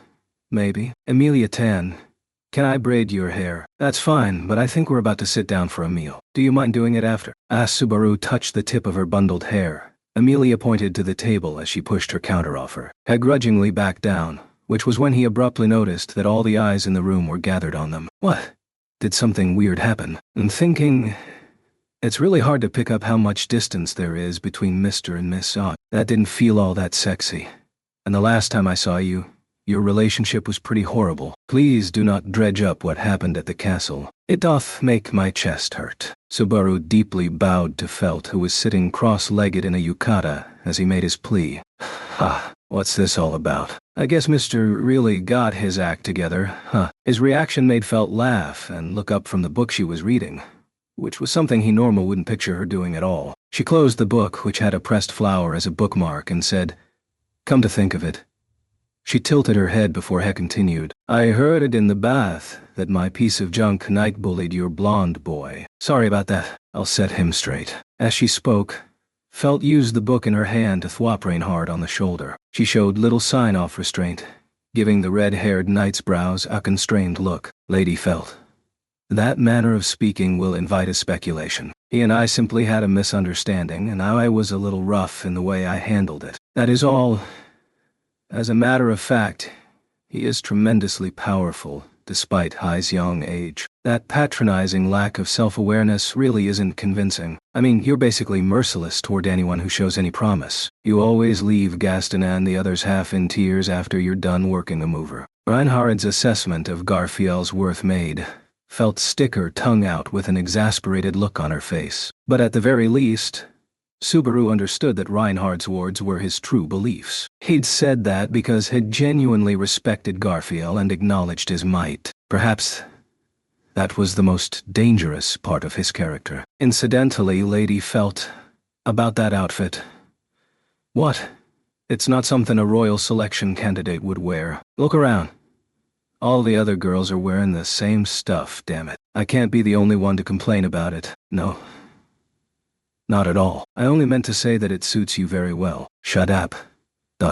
However, it was incredible to see just what vivid invective Felt directed at Reinhard. He was the man most trusted and respected by the kingdom's people. Virtually everyone sincerely praised Hemus, a knight among knights. A sweet word from him would be enough to make many a woman swoon, but Felt batted it aside like it was so much garbage. Subaru was becoming genuinely concerned that things weren't going quite as swimmingly with them as Theramores would suggest. On that score, our side's pretty close to ideal. Though Krush's people take number one on that list. We what now? When Subaru put a hand to his chin in thought, Krush directed a questioning look at him. Of course, Krush was no exception and wore a yukata as well, in a different manner than the dresses she commonly wore now. The thin yukata fabric, which was draped elegantly over her figure, heightened her feminine grace. He knew that the outfits were originally worn as nightwear for evening revelry, but they were top-notch forecharm as far as Japanese clothing went. Yeah. What? You and Ferris are really close, but you guys don't have that kind of relationship, right? I'm in a slightly different situation because of the ulterior motives I started with, but you guys have, like, a picture-perfect relationship. When you put it like that, I feel like blushing. Teehee. Yes, Ferris. Very, very much as ulterior motives where Lady Krush is concerned, though. Instantly, Ferris's statement made the air in their reception hall freeze over. Krush's expression remained locked in a charming smile, while Ferris gazed at her with a grin. Incidentally, Ferris was also wearing a yukata. He'd changed into one at some point, and it suited him just as well as it did any of the girls. At any rate, sorry for exposing a secret no one needed to hear. Let's eat. Please do not unearth bombs and attempt to flee like that. Krush lamented with tearful eyes as Subaru tried to retreat to dinner. Perhaps it came as a bolt from the blue as far as she was concerned, but Subaru hadn't been deliberately searching for explosive secrets like that, either. What to do? Thought Subaru as he let his gaze wander. Ferris, I cannot approve of you startling Lady Krush like this. The one comment that changed the mood all at once had come from Wilhelm, who had been holding his silence. Sitting formally in a yukata, the sword devil's words made Ferris touch a finger to his own lips. Oh no. Even old man will doubt Ferry's feelings. Respect. Affection. Romance. Cease courting chaos by teasing the lords and retainers in attendance. I am compelled to note that preying on someone's naivete is not adorable in the slightest. Ooh, you're so strict. Sheesh. Wilhelm's gravitas-filled lecture made Ferris pout and surrender. After that, Ferris contented himself by snuggling his face against Crush's shoulder. You don't have to get all worried like that. Of course it's a joke. Fairy having all kinds of ulterior motives with Lady Crush would be bad on so many levels. Yes, I suppose it would. Phew. You surprised me. Because I cannot use my blessing properly at the moment. I feel like I might be misunderstanding your feelings of many things, Ferris. That's not the case at all. Crush was breathing a sigh of relief, but the look in Ferris' eyes that moment tugged at Subaru. For an instant, an intense emotion filled his eyes. It might well have been his personal brand of agony. Though he acted in a frivolous manner, the suffering borne by Ferris over the last year was probably comparable to Subaru's. He painfully understood the regret anguish at Ferris's very core. Preparations for dinner seem to be in order. So would you mind bringing it in? Having waited for a natural lull in the conversation, Joshua instructed the inn employees to set the table. As they got to work placing one dish after another atop the long table, surprised reactions sprang up all around. The varied cooking was something Amelia and the others had never before seen, but Subaru's reaction was for a different reason.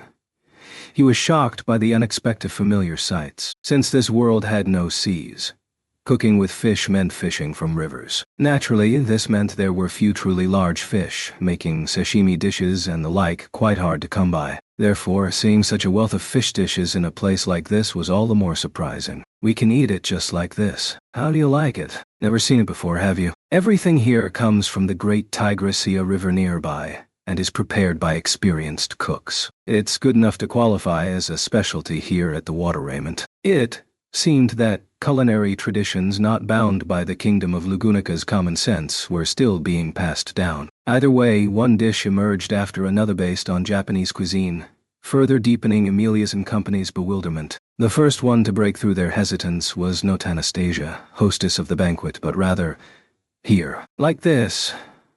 This is how you do it right. Unfortunately, the utensils were forks, but Subaru thrust this into some sashimi of a fish he didn't recognize, applied the soy sauce-like seasoning, and tossed it into his mouth in on go. Then, as Amelia and Beatrice went, in surprise beside him, he licked his chops. Delicious. It's been so long since I had sashimi. This is the best. You're the greatest, Anastasia. It's tasty. It's a masterpiece. The fish is fresh, so it tastes incredible. It's a shame. If you had sushi vinegar here, you could try copying my dad's sushi chef pal and make so many sushi. Sorry. I don't understand what you're saying, but easy. So it is tasty then. The gist of Subaru's stream of consciousness had apparently gotten through. Amelia chose to believe only the most critical part and did as he had, putting soy sauce on the sashimi before trying it herself. When she did so, Amelia opened her round eyes wide. She went, happily clenching and waving a fist. Seeing the same honest reactions from master and retainer alike, the others in attendance put their hands on the food one after the next. Natsuki, there you go spoiling my fun again. Anastasia had had her thunder stolen, leaving her ever so slightly dissatisfied. But Subaru's and Amelia's idyllic reactions finally made her expression relax. Goodness, there's no helping you children. Hey, leave some for me. The dinner party was host to various worries, and certain faces were not in attendance.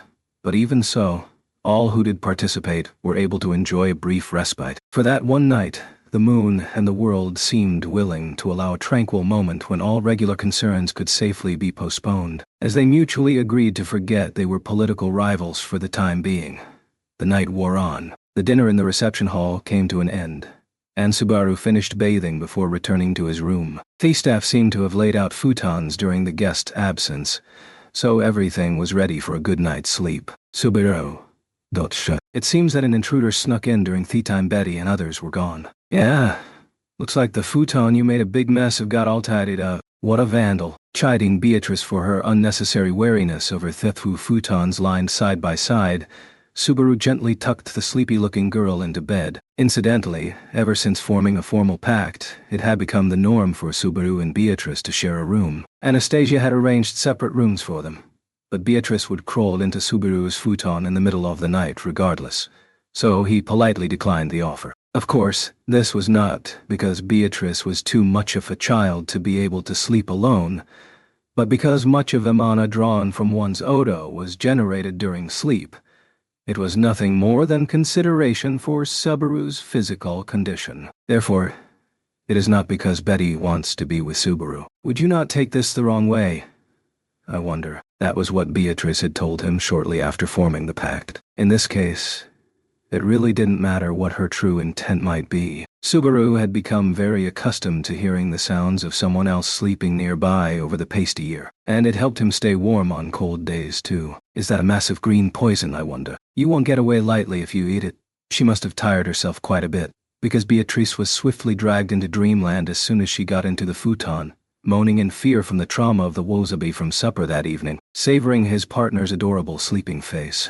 Subaru gave his back a good stretch in the middle of the room. Now then, how about I take a little stroll until I get sleepy? Tightening the belt of his yukata, Subaru headed out of the room in high spirits. He hadn't settled on a destination, but he had no intention of walking as far as beyond the inn, figuring that he would get some air out in the garden. He imagined the scenery, which greatly resembled a Japanese garden, would look great under the moonlight. Looking up at the round moon through the corridor's window, Subaru squinted at its silver light. It was a quiet night. In terms of defenses, the hot spring had sections that were overly exposed, but given the lineup staying there at the moment, he could only pity anyone foolhardy enough to try to break in. I do not think anything will happen, but if something does occur in this district, I will hurry over. Please rest at ease. Such were Reinhard's reassuring words when they parted ways in the hall. The fact that he'd used the word district rather than inn was so reassuring. It was downright scary. Given his personality, it was possible he was being modest, just choosing to not use the word city. Reinhard, huh? Thinking of his friend, who quite possibly might still be in guard even at this time of night, Subaru lowered his eyes. It was hard to forget how unpretentiously Reinhard had agreed he was Subaru's friend. During the unexpected reunion earlier in the day, Subaru had reforged his broken friendship with Reinhard, but that didn't mean that the terrible things Subaru had said, or the loathsome attitude had shown on that fateful day in the past, were permissible. Friends should be equals. That was what Subaru believed. Whatever Reinhard thought of the matter, Subaru owed him a debt. How could he call himself Reinhard's friend without repaying it? Wasn't there something, anything at all, that Subaru could do for the sake of his friend Reinhard? As he pondered such thoughts, his feet brought him to the garden, whereupon Subaru's breath caught at the sight that greeted him. Under a black sky and a silver moon, with clouds draped over the moon to lend the place an even more bewitching galure, he saw a single person standing there, enjoying their freshing breeze. The man had had a sturdy back and a head and beard dyed white. Subaru knew only one person with those distinguishing features, Mr. Wilhelm. Sir Subaru. Did I alarm you? Wilhelm had probably sensed a human presence long before Subaru noticed him. Addressing Subaru, Wilhelm put his arms through the sleeves of his indigo-colored yukata. As he turned around, the gentleness of his gaze matched his outfit remarkably well. The sight of the sword devil putting his hands through the sleeves of a yukata as he stood in a Japanese-style garden somehow came off as picturesque. It is a quiet night, yet you were unable to sleep. Nah, it's not actually like that. I just thought I'd give this garden a look at night. I figured it'd be a good view, so that's what I was aiming for. I see. Then it was rather boorish of me to intrude on such a solemn nightly occasion. The way Wilhelm spoke those words with a sentimental smile and a soft voice left Subaru scratching his cheek. For Subaru, hearing Wilhelm's voice was immensely reassuring. For some reason, it also made him blush a little. Wilhelm was the person Subaru respected most in this world. There were many people Subaru wanted to stand alongside, compete with, and be considered equal to. But it was quite possibly Wilhelm alone who made Subaru think you want to look up to him while harboring something akin to envy. Wilhelm was pretty much Subaru's ideal, both as a person and a man. Therefore, as Subaru scratched his cheek, he shook his head at Wilhelm's modesty. No, you're not intruding at all. If anything, these were devil suits a Japanese garden so much that it's carving a photograph into my heart for eternity. I like seeing people under a moonlit sky. So far as Subaru knew, the person best suited for a moonlit sky was without a doubt Emilia. Her silver hair twinkled and glimmered in a way the sun's rays never did. Emilia's beauty was like fleeting moonlight. That's why Subaru hoped to one day become a star that nestled up to the moon. Accordingly, Subaru found the sight of the sword devil standing under a moonlit sky, symbolic of his aspirations. You should whisper such words not to me but to a woman. What a waste. With my face, even if I say flowery lines like that, I won't get me very far. And those phrases don't work one bit on the girl whose heart I want to tickle most right now. One must choose words for the sake of the woman one cares for most. That frustration is part of the joys of love. Wilhelm's teasing tone made Subaru's shoulders sag in acomatic fashion. Oh, it's been a long time since I've seen you with that love story vibe. So, Wilhelm had times like that too, huh? But of course. When Subaru bowed reverentially according to established custom, Wilhelm said, "Well then, I suppose it cannot be avoided." Looking particularly pleased as he began to tell his tale, he gazed with his blue eyes at something far in the distance, as he recalled a beloved memory. I am clumsy with my words even today. But my past self was far worse, a man lacking in words. When I first met my wife, the issue of a man with thoughts of nothing but swinging a sword in his mind must have bored her toe ears. But the missus enjoyed talking to you anyway, right, Mr. Wilhelm? My wife was a profound woman. Even as she suffered under the weight of the destiny she carried upon her slender back, she never spoke one word of that to others. That was probably why I was attracted to her from the first time I ever laid eyes on her. But I was so foolish at the time not to realize any of that. Wilhelm's voice held a whiff of regret and shame.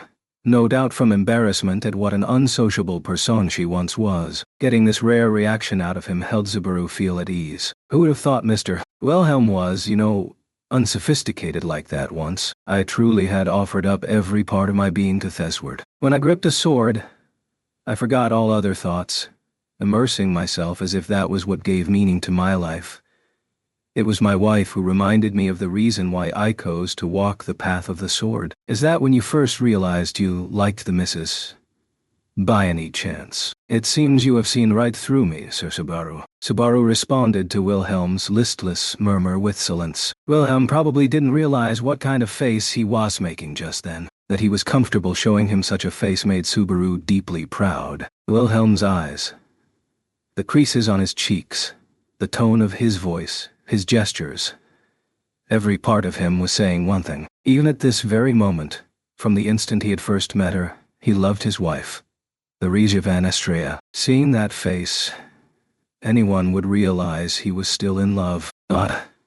Without his knowledge, Subaru had come to the verge of tears while looking at Wilhelm's expression. Heat was rising into the back of his eyes. For some reason his chest got hot like this when he looked at the face of someone in love. It would really put Wilhelm in a bind if he started crying at a place like this, wouldn't it? It is as you say, Sir Subaru. It was then that I realized my feelings for my wife. As Subaru lowered his head to conceal his tears, Wilhelm continued to recount long-gone days. Accepting his generosity, Subaru listened to the man's tale as the itch inside him only grew stronger. Swinging the sword was everything to me, but it was the thoughts I had before swinging the sword, and the thoughts I had from swinging the sword that made me all that I was. My wife realized that about me as if it was a matter of course. From then on, when I swung my sword, I thought of my wife. You still do even now. Then and now, what links me to my wife is Thesward. Wilhelm paused slightly before weaving the words in response to Subaru's question. As Wilhelm faced Subaru with the moonlight at his back, his eyes had grown damp from complex emotions. He felt pride. He felt regret. He felt hesitance, passion, and shame. Bravery and tragedy were present too. But behind all these emotions was love. So long as I grip a sword, my feelings for my wife shall no doubt persist. Accordingly, when I die, I want to die with a sword in my hand. To me, that is nothing less than continuing to be with my wife. Wilhelm was too clumsy, too blunt, to love her in any other way. Subaru drew in his breath, taking many shallow breaths as if he was gasping for air. His tongue was numb, and he felt like his lungs were convulsing. But he pressed on hisses to suppress his beating heart and forced his tongue to move. That moment, with Wilhelm gazing into the distance before his eyes, he had to say it. Please don't say ominous things like when I die. Mr. Wilhelm, you're young, almost too young, and it'll be a real problem if you're always thinking about retirement. Sir Subaru. Krush and Ferris are both super dependent on you. Krush must struggle with not being able to remember her memories, and Ferris doesn't let it show, but he must be stretched pretty thin from supporting her any way he can. So they need you, Mr. Wilhelm. Besides, even I have lots of things left I want Mr. Wilhelm's help for. Maybe this is a naive way to think when it comes to political rivals, but Subaru liked Wilhelm. Wilhelm kept his feelings for his departed wife close even as he struck down his foes. That was why Subaru respected him as a man, even if Wilhelm had no awareness of it. Even if amid repeated loops Subaru had spent no more than 10 days Ashi's apprentice, Subaru admired Wilhelm's strength. Subaru was frightened to hear words that acknowledged death emerge from Wilhelm's mouth. Even more than before, Subaru was sensitive to death among the people he personally knew. His promise with Roswell was one reason, and it was also the effect of return by death altering Subaru's own thoughts. When he thought of someone he knew dying, he lost all control over his emotions. It was enough that he had secret fears where Amelia and Beatrice were concerned. It seems that, as is typical, I chose my words quite poorly. As Subaru stood stiff, Wilhelm closed the distance between them with a pained smile. Drawing closer one step after another, the sword devil ended up right before the edge of the porch on which Subaru stood. Then his blue steely gaze pierced Subaru's flickering black eyes. Sir Subaru, that may be a virtue of yours, but it is also a weakness. The words held no echo of a smile, but nor were they scornful scolding. Somehow, it sounded as if he was debating a point like an elder speaking to his junior. Or if Subaru was to put it more precisely, the tone was like that of a grandfather speaking to a grandchild. My wife was very much the same. It was a bad habit of hers to suppress her own feelings, prioritizing the hearts of the people all around her, and always placing herself last. Bad habit, you say? Nah. To begin with, I'm not decently a guy. I'm not wishing for everyone, everywhere to be happy or anything like that. I'm a guy who thinks that if I can just make sure the people around me are happy, that's enough. The issue is that the range in question is the people around you. My wife did not wish for it, but she possessed a power unsuited for any single person to wield. Her hopes and her wishes extended far beyond the reach and breadth of that power. Wilhelm's wife, Theresia van Astria, was the previous generation's sword saint. Over the last year, even Subaru had become versed in the history of her brief career. She who had led the charge that ended the kingdom of Lugunica's civil war that threatened to destroy the country. A hero and national savior. That was their Ia. Subaru Natsuki could not possibly compare his heroic deeds with hers. I understand what you're saying about your wife, but there's no way in the world that applies to me. In times of peace, my wife was an ordinary woman who enjoyed looking at flowers. The heroes whose names are passed down through history did not continue being heroes in their daily lives. And, Sir Subaru, the extent of your name, and the reach of your hand, is far greater than you currently imagine. Hereafter, it shall only be more so. That's not. I am certain of it. For all you are unable to do alone, Sir Subaru, I believe you are a man who can gather others who cannot do these things alone, either, and in doing so, Yao will make success possible where it was not before. Subaru was in shock. That was all he could feel in response to the exaggerated worth Wilhelm had assigned to him. Subaru wasn't strong. He lacked intelligence or wisdom. And he was half-hearted and weak-willed to boot. Precisely because he couldn't do anything alone, he had to talk other people into doing all kinds of things, and always survived by the skin of his teeth over and over again. Nothing more. Why was it Wilhelm considered Subaru so valuable, in spite of all that? Perhaps you are not yet aware of it for the time being. I suppose those who do not realize your worth yet are many. However, someday you too will understand, and so will everyone else. I'm a puny, helpless guy who's no good at anything, though. Yes, and it is that puny, helpless you, who is no good at anything, whom I like. Punctuating his words with a brief pause, Wilhelm nodded with satisfaction. And the number of those who think the same shall surely grow. Subaru let out a deep breath. Wilhelm really was exaggerating. The words were sound realistic that they couldn't possibly be true. No one could have faulted Subaru for laughing out loud. That he did not do so was because it was none other than Wilhelm saying it. It seems I have rambled too much. I apologize for having kept you here for so long. Seeing the melancholy Subaru harbored, Wilhelm bowed his head as if suddenly seized by embarrassment. Utsubaru, seemingly regretting that he had made Wilhelm feel that way, shook his head from side to side. I'll give what you said just now some proper thought. And I'm kinda sorry. The original point of all this was to listen to stories about your wife. Not at all. It has been a long time since I have been satisfied. Well, perhaps not quite that, but I am glad to be able to speak of my wife. Neither Lady Crush nor Farashev had much time for such things of late. I just accidentally learned something because Mr.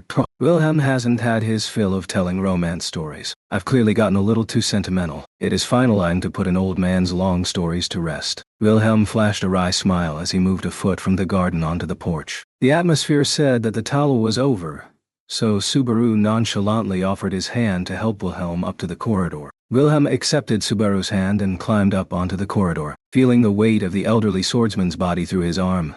Subaru suddenly recalled the situation in the reception hall for an instant. Simultaneously, the thoughts he had had on his way to the garden came back to him. Perhaps this would be very insensitive and brash of him. Yet, even so, Mr. Wilhelm, it's not my intention to go from someone sticking his nose into another camp's domestic affairs to thoughtlessly trampling on the hearts of others, but...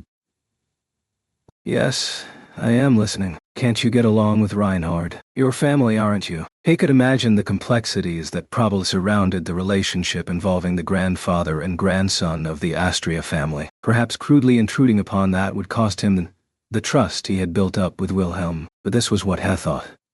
What value was there in a relationship you merely clung to, not saying anything for fear of hurting the other? And if Wilhelm intruding as he had done was meant to make Subaru think precisely that, a thought occurred to me while speaking with you. Sir Subaru, why is it that I am unable to talk like this with my own grandson? This was the source of Wilhelm's agonizing remorse. All expression vanished from Wilhelm's face. He was expressionless but hardly emotionless. These were powerful, powerful emotions locked away deep inside a hardened shell. These were undoubtedly regrets. I am a man of many regrets. However, there are 3 regrets I have amassed over the course of my own life for which I have absolutely no excuse. One of them is the cause of the current rift between my grandson and me. But that frustrates you, doesn't it, Mr. Wilhelm? I am not allowed to feel frustration over this. That is the weight of the words I pounded into my grandson. Into Reinhard, at the time. They were egregiously, unforgivably foolish. While emotionless on the surface, there was a fire that raged inside Wilhelm that seemed like it would scorch his very soul. These were the hellish flames of anger that had continued to blaze over those long years in Wilhelm's unforgiving heart. The fires of regret had combined into a great conflagration, the flame charring Wilhelm, not permitted to cease until he was turned to ash. For the sake of avenging my wife, I averted my eyes from this regret, and now that I avenged her, I know this is truly the time to approach him. But the courage just won't come. Oh, my great shame. Thinking my grandson hates me even now, I cannot bring my feet to move. Wilhelm lamented from the bottom of his heart how disappointed he was in himself. Seeing the old man seemingly shrink dramatically, Subaru was seized by shock. Then, after the shock wore off, he couldn't help bursting into laughter. Subaru. Sorry. I didn't mean to laugh, but I couldn't hold it in. Wilhelm was making an incredulous face, but it was Subaru who found what he said hard to believe. There he'd been, resigned to the possibility that their relationship between the two was so hopeless that it mightn't grow worse. And yet, Mr.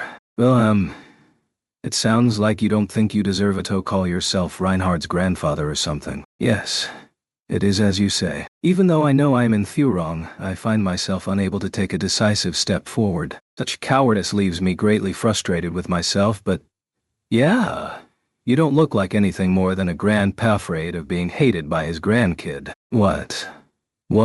Bill's expression clouded up to that point, registered surprise as he blinked hard. That reaction kept Subaru's grin lingering on his cheeks. I don't know much about the reason things went sour between the two of you. I might be off the mark for all I know. But from my outsider's point of view, you and Reinhard genuinely want to patch things up. In that case, it's a lot better for the one doing the apologizing to go first. Surely, Reinhard will refuse to forgive me. If he won't forgive you right away, keep apologizing until he does. In the first place, apologizing isn't about someone forgiving you, is it? You apologize because you want to. The desire to apologize is selfish and arbitrary. I mean, the person apologizing is the one who did something bad in the first place. This time, it was Wilhelm's turn to be bewildered by Subaru's shocking leaps in logic. Of course, Subaru was well aware of how selfish and arbitrary the irrational argument really was. Even so, it was something that Wilhelm, scared of speaking to his grandson and frightened of taking the first step, really needed. What he needed in that moment was the ability to be willfully ignorant, to brazenly act as if past regrets never happened, and a brash willingness to be caught up in thimblement. And Subaru Natsuki was a master of all these dubious skills. So yeah, apologizing all of a sudden after so many years shave past will make someone think, what's with this guy? But over the course of apologizing a bunch of times, that'll start changing. Hard to tell whether it'll become this guy's beyond help or this guy's so annoying though. I believe that would count as a change for the worse. But it's still a change. Wouldn't any progress at all be better than keeping things horribly frozen in place like they are now? The image of Subaru was that he was someone who started out giving a whole slew of people the worst possible impression of himself. To Subaru, being surrounded by people who thought the worst of him was no big deal. Besides, Subaru saw a chance for victory. After all, Reinhard told me he wants to hear about what happened during the fight with the white whale. At the end of all those flippant words, Subaru revealed the fact that would probably become the key. Reinhard had certainly asked Subaru about it on the way to the tea room. I don't know what the white whale has to do with you two not getting along, but if it is connected, Reinhard knows it's Mr. Wilhelm who struck the white whale down. He knows that you spent over a decade to avenge his grandma too. He probably hopes it's high time for things stuck in the past to start moving too. There was no way for Subaru to know how Reinhard truly felt. In fact, it still wasn't clear to him how they'd ended up friends in the first place. There were even times that he worried they'd become friends too easily. Part of that was probably due to his belief that Reinhard had never felt powerless or uninformed, but there was no way that was true. There was no doubt Reinhard also had things he worried about. Even Wilhelm, who looked superhuman from Subaru's point of view, was just another man, another grandfather, another flawed human being with problems and baggage. Was it so wrong to think Reinhard was the same? If Reinhard was such a man, then there was something Subaru could do for him as his friend. He hoped that all it would take was a single act off meddling. I wonder if my grandson, if Reinhard will listen. After a brief pause, Wilhelm wrung that question out of himself. Subaru smiled, because this was the exact trigger for taking the first step forward that Wilhelm had been looking for. First, you talk to him until he's sick of you. If he brushes you off, that's fine too. I mean, I always approach Amelia Tan with the mindset that I might only succeed once out of 100 tries. Unbelievable. Listening to Subaru's advice, the unexpected revelations made Wilhelm shake his head in disbelief. Then the old man lifted his gaze, peering up at the silvery moon floating overhead. There is no besting you, Sir Subaru. It was clear from his voice that he was smiling. Chapter 4 Noisy. Tranquillitide. Next morning, Subaru, who had woken up in high spirits, was standing in the garden as the morning sun shone upon it. Savoring the sensation of the cobblestones beneath his soles, Subaru filled his lungs with the refreshing morning air, going in as he stretched his back. The sight drew a small smile from Amelia, who was standing next to him. What is it, Subaru? You're in a really good mood this morning.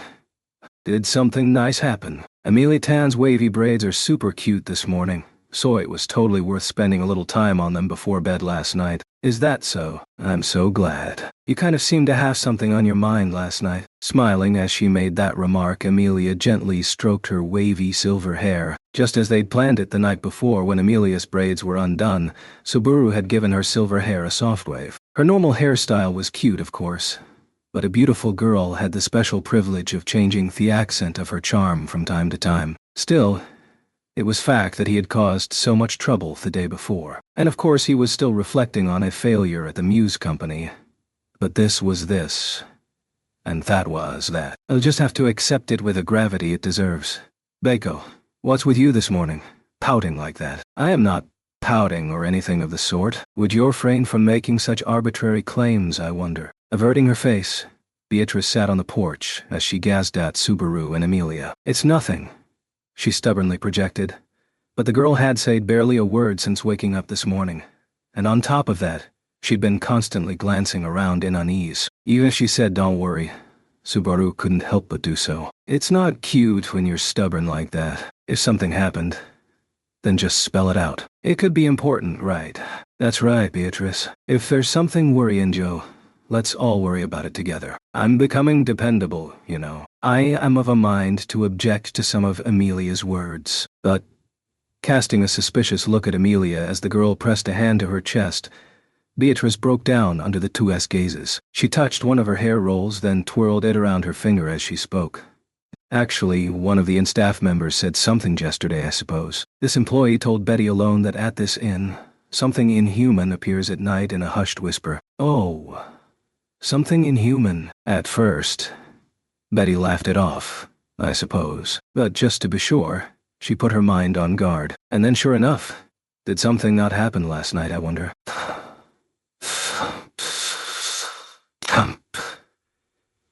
Captivated by Beatrice's tale, Amelia pressed a hand to her chest as her eyes darted this way and that. From that reaction, she was really getting into it as Beatrice's voice grew more heated still. In the middle of the night, Betty awoke to a strange presence. And did she gently slip out of the room, so as not to awaken Subaru as he slept with a stupid look on his face? I wonder. Don't stare at people's faces when they're sleeping. It's indecent. I was not staring. Was my glance not as light and graceful as the snow? I wonder. Beatrice had just incriminated herself in a panic, but she was cute, so Subaru decided to let it pass without comment. At any rate, Betty pursued that presence. Then, just beyond the entryway, I found the source of that aura. You found it. And then what? Did I confront that pale face floating in the darkness from the front, I wonder? This face noticed Betty as well, and we entered a contest of stares.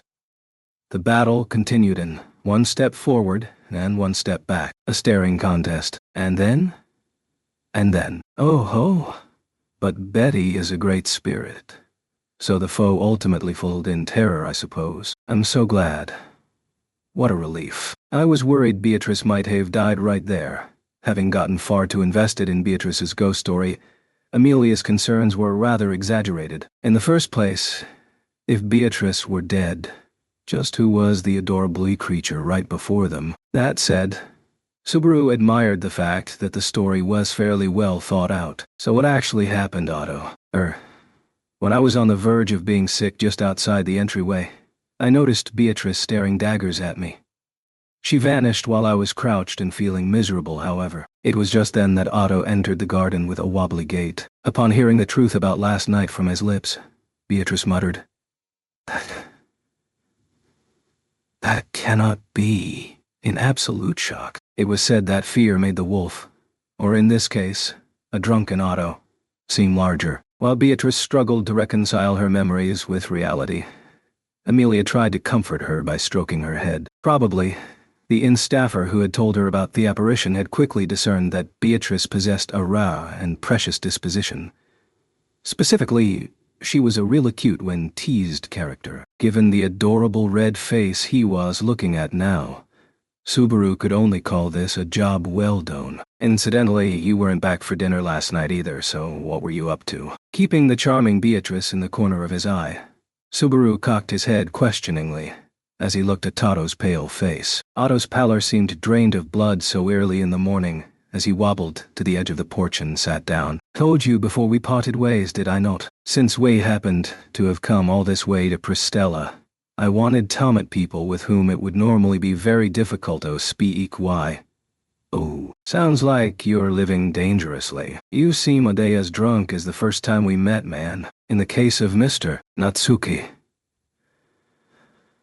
I was not drunk when we first met, I believe. If that's what you remember, then it's probably true. For you, at least. Otto seemed to have no recollection of such an event, and at present, his memory was correct. Their first meeting from Subaru's point of view, and from Otto's point of view, differed greatly in place and subsequent developments. Subaru had no intention of trying to explain over and over the happenings during various circuits of a loop that had been lost for eternity. Deciding to move on, Subaru shot Otto's suspicious face a wink. Anyway, make sure you aren't a bad influence on Biko, or it'll affect her development. Well, I do understand that you were trying your best for the group, though. This, I did all on my own, Aga.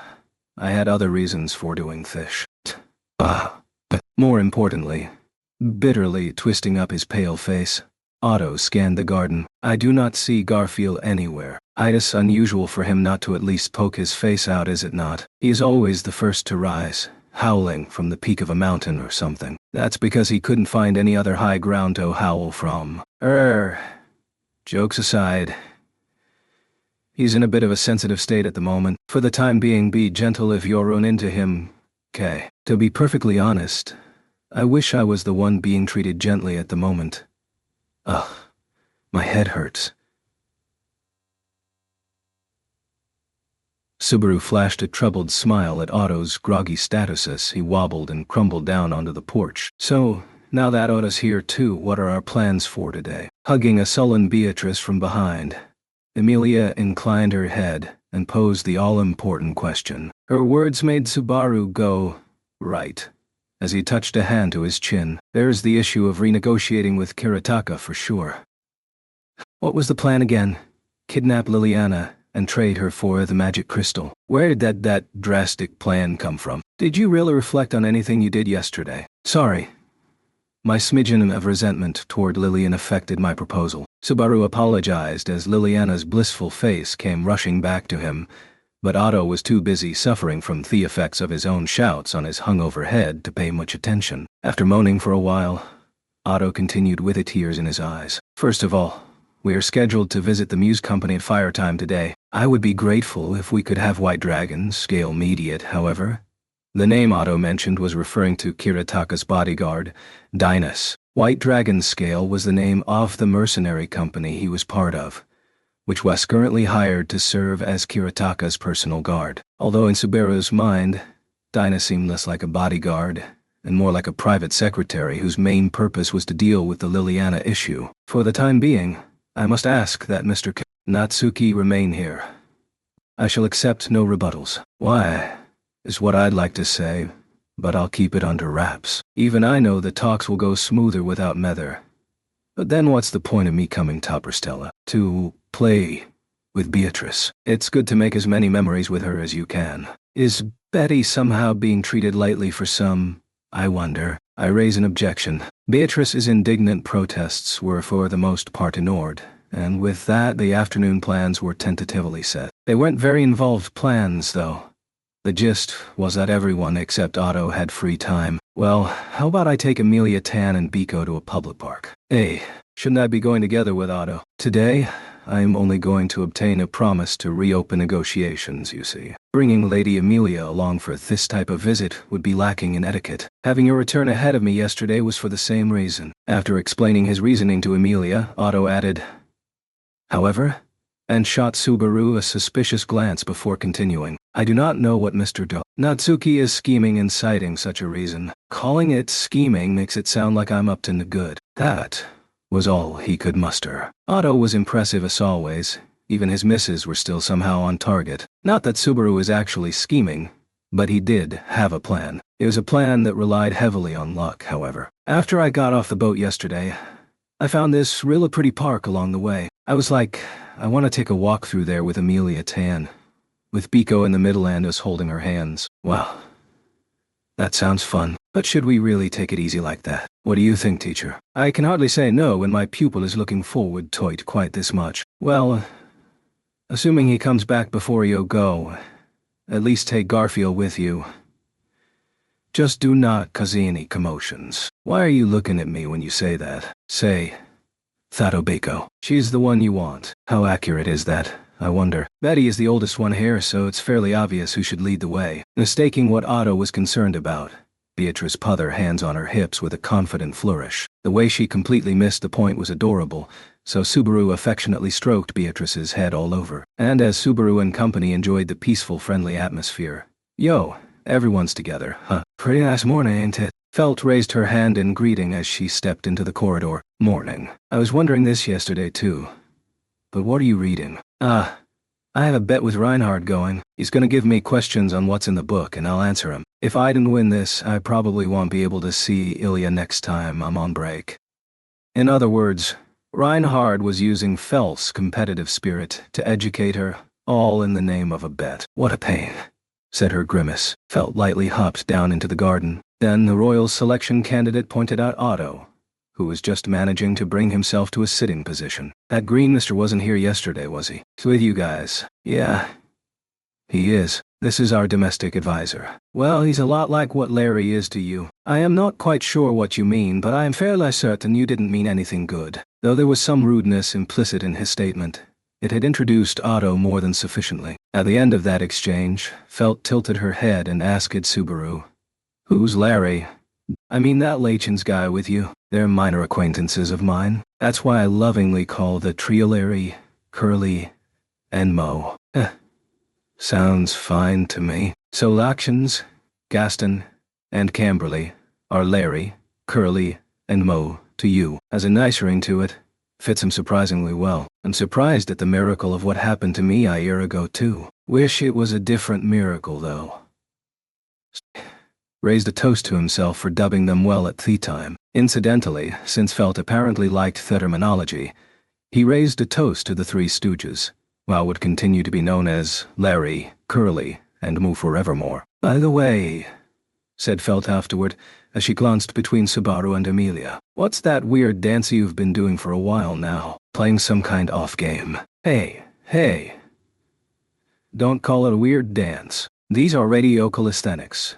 A completely respectable workout. Felt had a mystified look as Subaru explained the activity that he and Amelia were doing together. The Amelia Camfit assembled at the garden that morning precisely so they could do radio calisthenics. Regardless of whether they were on a trip or whatever their itinerary, they never missed morning calisthenics. Good health is the secret to a long life, so this exercise routine is beloved by everyone from little kids to the elderly. When Amelia becomes king, she's going to make it national law to do these every morning. That's right. It feels really good to do this every morning with everyone. Yeah. If it was up to me, anyone who planned to make that public policy definitely wouldn't get to be king. As she watched them go through the exercises, Felt murmured with a frown on her face. It was sad that she didn't see the appeal of radio calisthenics, but even if people hated the activity at first, most got used to it as time wore on. As a matter of fact, an unprecedented radio calisthenics boom was already spreading the exercise routine from the Mathers domain to various other regions. Now that I think about it, I heard lots of weird festivals spreading from that Mrs. Lands. There's some weird ants involved, playing around with hollowed-out pumpkins, and something about women baking sweets and giving them to men. Right now, it's treated as some weird custom from the boonies, but I want to make it my project to spread Thesa customs nationwide. On that note, it'd be nice to have someone like Anastasia cooperating when planning events and stuff. It was considered an open secret that the modern iteration of Valentine's Day was a conspiracy hatched in the cocklet corporate world. In other words, a lot of money could be up for grabs, so he felt like Anastasia would pounce at the chance. When Felt saw Subaru sink into thought with a serious look on his face, she glanced at Amelia and spoke in a quiet voice. "Hey, is Mr. always like this?" "Yeah. Subaru's like this most of the time. When he looks like he's just kidding around, he's actually thinking really hard about all kinds of things. Then again, sometimes looks like this when he really is kidding around too. I have no idea why you sound like you're proud of him for that." Felt cocked her head in puzzlement when Amelia seemed to take a strange sense of pride in Subaru's behavior. Every so often, when Amelia interacted with people who were ostensibly younger than her, it was sometimes difficult to tell who was actually older, which was an issue of Amelia's mental age. This was one of those situations. Come to think of it, you're all alone, Felt. Worse, Reinhard. I ain't a kid, and having him around me just means I gotta listen to him fuss. Besides, not that I like admitting it, but if I call him, he'll get here in 1 second. Judging by how Felt's face stiffened as she said that, She probably meant it literally and not a joke. That sort of thing really drove home how extraordinary Reinhard truly was. But from what I saw yesterday, it seems like you learned how to get along with Reinhard. Maybe get along isn't the right way to put it. It seems like you guys worked things out even though you had a rocky start. Oh, really? I thought Felt and Reinhard got along very nicely from the start. Hey, are those actual gemstones in this Mrs. Eyes? You'd better polish 'em right so they see straight. 'Cause I'm one scary girl when push comes to shove. Felt's strangely poetic metaphor made Subaru appreciate how much education and growing she'd benefited from since they last met. Well, I can't deny what Mr. said about it though. Not like I can just be irresponsible forever or anything. Now that I've decided I'm doing this with him, he's my responsibility, so... Lady Felt, you called. I did not. Instantly, Reinhard emerged out of thin air. When Reinhard suddenly appeared behind her back, Felt roared with anger at him. Her high-pitched voice made Reinhard raise an eyebrow. Then he addressed her. Lady Felt, it is still early in the morning. This is not my mansion. So please do not cause trouble to those around us be raising a ruckus. Oh, shut up. Don't lecture me. And what's the big deal with you anyway? You say you'll come in a second when I call you. And then you come when I'm not even calling at all. Good morning to you, Lady Amelia. And morning to you, Subaru. A fine day. Don't ignore me when it's convenient for you, damn it. When Reinhard crisply smiled and offered a morning greeting, Subaru raised his hand in return. Furious at Reinhard's reaction, Felt grabbed him by the collar and shook his head around. Of course, given Reinhard's strength, he could have easily brushed her off, but she still kept a hold of him. You see? Felt and Reinhard get along really well. I guess you're right. That's a classic getting along nicely scene. Somehow, those words are creepy enough that I could just die. I don't like it. Grinning and agreeing with the smiling Amelia, Subaru smoothly ignored Felt's shouts. Instead, Subaru looked at Reinhard as Felt was manhandling him. He'd lowered the corners of his eyes in a consternated look, and he wore a troubled smile on his face. But the sight was so natural somehow that Subaru oddly felt a sense of relief. Simultaneously, he had a sudden thought.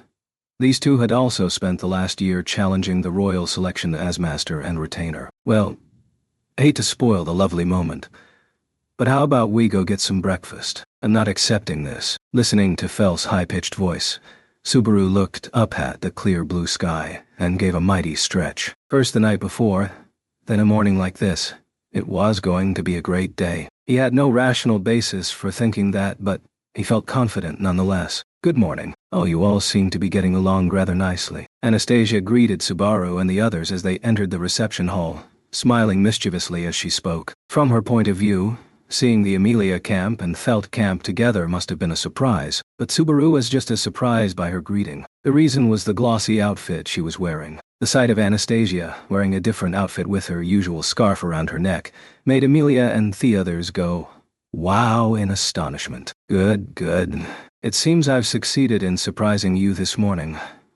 I'm so happy. That outfit is splendid. Is this what you were talking about in the bath yesterday? Yes, this is a kimono. It's like a yukata, but it takes a little longer to put on. Anastasia proudly twirled on the spot, splendidly putting the blue-dyed clothing on display. The dancing falling petal pattern on it was also very charming. Subaru could only be amazed at Kararagi's ability to reproduce it. So those clothes are some kind of Kararagi tradition? Yes. The design of these clothes has been passed down by tailors since the era of Hoshin, and is one of the few pieces of culture from that time. The era of Hoshin is it? Once again, this mysterious person, Hoshin of the Wastes, stood before Subaru. Just like Subaru and Al, he was probably an otherworlder from the same homeland.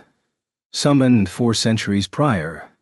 Once this is all wrapped up, I really need to look into this Hoshin guy a bit.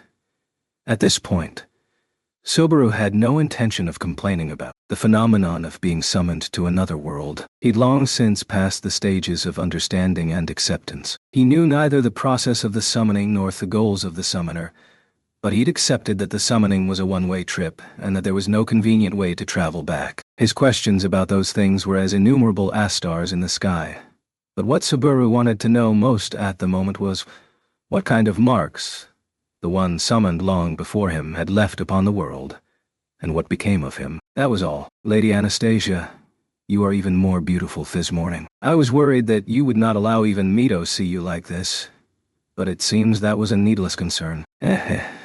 This was the jewel up my sleeve. Finished product only arrived in Pristella just a little while ago, you see. It was a real pain hiding it from Julius. Afterward, meeting up with Julius in the hall, Anastasia showed her clothes off to her own knight, and Julius lavished her with fawning praise, filling Anastasia with satisfaction. Then she cocked her head to the side. Oh, Mimi and the others aren't with you. Ricardo has not yet returned this morning while out on the business he mentioned. As for Mimi, it would seem she has been leading Lady Amelia's retainer Garfield all around. Mimi's with Garfield. When Amelia's eyes went wide at hearing the name of one of her own, Julia said, yes, with a nod. Garfield and Mimi have not returned to the inn since last night. When they learned of this, Hetero and TB ran into the city with Alhast. You heard about this from Joshua, and I'm only hearing about it now.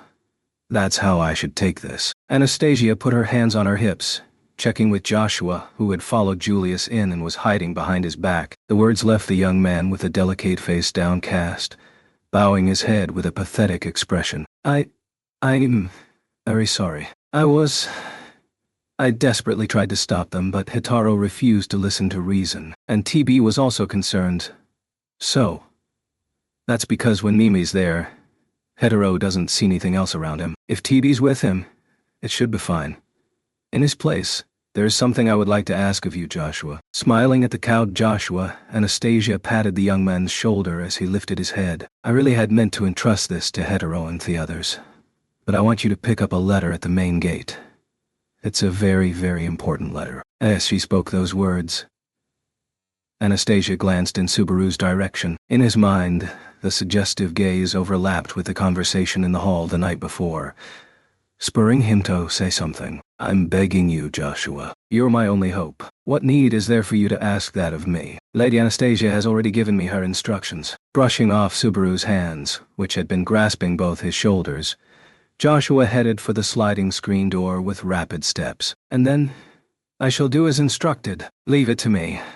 I shall complete without fail in TB and the others' stead. With conviction, Joshua made this declaration to Anastasia and raced out of the hall. Anastasia gently touched her scarf when his ponytail vanished from sight. He really could have done it after eating breakfast, though.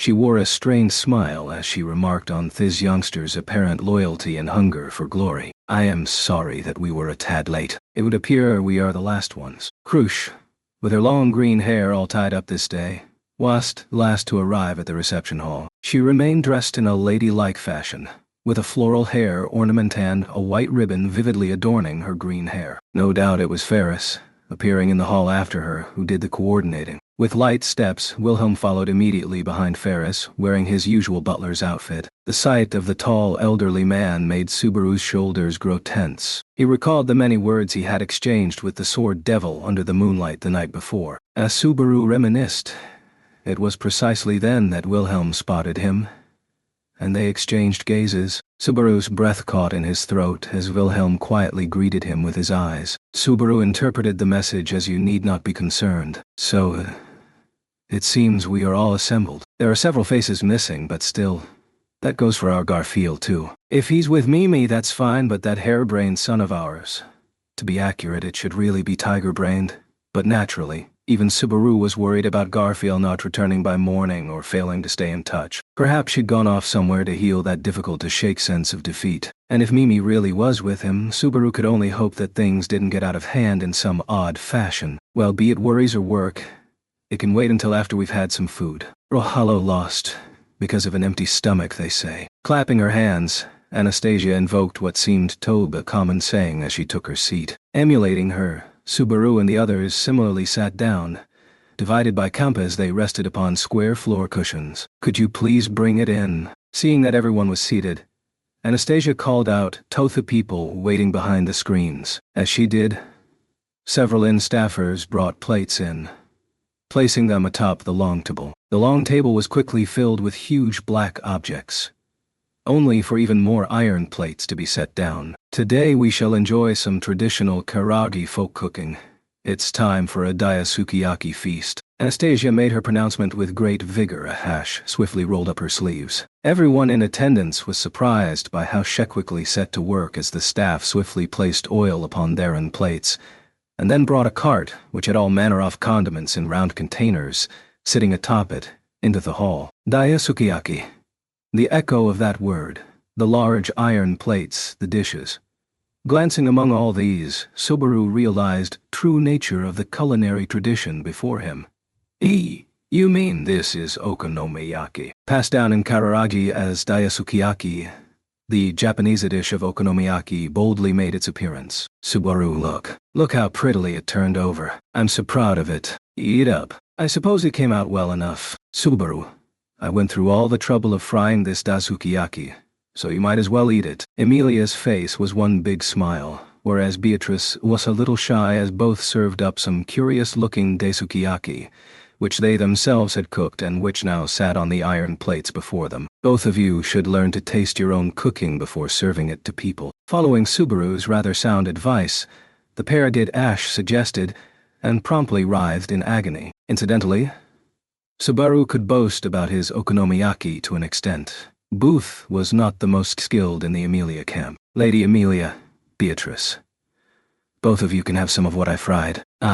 Lady Emilia, frying it too lightly will ruin your stomach. Beatrice, you used too much sauce. Thanks to Otto's feverish efforts, the Emilia camp was at least able to secure a decent breakfast. Glancing at the spectacle, Subaru shifted his gaze to the homemade cooking of the other camps. Lady Felt, I have prepared the next dish. Oh, nicely done, nicely done. Looks like at this rate, you're gonna be frying lots. I'm pretty grateful for your skill in cooking and making sweets, gotta say. With the Felt camp seated directly across from Subaru, he had a front row seat to Reinhard producing one dish of high-end daisukiyaki after another, with incredible skill, before watching all the food disappear into Felt's stomach. As over 5 daisukiyaki dishes had already vanished into thin air, where Felt stuffed them into her tiny body struck Subaru as one of the deeper mysteries of life. Now.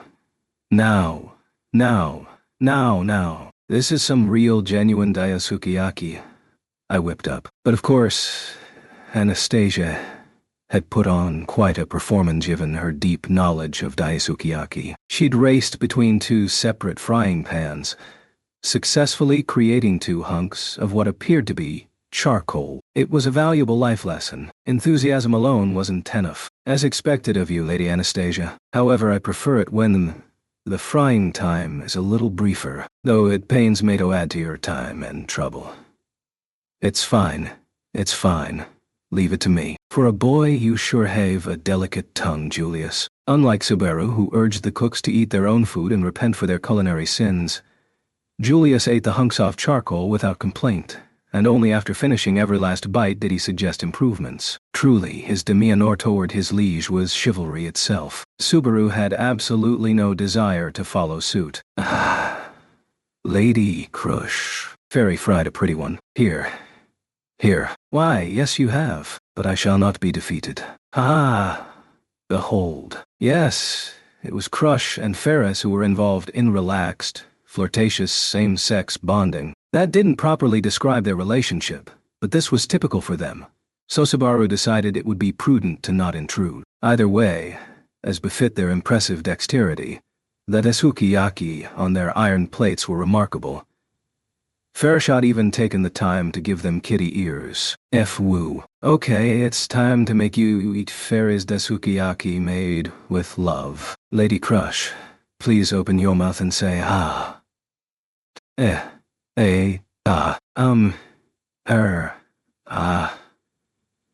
Thanks to the tender rich girl aura Crush gave off, Subaru got the distinct feeling that he should stop watching. Off to the side of that pinkish scene, Wilhelm was working on his own daisukiyaki, but turning over the pieces, the sword devil groaned as they broke apart and clung to the iron plate. They had probably been left to cook for a bit too long. Wilhelm seemed to be exhibiting unexpected clumsiness. I feel like I'm seeing something I was never meant to see. But that being the case, hey mister, What you fried looks pretty tasty, right? As Subaru thought he'd offer Wilhelm a helping hand, Felt cut him off. Her eyes glimmered as she gazed at the puck-shaped dasukiyaki that Subaru had fried with his own 2 hands. Nah, I'm sure your guy can cook palace chef-level daisukiyaki on an industrial scale already. Not that I know if palace chefs actually make daisukiyaki. Well, you have a point, but sometimes you just want to eat something different, right? Even though he's cooking on an iron plate like this, everything that bastard makes comes out elegant. Then, felt, why don't you try the daisukiyaki? I'm talking about eating food here. Why don't you go and play with the little shrimp over there? Charcoal burner. Emilia, finally getting the charcoal maker treatment, slinked over to Beatrice so she could commiserate with the glum spirit. Subaru wore a concerned smile when he saw how dejected they were. Hey now, don't tease my Emilia Tan and my Biko like that. So not just the miss but the little shrimp, too. Oh right. That's right. Quickly sidestepping Subaru's reply, Felt proceeded Tolian toward him. Hey, I thought I'd come out and ask. I heard some amazing rumors about you, mister. So be real with me. How many of those things are lies? Come on.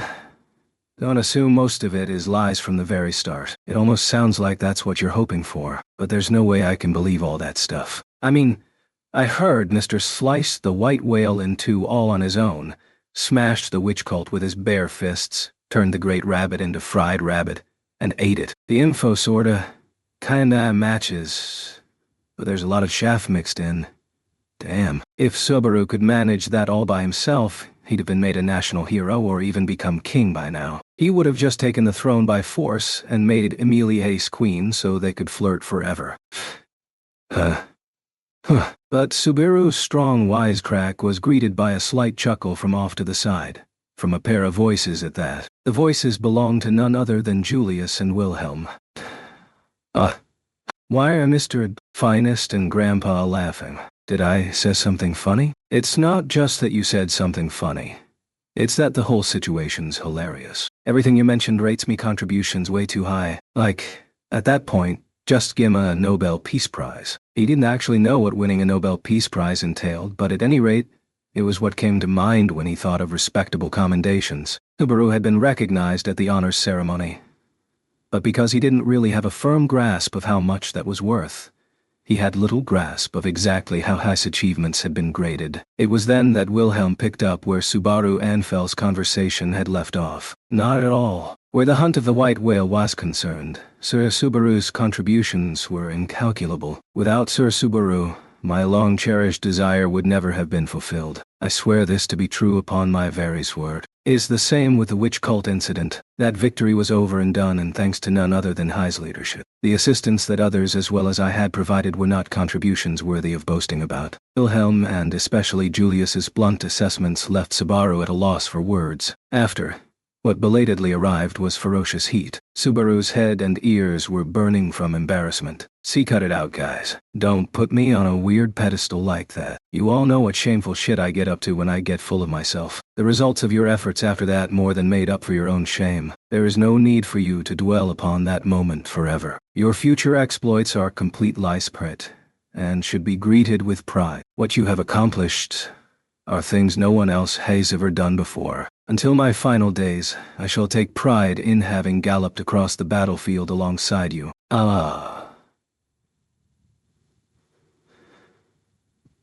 Killed by praise. Up to that point, Subaru Natsuki had died over and over, but this was the first time he had glimpsed death in such a frightening manner. Subaru was learning what it meant to be slain by praise. He felt so embarrassed that he honestly thought he might die at any moment. Subaru looked in search of aid toward Emilia, then Beatrice. However, the pair merely offered him adorable smiles with Subaru sandwiched between them. That's right.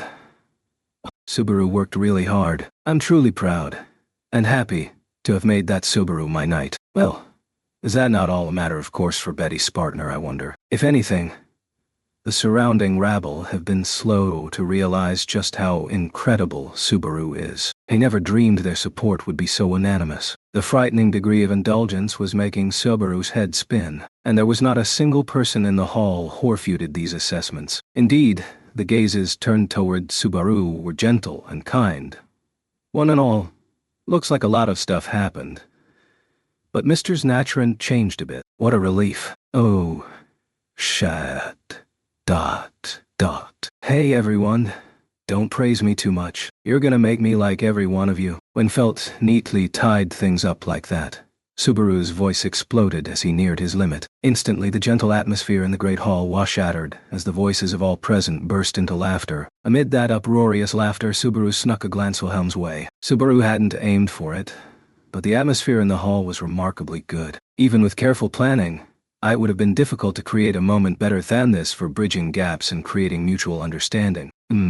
Abruptly noticing Subaru's gaze, Wilhelm lifted an eyebrow. Subaru used his eyes to indicate the broken-up daisukiyaki by Wilhelm's hands, then motioned with Hishin toward Reinhard. Realizing the import of the gesture, Wilhelm quietly drew in his breath. Beside him, Reinhard was mass-producing daisukiyaki for Felt's sake once more. The gap in skill between grandfather and grandson was like the distance between the clouds and mud, which was exactly why Subaru thought that this could be a turning point. Wilhelm's blue eyes grew unsteady as he wrestled with the complex emotions warring within him over and over. Gloom, reluctance, hesitation, indecision. But Wilhelm would surely overcome them all, taking a step forward and... Citizens of Pristella, good morning to you. The morn feels wonderful, does it not? That was the moment they heard a voice coming from outside the inn. No. It was coming from the very sky itself. Emilia and the others' surprised reactions made it plain that the sudden voice was no private hallucination. Oh, the heck is this? Some bastard out there has a superluid voice. Oh, Felt, of course not. This happens each morning in this city. This is a metropolitan government broadcasting a media. A media broadcast. After Anastasia replied to Felt's carefree murmur, Subaru mulled the explanation over under his breath. Meteor was a general term for a magic item put together with some kind of magical technology. Some of the objects, such as the one being employed for the broadcast, functioned much like technology back in Subaru's original world. He guessed that this media worked like a bullhorn or a speaker system. There is a broadcast every morning. For what purpose? I have heard it is preparation for emergencies. Given the construction of the city, there are very few evacuation routes available, so people familiarize them with broadcasts in hopes of avoiding a general panic in case of aerial emergency. I see, meow. Very logical. Julia's comprehensive explanation left Crush and Ferris impressed. Subaru was equally impressed. This was the first time he'd heard of anyone treating the media as genuinely useful and a critical part of a city's infrastructure. As far as he knew, there was virtually no precedent of using media for practical purposes. Conversation mirrors just barely made the cut, and even these seemed to be almost exclusively possessed by the witch cult, leaving him with a poor impression. That impression vanished in an instant. He simply chalked it up to strange timing, that he hadn't heard of this before. Incidentally, Mr. Kiritaka is both the broadcaster and the provider of the media. With not a shred of ill will on his face, Otto added to the static in Subaru's mind. Subaru sank into thought for several seconds. The back of his mind flipped through his memories of Kiritaka like a revolving lantern. No way. Could anything be more impossible, I wonder? Oh, Otto. You can be so funny sometimes. I can understand Mr. Natsuki and Beatrice, but even Lady Emilia. Subaru and Beatrice's conclusion and Emilia's laughter left Otto dumbstruck. During that time, the broadcast continued, and certainly, words from a somehow familiar voice were reaching every part of the city. Of course, Subaru had heard from people over and over just how capable and respected Kiritaka was, but the impression he had from directly meeting the man loomed far larger in his mind. The appraisals and the real thing simply didn't match up. Even this broadcast seemed... And this morning, too, I offer this trifling... Nay, I shall grant you all a wonderful blessing. It is time for Ms. Ilianathi. Songstrees. Start. It's totally him. The tension snapped midway, as Subaru's memories and the broadcast suddenly aligned. In fact, No. They had interfered in what would have been a historic moment. That was hardly their fault. Butsubaru was already pinching Kiritaka's cheeks in his own mind. There was a noise of the broadcast media being passed around, and then they heard a tiny throat-clearing sound. Hi everyone. It's Liliana, being treated like a songstress is a burden as heavy as a mountain, but as I truly want to delight you with my singing and music, please support me with your joyous cheers during our brief time together. Liliana's voice reverberated so vividly across the city, Subaru could picture exactly what kind of pose she was making. Instantly, expectant looks sprang up all around. In particular, Emilia, Beatrice, Anastasia and company's faces were bright, knowing full well just how wonderful Liliana's singing voice was. It was probably only Subaru who had a somber, clouded expression among all of them. Mysteriously, Kiritaka's voice had sounded a bit odd over the media, but Liliana seemed to have no problem coming through. This was probably due to differences in speaking and compatibility with the media, or perhaps Liliana's voice truly had been blessed by some goddess of song. Then when they heard Liliana ready her musical instrument, expectations in the hall swelled even more. Now, I shall sing. Please listen. This is the love song of the Sword Devil, the second act. Wah! Wah! The song was beginning as Subaru almost commented aloud on her selection. The broadcast carried the beautiful melody throughout the entire city, seemingly straight to their hearts, engulfed by the music and the singing voice. Subaru only had ears for the love song of the Sword Devil. Liliana really was a star-crossed songstress, but for all her character flaws, she had a truly magnificent singing voice. A conflicted atmosphere coursed through the reception hall as the reverberations of the love song of the Sword Devil lingered within the city. The word incredible was nowhere near sufficient to describe Liliana's song. As a matter of fact, had there been no other issues, Subaru would surely have gone straight to showering Liliana's song in praise and immediately diving into conversation about it. There was only one issue. She had selected the love song of the Sword Devil. It was the tale of the Sword Devil, a man enamored with the sword and the one who pursued the sword saint. This was nothing short of the heroic tale of Wilhelm in his youth, the tale of how he and his deeply beloved wife came to meet. In other words, thinking back to Subaru's conversation with Wilhelm the night before, this song could not have had worse timing. At least for Wilhelm, who continued to harbor feelings for his wife that had not diminished even one iota. Of course, there were none in the hall unfamiliar with Wilhelm's relationship to the love song of the Sword Devil. Even Emilia's cheeks hardened. Even Felt's face was grave. Accordingly, Subaru turned a gaze of concern toward Wilhelm, who was surely feeling considerable heartache. The forthright look that had returned to his blue eyes like a lake without a single ripple disturbing its surface made Subaru unconsciously draw in his breath. For a single instant, Wilhelm nodded toward Subaru's black eyes. Then, he slowly turned to his left, where his young red-haired grandson was seated, Reinhard.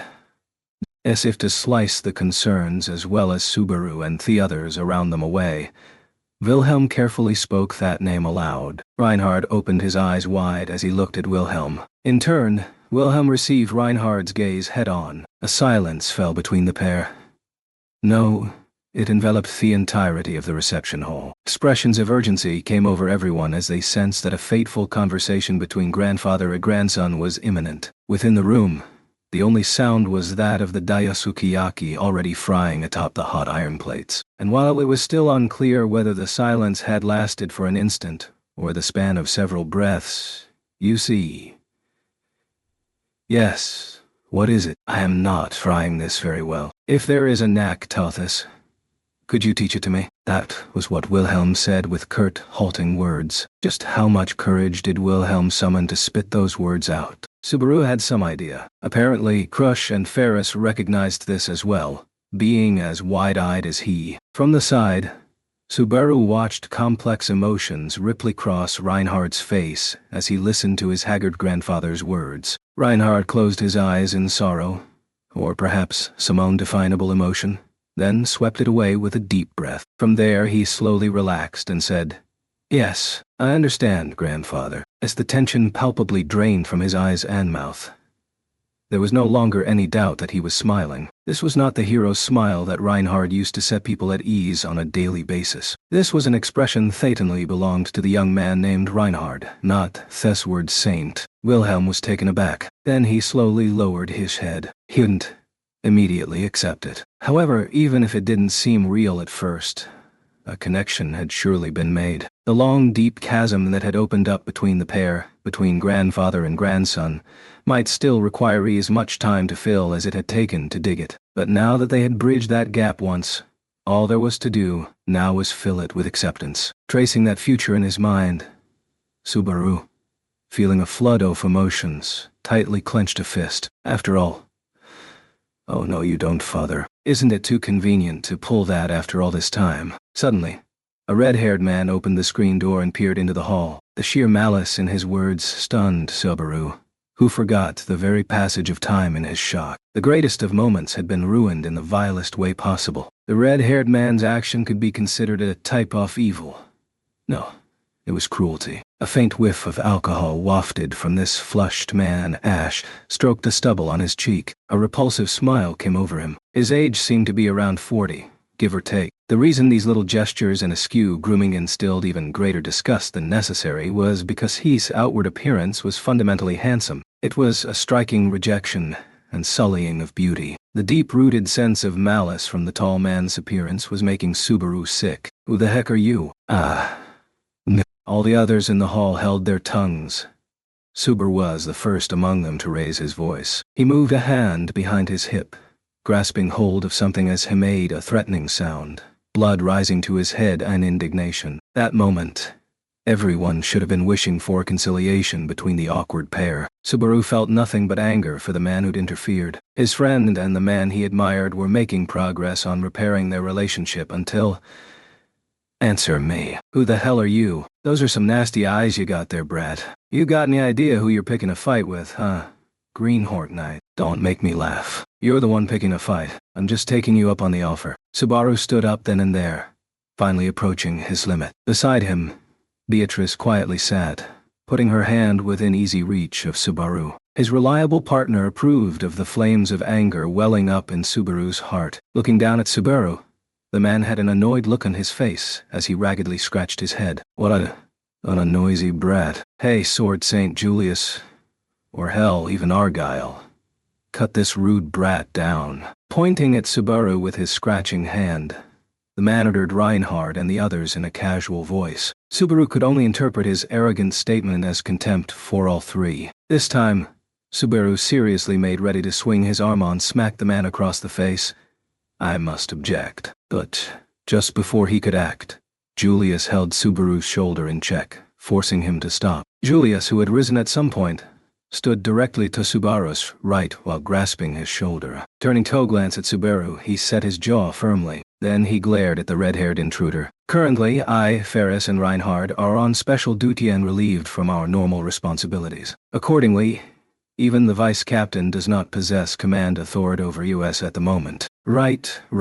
Fairies Lady Crush servant both Inami and fact right meow. So I cannot obey your command. Seizing the opportunity provided by Julius's assertion, Ferris hugged Crush's arm as he gave his irreverent reply. Crush was momentarily surprised to find her knight wrapped around her, but she immediately looked at Theman with a sober expression. When Subaru looked around, the other people in their room had similar expressions as they drew close, making no attempt to hide their hostility toward the interloper. Of course not. This was the man who had wrecked their conciliation between grandfather and grandchild that everyone had been watching with bated breath. Hey, what a scary lot. Obviously that was a joke, so don't get all worked up over nothing. Even if I am a vice captain in name only, I'll uphold the rules of the knighthood at least. In name only. Subaru knit his brows at the word choice of the drunkard with a thin smile on his lips. Hearing Subaru's murmur, the man shot him another gaze of ridicule. That's right.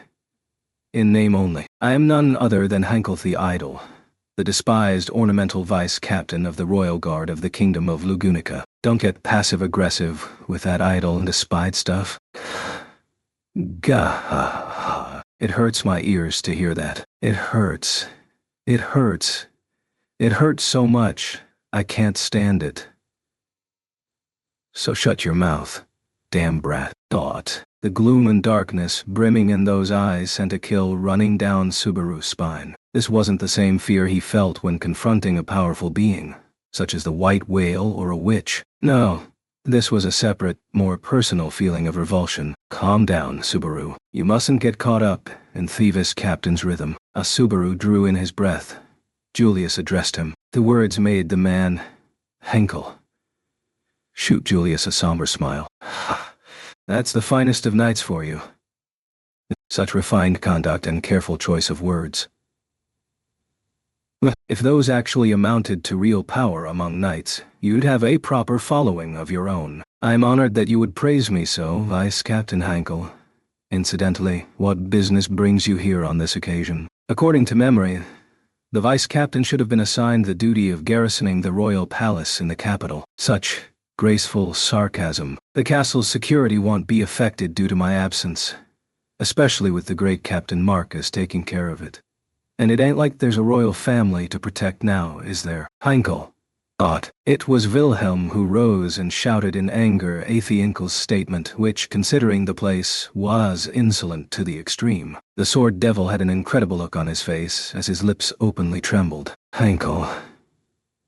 I hear you the first time. I'm not old enough to be hard off hearing yet. Well, just let that slide as the ramblings of a drunk. More importantly, when Wilhelm raised his voice, Henkel shrugged with an innocent look on his face. Then he surveyed the interior of the room with eyes just as blue as Wilhelm's. Not inviting me to the celebration for the hunt of the white whale. What's the big idea? How cold and callous can you be? It's a big job that took over 10 years to complete. I had just as much right as anybody to join the celebration and share in the happiness. Ain't that right, father of mine? Henkel. Reinhard. You feel the same way, don't you? Adopting a face oozing with malice, Henkel dug right into Wilhelm's heart. The old man's expression registered pain as if he was being sliced with a blade. But Henkel cared not. His voice interrupted Wilhelm's protest, directing his malice toward its next destination. Reinhard. Those words made Reinhard, who had maintained insolence to that point, finally meet Henkel's gaze. Thanks to father. The burden on your shoulders got lighter, didn't it? This is your magnificent grandfather, Theman, who avenged his wife, my mother, and your grandmother. You didn't even say one word about him doing a good job, did you? After all. Breaking off his speech, Henkel smeared a healthy dose of poison onto his blade of words. Then he spoke again. It's the one who avenged the predecessor you let die. Isn't that right? This man's face, more than any other Subaru had ever seen, deserved to be called repulsive. Henkel's words, his face, his demeanor, his voice, his gaze, every single thing emanating from his entire existence was drenched with nothing but malice. This was a man of pure contempt. A man whose repulsiveness was his reason for being. Stop this, Henkel. Even for you. Stop trying to pretty it up after all this time, father. You don't have any right to criticize me. After all, the first one to scold Reinhard for killing his predecessor was none other than you. Henkel's words were like a curse craftily brewed by distilling all the hatred in the world, and the content of those words was a denunciation Subaru could not bear to hear. The guy was spouting nothing but lies. It was wrong. It was false. It was obviously made up. It simply couldn't be. And yet, neither Reinhard nor Wilhelm, neither of them, opened their mouths to deny it. Why? All they had to say was one word.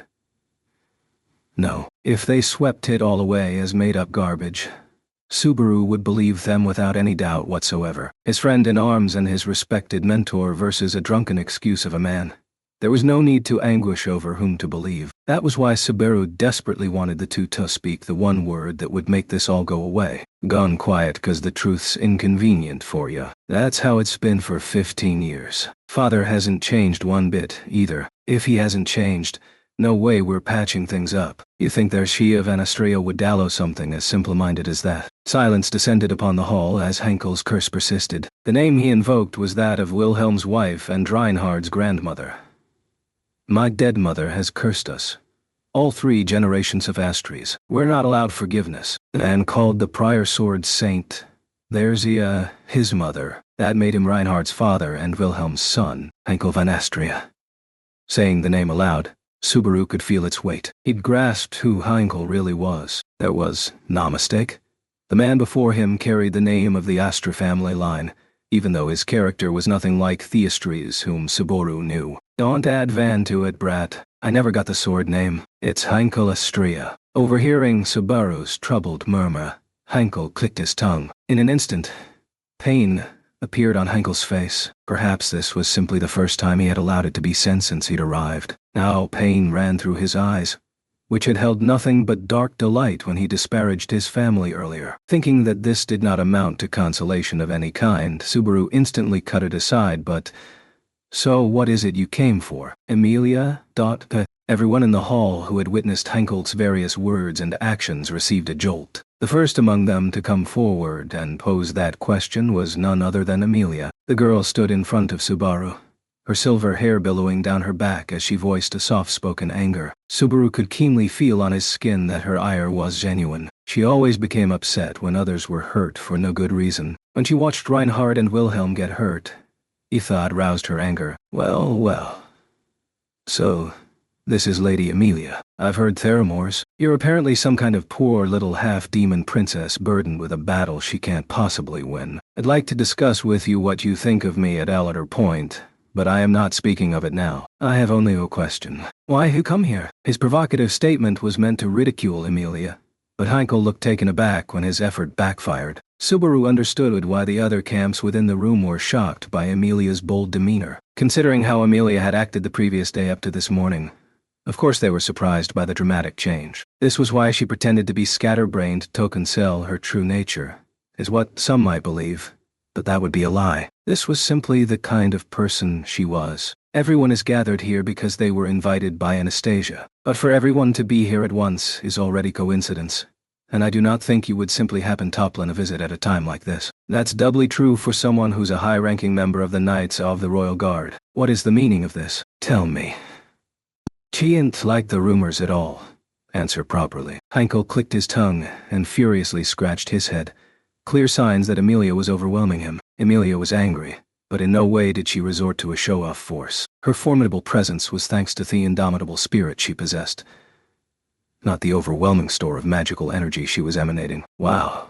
You stormed in all full of yourself only to get shut up by one chick glaring at ya, huh? Hey, Pops. That's really uncool of you. You have a point. If he wanted to entertain himself with amusing conversation, he should have gone to watch the songstress. The stories there would have been much funnier and more bizarre. Aye. Is that so? Then this uncouth individual should leave, and by all means spend some time together with the oft-rumored songstress. And backing Emilia up, Felt, Anastasia, and Crush alchimed in. Just as Emilia had done, the three other royal selection candidates lashed at the boorish interloper with the sheer intensity of their commanding presence. Feeling the pressure coming from all four, Heinkel's cheek twitched. It was almost as if he was unworthy of standing on this stage. Compared with the people who had earned their right to be there, the gap between him and them was yawning indeed. Are you satisfied, Vice Captain? If you have no other business, I believe it would be mutually beneficial for you to depart from this place as soon as possible. Julius made that suggestion as he beheld the contrast between the color of Heinkel's face and the rising temperature from the women. In one sense, he was offering Heinkel a lifeboat. Thought crossed Subaru's mind that if possible, Heinkel's spirit should be broken then and there, but he wanted to avoid dragging out this conversation. He didn't want to have Heinkel in the same room as Reinhard and Wilhelm any longer. Vice Captain, your decision. If possible, it would be best for all sides to refrain from speaking of this any further.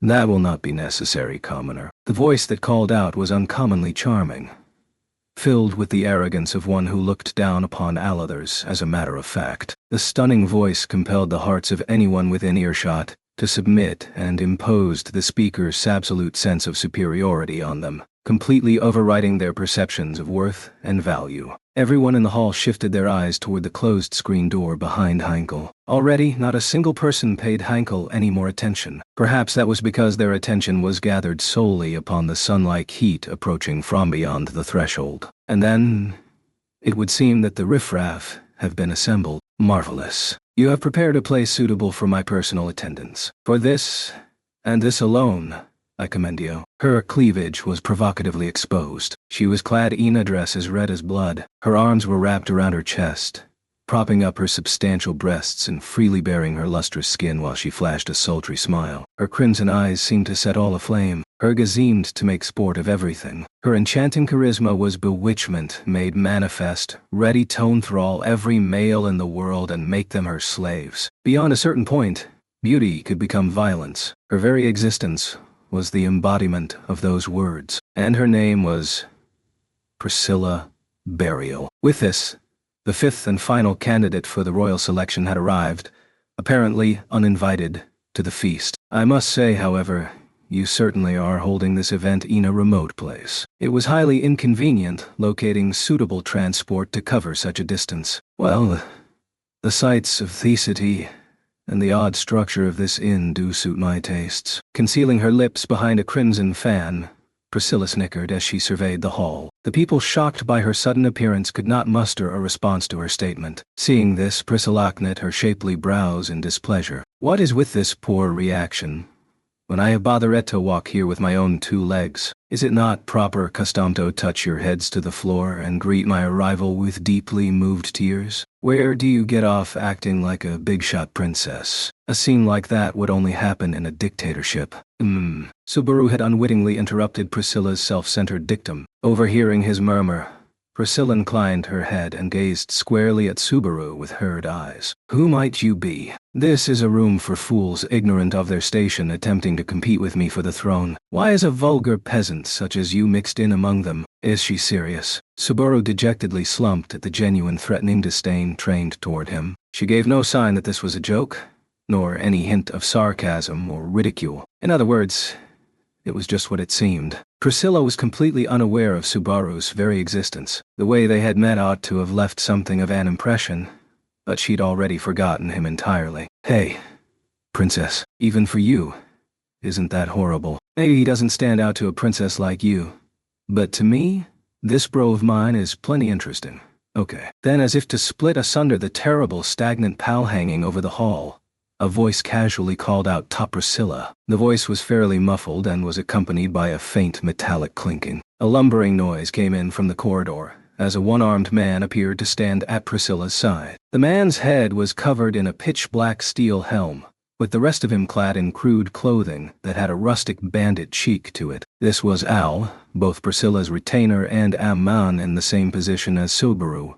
He had also been summoned from another world. Al, who was naturally traveling with his liege, wearily shrugged in Priscilla's direction. Come on, you remember, right? This is the guy seriously shamed himself in front of a massive crowd when Princess and the others declared their beliefs back at the castle. That's this bro right here. You grabbed your belly and laughed a ton, didn't you? I have no memory of such a thing. In the first place, would I ever do something as tactless as grasp my belly and laugh? Do not confuse nobility such as mine with that of these country bumpkins. Next time I shall remove your head from your shoulders, Al. Well, there you have it, bro. Sorry, I just can't cut it. You're gonna have to work hard and raise your affinity points up from scratch again. You had a whole year, so you could have raised your speech ability a little bit more. Damn it. I'll apologize to Subaru as he swiftly gave up on trying to remind his liege of their first meeting. The frivolous way he went, So we felt like he hadn't changed one bite in the last year, leaving Subaru with little to do but sigh at the steadfast master and servant. Being able to change like you is the privilege of young bro. Bah, an old guy like me can't do that, no sir. Man, I was just about to revise the rankings on my donut turn into adults like these list, though some exceptions sadly. In contrast to Al's flippant tongue, Subaru ended his reply by glancing Heinkel's way. The man, completely abandoned as everyone's attention went elsewhere, shot Priscilla a servile smile. You're late, Lady Priscilla. My liver was freezing, wondering if you'd ever show up. Do not chirp at me, commoner. If I command you to dance, it is your duty, as a commoner, to dance until I command you to cease or until your demise. Should you misunderstand this, and seek to correct me, your death for your conceit shall be neither brief nor painless.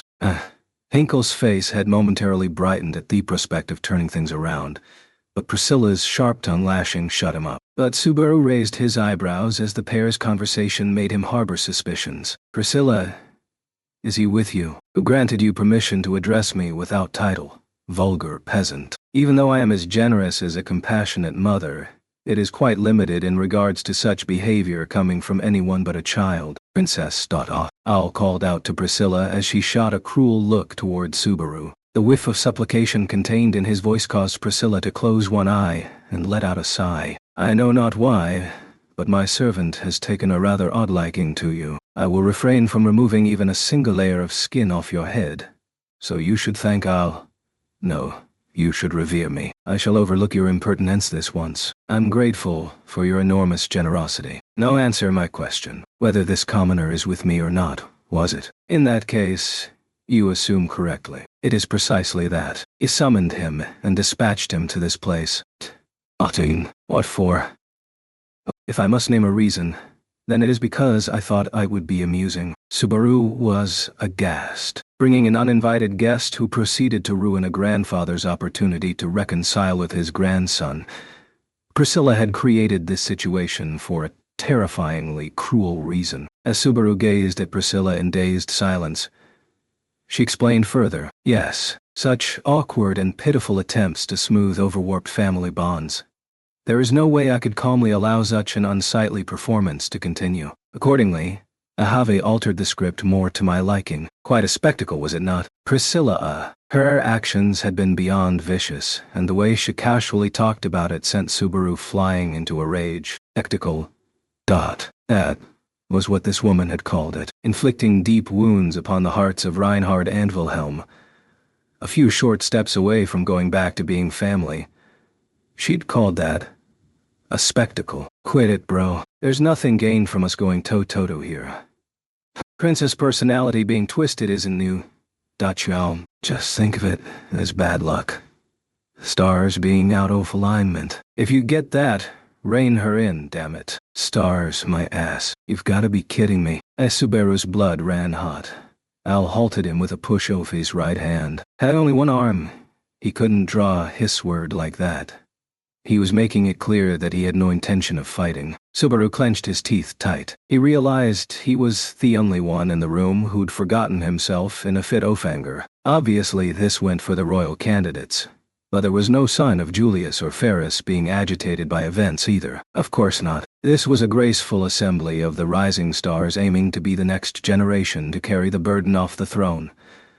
Not a single person among them wanted allies who might give in to their emotions and hurt others in a fit of rage. But isn't that saying you can hurt people emotionally all you want and it's okay? Subaru. When Subaru put his nigh unendurable anger into words, Emilia called out to him with shaking, forlorn eyes. When he noticed the sensation of his sleeve being pulled, Beatrice was there too, holding Subaru's hand, accepting the pair's sympathy. Subaru sighed deeply with a bitter face. It would seem that the mongrel has ceased its baying. Today, I have come merely to make an appearance. Now that I have seen your tearful faces, I do not have any particular reason to remain. Well, isn't that fine and dandy? You're the only one who didn't tell about what I was doing here. Where did you hear of it? Anastasia cut into Priscilla's crowing over having raised such a great ruckus. Wariness resided in Anastasia's pale blue-green eyes, as a wry smile spread across her lips. And here I was sure that I hadn't slipped up and told any child with loose lips.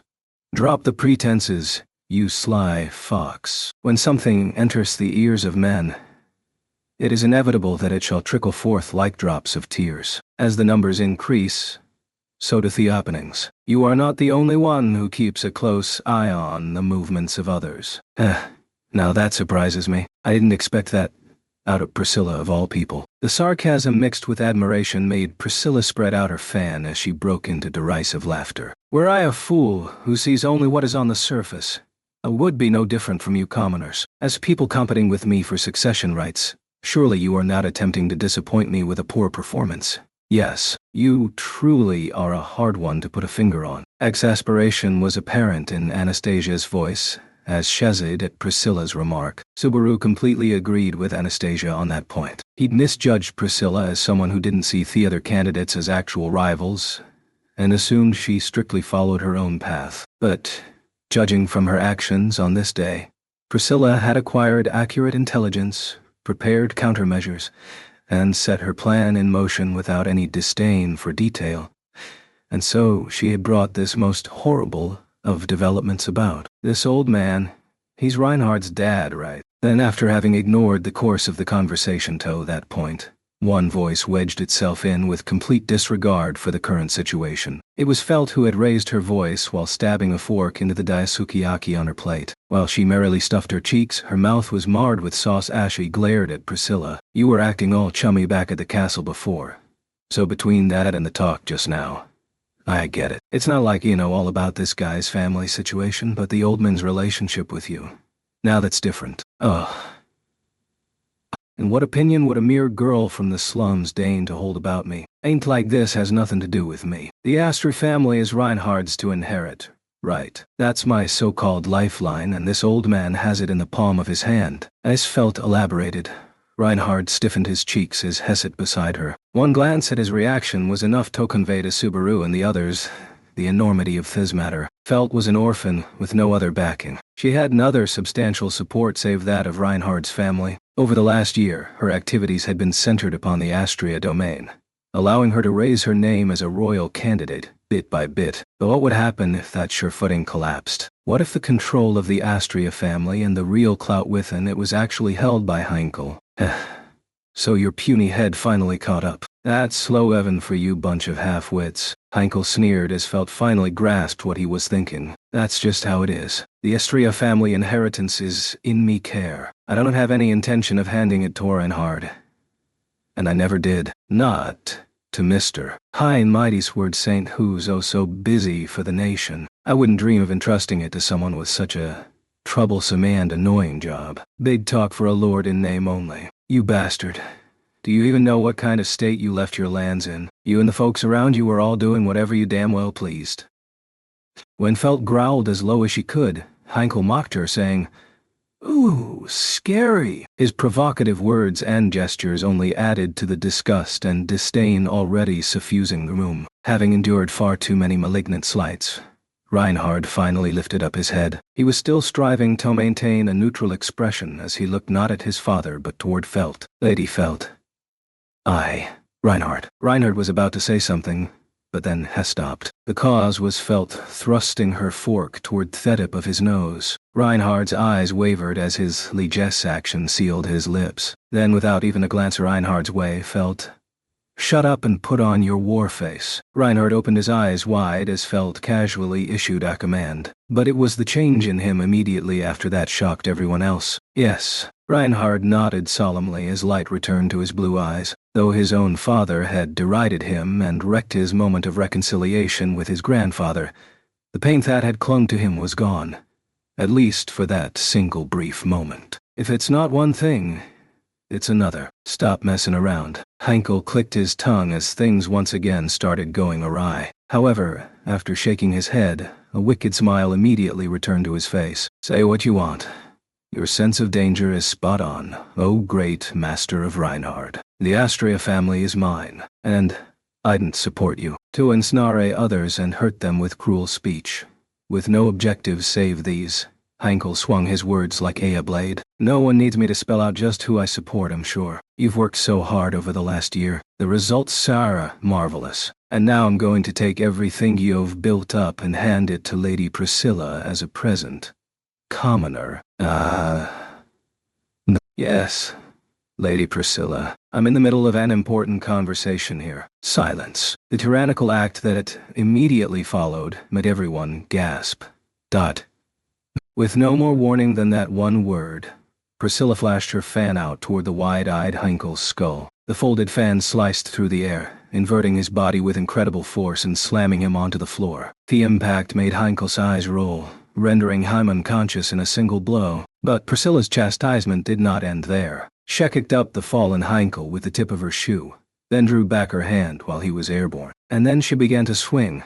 Princess, your tantrum's gone far enough. He'll die. Priscilla glared at Al with her red eyes as he grasped her wrist and called for her to stop. But Al's action was the right one. Heinkel would have died if he hadn't stepped in. After all, at some point, a beautiful crimson sword had found its way into Priscilla's hand. The gleaming blade featured an undulating pattern to it. One could tell from a single glance that it was no normal weapon. It had appeared in Priscilla's hand in the blink of an eye and vanished just as quickly. Seeing this, Al slowly released Priscilla's hand. Sheesh. Give me a break here. You even drew the sunblade. It's bad for my heart. Binifa. You are most rude, Al. Whose permission did you obtain to touch my jewel-like flesh? It is your business how you deal with your dearth of womanly attention and sea-thing desire. But do not even dream of sullying me in the process. Slamming her freed hand into Al's goot, Priscilla made her retainer groan in anguish. She let out a snort, gazing down upon Heinkel with cold eyes as he lay there pathetically on the floor. The uncaring cruelty in those crimson eyes was frightening indeed. Though it is not my wont to grant mercy to those committing gross acts of impropriety, Al's words do have some merit. If you think that, I'd kind of prefer if you treated me a little more gently. Do not say that. I am not a demon. Later, I shall grant you the reward of being permitted to lick my foot. Can you stop talking like that? Actually make me happy. You'll cause all kinds of misunderstandings. Priscilla paid no attention to Al as he pleaded on bended knee. Instead, she clapped her hands together. Schult, carry that commoner out of here. It would be a waste to discard him just yet. Attend to his wounds. Right away, Lady Priscilla. Appearing the moment she issued the summons was a pink-haired boy who'd apparently been waiting in the corridor. Subaru had seen this person at Priscilla's mansionance previously. He was a boy with adorably curly, fluffy-looking hair. The young, still-growing butler raced over to Heinkel with tiny steps. Pardon my rudeness, Lord Heinkel. With those polite words, he grabbed hold of both of Heinkel's legs and dragged him into the corridor. The method of transportation caused Heinkel some bumps here and there, but Schult faithfully performed his job without a single word of complaint. Seeing the youth's professionalism on display, Al prodded the eye slits of his helm as he made a passing comment. Our lovely boy Schult is always so lively, isn't he? You really need to praise him more, Princess. It is only natural that I should be served with all a fun spirit. That is what I love about Schult. I shall properly reward him. Schult, too, shall be allowed to lick me foot. That image is way too indecent. Give him a different reward. I'm begging you. Then the honor of sleeping while snuggled up and embracing me.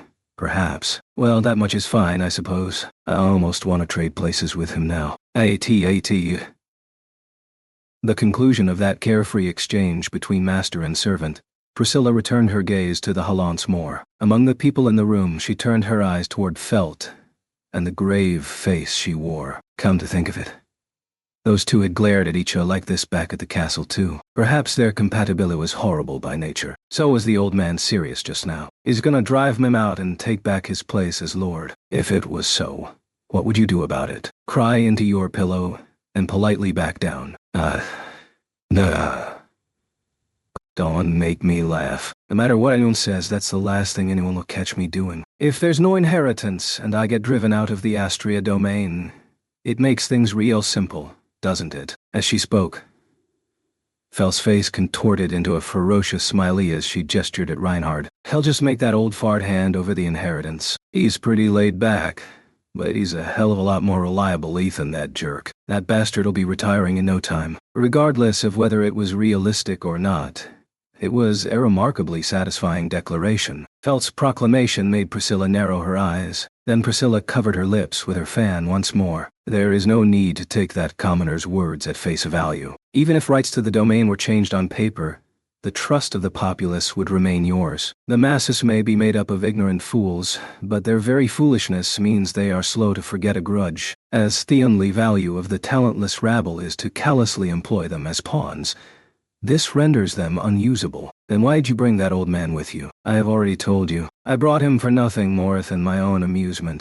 In that sense, he has already proved his worth. With absolute faith in her own standards, Priscilla spoke without hesitation as she surveyed the room. She was set in her ways. Surrender and serve or confront her with an iron will.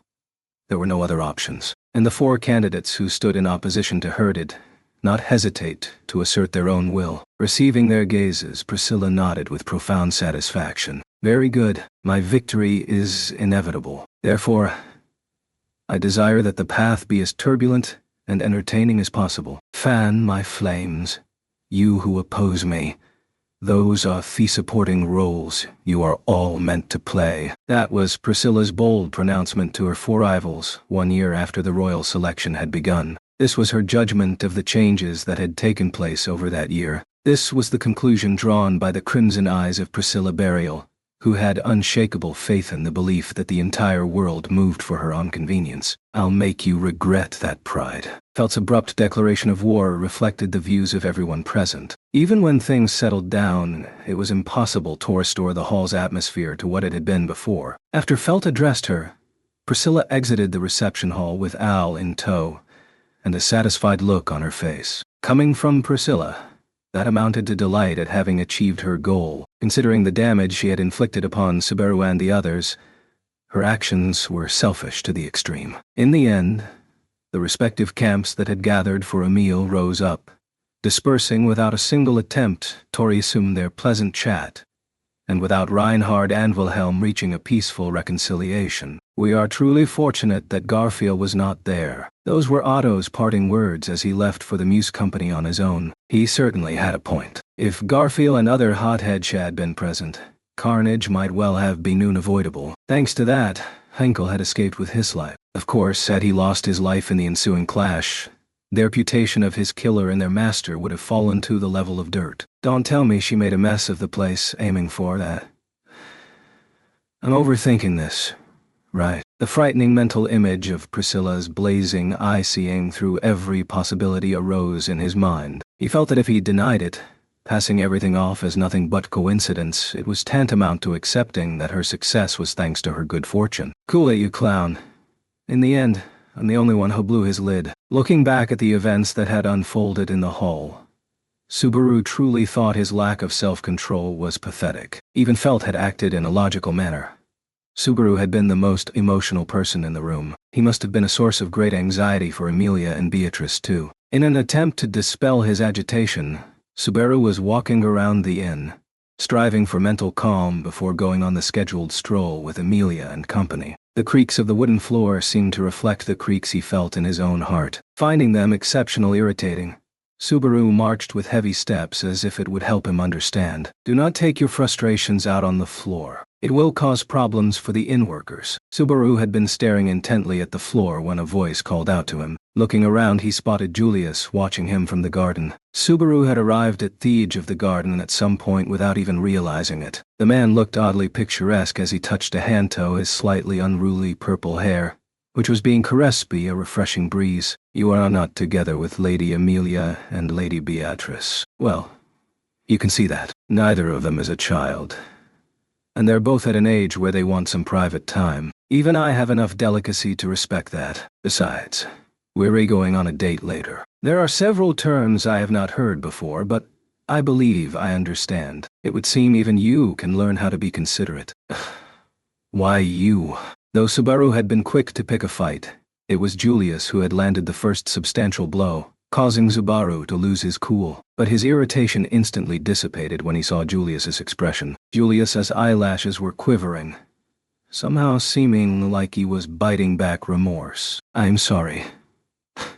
If you really did lack empathy and thoughtfulness, you wouldn't have been so distressed talking to the vice captain earlier.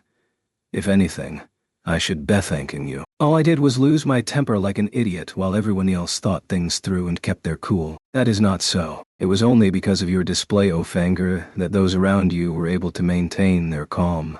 Nothing more. I am no exception. Your rashness served a valuable purpose. You're not really trying to praise me though, are you?" Subaru grimaced at the words lavished upon him. "I get it. I need to be calmer and remember to keep my cool. That's how a knight should act, isn't it? I'm aware that I don't think far ahead enough. After all, I had it marked on every report card I got in elementary school. Certainly, if it is chivalrous conduct one seeks, your actions cannot be praised. However..." Julius abruptly broke off his words. When Suba realized what he was doing, his eyes shot open in surprise. What are you doing?" "Precisely what it looks like." "Well, from my end, it looks like you're bowing to me." Julius had gone down on one knee, solemnly lowering his head. This was not a knightly salute, nor a custom among nobles. He was simply acting as an individual person. "You have my gratitude. I wanted to thank you for your righteous indignation in that setting. I don't know what you mean. If one is devoted to chivalry, One must strive to behave in a knightly fashion regardless of the circumstance. Ane can never act out of emotion, even if his friend is being disparaged or humiliated, but you were not bound by such things. His head still bowed, Julius added more words of thanks for Subaru's recklessness. The unexpected response made Subaru blink several times over. However, finally, "So you're basically thanking me for getting angry in your place? Man, are you stupid or what?" When the still irritated Subaru vented, his words caused Julius to lift his head. Receiving the brunt of Subaru's anger, he let his lips curl into a self-deprecating smile. "Stupid, you say? Stupid and a bad joke. Why do I have to be angry instead of you? I'm pissed at myself for the fact that I got angry. It's not like I tried to smack that bearded face for anyone else but myself." Subaru was genuinely exasperated with Julius, thinking he had gotten it all wrong. His temper tantrum was nothing as noble as the righteous indignation Julius made it out to be. Subaru knew practically nothing of the issues surrounding the Astri family. That's why he'd selfishly gotten upset over his own selfish assumptions. Nothing more. If you didn't like it, you should have gotten angry too. Because it was just me, he blew me off. But if you had joined in, that dad of Reinhard's would have run with his tail between his legs. Figurehead or not, he is the vice captain of the Knights of the Royal Guard. It would be reprehensible to act with such rudeness toward a direct superior. You're not directly under him at the moment. And just now, you called him a figurehead, didn't you? How inflexible can you be, man? The whole time you were dedicating yourself to chivalry, were you also putting armor around your heart too? Pressing Julius into silence, Subaru folded his arms and lifted his face toward the heavens with a snort. It was an infantile argument. Even though he was being thanked, Subaru was lashing out at Julius simply because he didn't care for it. Armor over the heart, you say? That remark cuts quite deep. For me, it sounds like a pretty cool thing to say, but don't think too hard on it. Just the words of a fool. No, I shall take them to heart. It was pleasant to think I had been saved by you. A thought I would never have even imagined a year prior. Just so you know, I still have nightmares about Thetans in a while. Were it possible, I would like to avoid a situation where we reunite in your dreams on a nightly basis. I'd also far prefer to do this and that with Emilia Tan instead. There's no room for you in my dreams. With the appreciative atmosphere from before gone, Julius returned to his normal tone of voice as he ran a hand through his hair. Disgusted with himself for being relieved by the change in attitude, Subaru forcibly switched topics. About Beardface back there. Seriously. The vice captain is Reinhard's dad, and I suppose it isn't surprising that you would have doubts. But it is true. That individual is indeed Heinkel Astria, vice captain of the Knights of the Royal Guard of Lugunica. What's the reason for that? Is human resources blind? Or did no one even question whether he'd be a problem? The answers are all in what you overheard. Of course, there is no lack of dissenters who doubt the vice captain's worth, both from the leadership and from within the Royal Guard itself. As a matter of fact, the position of vice captain was assigned for decorative purposes. Surely, there are none who have witnessed him actually engaged in his duties. When Julius shook his head and replied, Subaru conjured the mental image of some high-ranking bureaucrat stepping down to take a cushy job in private industry. That seemed a fitting description for Heinkel's situation. An important, high-paying job that required little actual work. Don't tell me he used his influence as the dad of Thesward's saint to land that position. That is also part of it, but the greatest reason lies not with the vice-captain but with Reinhard. Or perhaps it is more accurate to say the Astria family. The Astria family. Does that include Wilhelm too? Well, that man is Master Wilhelm's son and the current head of the Astria family. He is also Reinhard's own father. What would happen to the kingdom if such an individual rebelled due to discourteous treatment? As he rattled off another explanation, Julius strove to keep his replies as emotionless as possible. Listening to his words, Subaru sank into thought for several seconds. Then he immediately arrived at the answer. The reason that man, Heinkel Astria, was treated so favorably by the kingdom was, if Heinkel revolts, that mean the family of Thesward Saint becoming an enemy of the kingdom, so he's being treated like a big shot to maintain good relations. In other words, the kingdom doesn't trust Reinhard, or Wilhelm for that matter. If that was the case, Subaru could only think of such treatment as a grave insult toward Reinhard and Wilhelm both. Considering the pair's personalities, how could anyone think they might betray the kingdom? Your anger is justified. However, those in charge of the kingdom must consider all possibilities. As if that's even possible, there's no way something like that could even... Master Wilhelm is the former captain of the Knights of the Royal Guard. When Julius took a step forward and spoke those words, Subaru's breath caught, his body coming to a halt. 15 years ago, someone abducted a member of the royal family from the royal palace. At the time, Master Wilhelm was in charge of the search for the abducted royalist captain of the Knights of the Royal Guard. So even I've heard about that kidnapping. A kidnapped royal.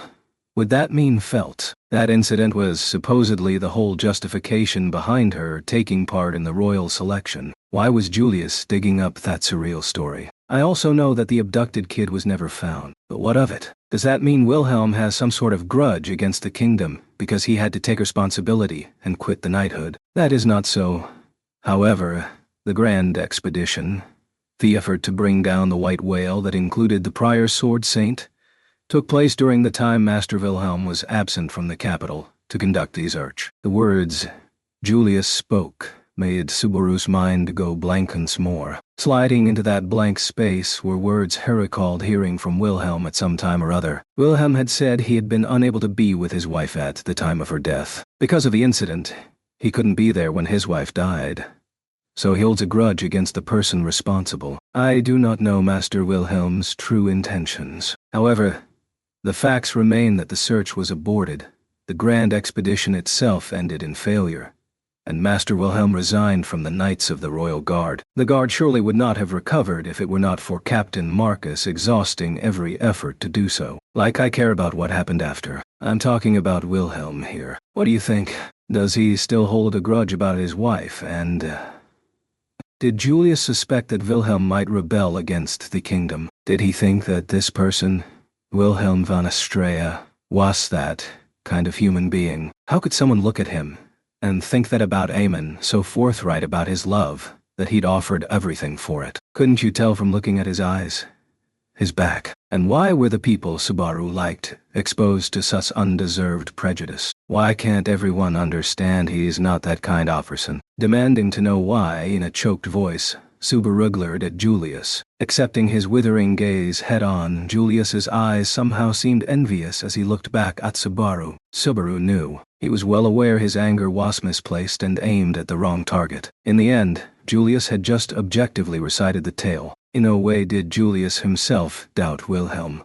Nor was he one of the people who doubted Wilhelm. After all, Julius had thanked Wilhelm after the battle with the White Whale 1 year prior. He'd praised Wilhelm for pursuing his greatest wish for 14 long years. Sorry, I'm an idiot. No, you are not in the wrong. What you say is correct. It is I who is in the wrong. And so I shall remain, without a chance to rectify my mistake. Lowering their gazes, both of them closed their eyes as they wrestled with such unbearable thoughts. The seeds of distrust about Wilhelm's true intentions still remained. They weren't the sort of thing that could be immediately solved with words and actions. Does this go for Reinhard too? The situation is different in his case. At one time, Reinhard did whatever Master Heinkel told him to. It was not a period that could be dismissed simply by saying, well, they were father and son. Averting his gaze from Subaru, Julius seemed regretful as he spoke, but without touching upon any of the details, Julius took a deep breath and continued his explanation. When Reinhard became independent, such behavior came to an end. However, enough happened that a concern remains within the kingdom. Namely, could such a thing not come to pass once more? So to make sure Heinkel doesn't give Reinhard insane orders, the kingdom's trying its damnedest to keep Heinkel in a good mood. Perhaps it is something far worse. In the end, this is nothing more than rumor, but I shall convey it to you nonetheless, to you, who expressed indignation in that situation as Reinhard's friend. With that worrying preamble, Julius quickly scanned their surroundings. Having confirmed no one might overhear, he turned back towards Subaru. And then, the vice-captain is suspected of involvement with the royal abduction incident 15 years ago.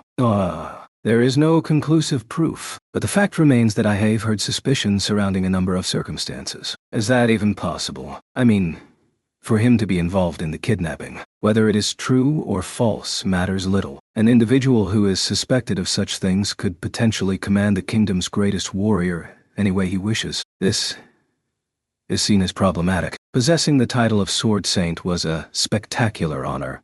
However, the revelation of this situation made Subaru feel as if it was not so much an honor as a curse. I mean, if that's true, then it'd be Hankel's fault Wilhelm wasn't able to be there when his wife died. That is not the half of it. I've heard that at the time it was Lord Hankel who recommended that Lady Theresia, who had already laid down her sword and retired from active duty, participate in the grand expedition, threw his own mom onto the front lines against the Adamant beast. We have records remaining from that time. The vice-captain refused to join the grand expedition, nominating Lady Theresia to join the battle in his stead. As Subaru learned more about this incident, he couldn't help but be stunned. Hankel had sent his own mother to take his place on the field of battle. There, his mother had been killed in action. To protect himself against his father, who was unable to be with her upon her death, from wielding his blades in vengeance, Hankel used his son's talent as a shield, spending his own peaceful days in depraved indolence. It couldn't be. A human being actually capable of such a thing couldn't really exist. It wasn't because Subaru wanted to affirm Hankel's humanity. He couldn't accept the theoretical possibility Theta human who was able to live so shamelessly could even exist. I am sorry. I should not have spoken of such things when you were not emotionally prepared for them. Julius apologized in a morose voice when he noticed how Subaru was shocked and speechless. Subaru had only been listening, and he could barely control himself. There was no way that Julius could possibly keep his composure when he had to be the one conveying it all. For someone like Julius, who constantly strove to be rational and logical, this behavior was particularly strange. It's not like this is your fault. I'm the one who made you say it. It is not an attitude worthy of praise. To look at someone else's family and speak with a mixture of rumor and prejudice is extremely insensitive. They are actions that a knight should be ashamed of, but you made sure to see it through.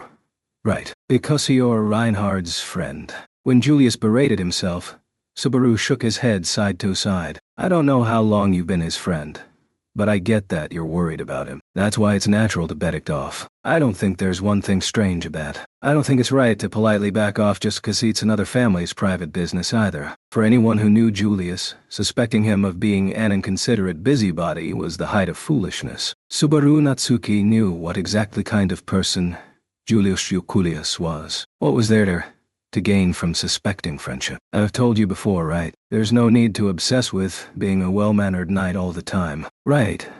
Maybe you should strip off that armor and try being Julie for a while. Maybe being more flexible like that would help you do a whole bunch of things better.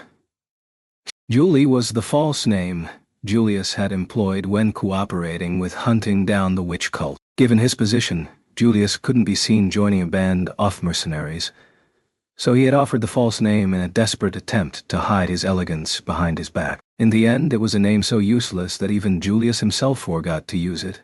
But at the time, Julius had allowed himself to diverge the strict rules of knighthood. Julie, you say? That is quite a nostalgic name you have pulled out. It's the sort of one-and-done plot twist you forget in an instant. I'm proud of myself just for remembering it. But when you say not to be bound by chivalry, you suggest a very difficult thing. It is not as if you are unaware of what they call me. That whole finest knight thing is why you're always so stiff, right? When you get in the bath and take all that armor off, make sure you do some extra stretching before you put it back on again. On the spot.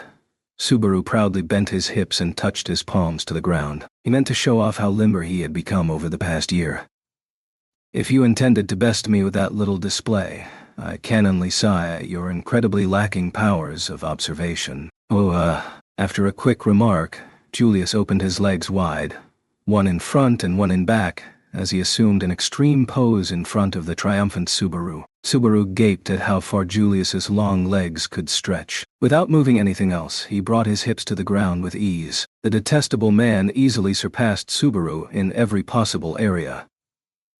Well, I'm still really good at singing and playing Theliulira. I truly cannot see the significance of winning such a contest, but I am somewhat familiar with musical performance. There it is. Even I know that when a guy like you acts humble, it means he's super good at it. Ain't no way I'm joining a band with you. You'll steal the vocalist spot from me in no time. I see. Yes, Subaru continued airing out his grievances. Julius returned his stretching legs to their proper positions and stood up. When Julius let out a short sigh, Subaru knit his brow.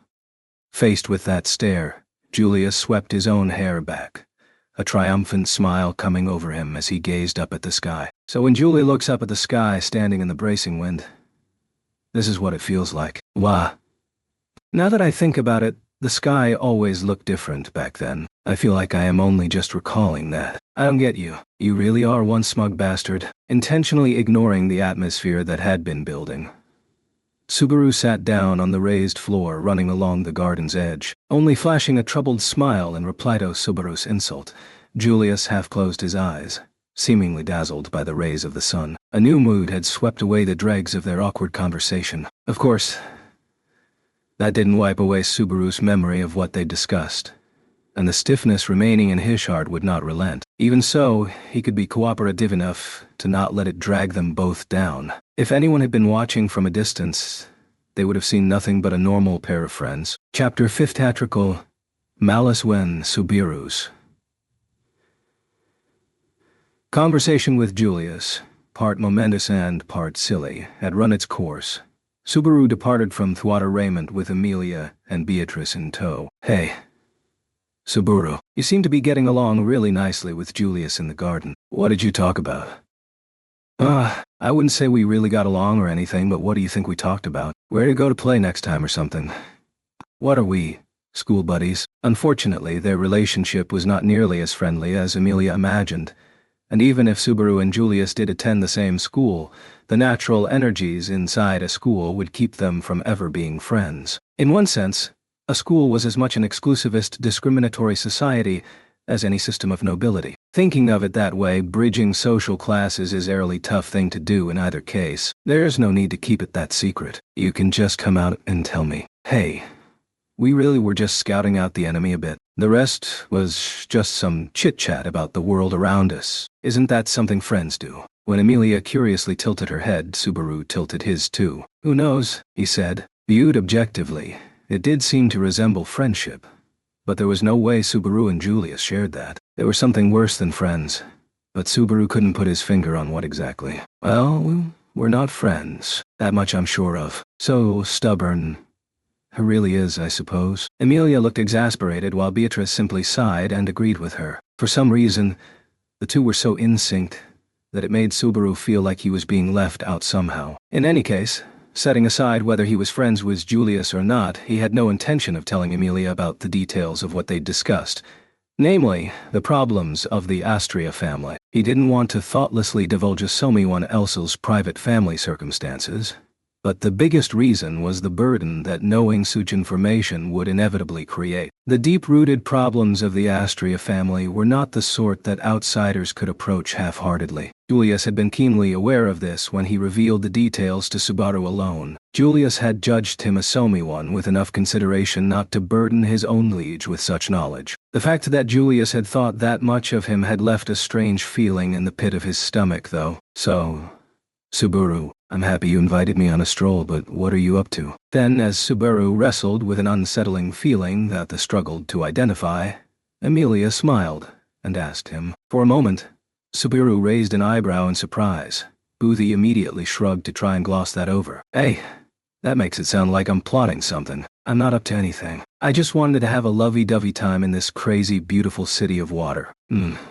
So that's what you're going with. Subaru, honestly, you're so stubborn and hard-headed. Even I won't fall for your sweet talk in a situation like this. When Amelia pouted, Subaru put a hand to his forehead with a resigned look on his face. When he glanced at Beatrice for aid, who was in between Subaru and Amelia and holding one hand of each, she pretended not to notice. It seemed she had no intention of taking his side. Meanwhile, Amelia's gaze was relentless. Subaru promptly crumbled. I get it. I'm raising the white flag. I wanted it to be a surprise for you, Amelia Tan. A surprise? You mean you were planning to startle me with something kooky? No one says kooky anymore. Hey, I'm sorry. Sorry. When Amelia puffed her cheeks up in anger at Subaru reacting like he always did, this time, he surrendered for good. Afraid of what might follow otherwise, Subaru suppressed his feelings of disappointment and put everything on the table. It's really not anything I'd call a scheme, though. Right now, we're heading for a park in the middle of the city. Thione, where Liliana performed yesterday. Wow, really? Then maybe Liliana will sing there today too. Your eyes are so cute when they sparkle like that. Well, I'm interested in Liliana's songs too, but I also want to do some scouting and give Otto some fire support. Subaru had no idea just how much trouble he'd caused for Otto, off on his own for solo negotiations with Kiritaka, who Subaru had angered with his botched plan from the day before. It was absolutely not that he lacked faith in Otto's negotiating skills. Of course, I have just as much faith that he never get lucky except at the very last moment. That does not mean you need to do something as ominous as rely on Liliana again.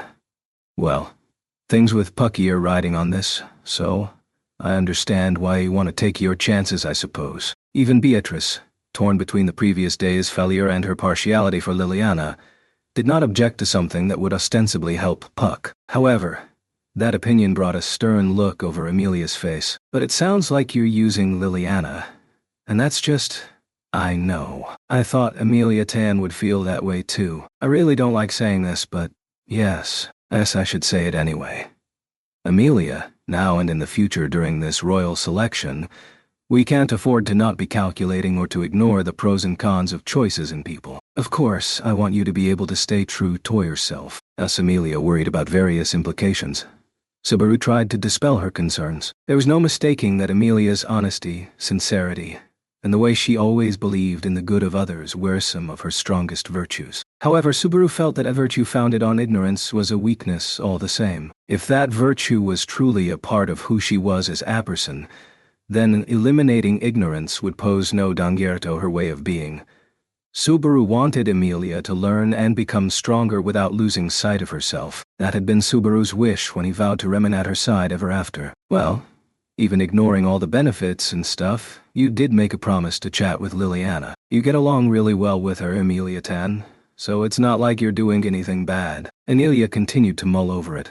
Subaru relaxed his tone a little and tried to introduce some levity. Amelia lowered her eyes, which were rimmed with long lashes, and sighed slightly.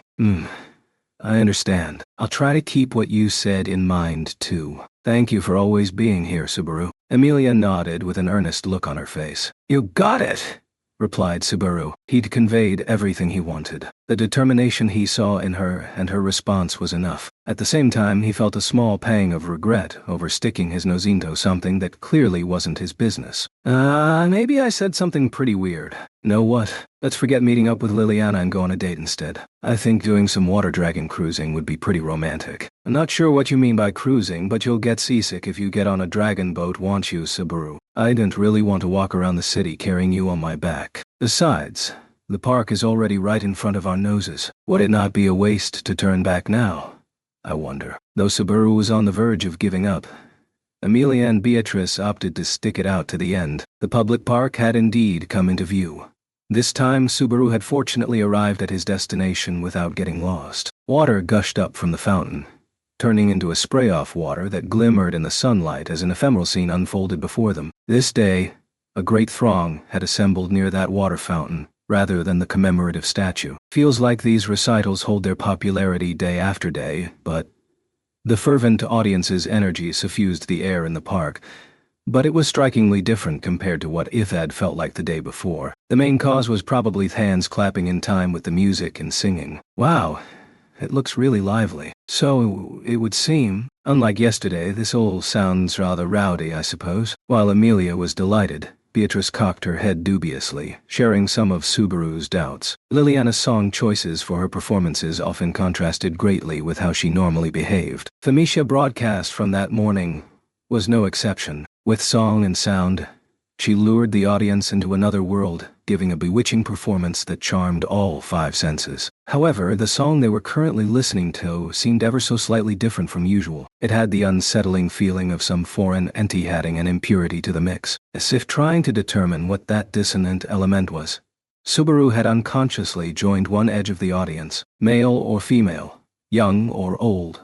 There was a vortex of passion surrounding everyone enchanted by the songstress's song. Wedging themselves into their ranks, Subaru led Amelia and Beatrice by their hands as Hep lunged deeper and deeper. Then, the instant he emerged onto the front row, his face contorted amid thunderous applause. The beautiful timbre of the liulier's final twang signaled that the song had reached its end and that it was time to bid the intoxicating music farewell. Then the songstress, who had just put on a stunning performance, turned around to reveal a smiling, satisfied face. Such wonderful dancing. Seeing footwork like that almost made my eyeballs fly out. And your performance was quite entertaining. You have done well. It has been some time since a performer of the arts has amused me so. A woman in red smiled charmingly as she exchanged a firm handshake with Liliana, the songstress. Watching this unfold, Subaru let out a long breath as one phrase rose in the back of his mind. Danger.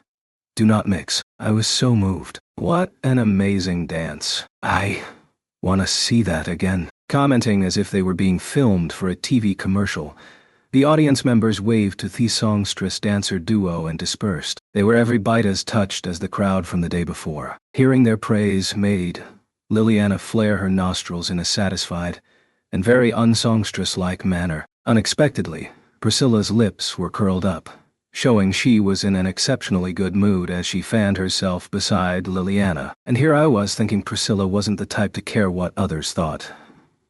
My, oh my, oh my. Is that Master Subaru and Lady Amelia over there? And Lady Moppet as well. Right as she said her goodbyes to the last of the audience, Liliana noticed the remaining 3 people left in the park and made her pigtails bounce. How she managed that was totally beyond him. As Liliana raced over, practically flying through the air, her words made Beatrice narrow her brows. I believe I heard Lady Moppet. Exactly what might she mean by this, I wonder. Subaru, explain. Go ask her. She's the one who said it. Here, have a sugar plum and behave. Do you think you can lick, distract me with this, I wonder? Lick. As Beatrice rolled the candy around in her mouth, Subaru left her behind. He turned toward the pigtailed Liliana darting about in front of him and grabbed her hair with both hands. Gah! Shouted Liliana, but it did stop her from moving. Yesterday got all crazy, meaning we couldn't keep our promise. So it's good you were here today too. Actually, don't tell me. Does Kiritaka show you out the door during work every day? Why would you put it like that? It is nothing of the sort. Certainly, mister. Kiritaka devotes his heart and mind to his job whenever there's work to be done, but he always tells me that he wants me to be happy doing whatever I like outside. So you do get thrown out a lot. Kiritaka had his own unique issues, but this was his way of keeping things in order. It made sense.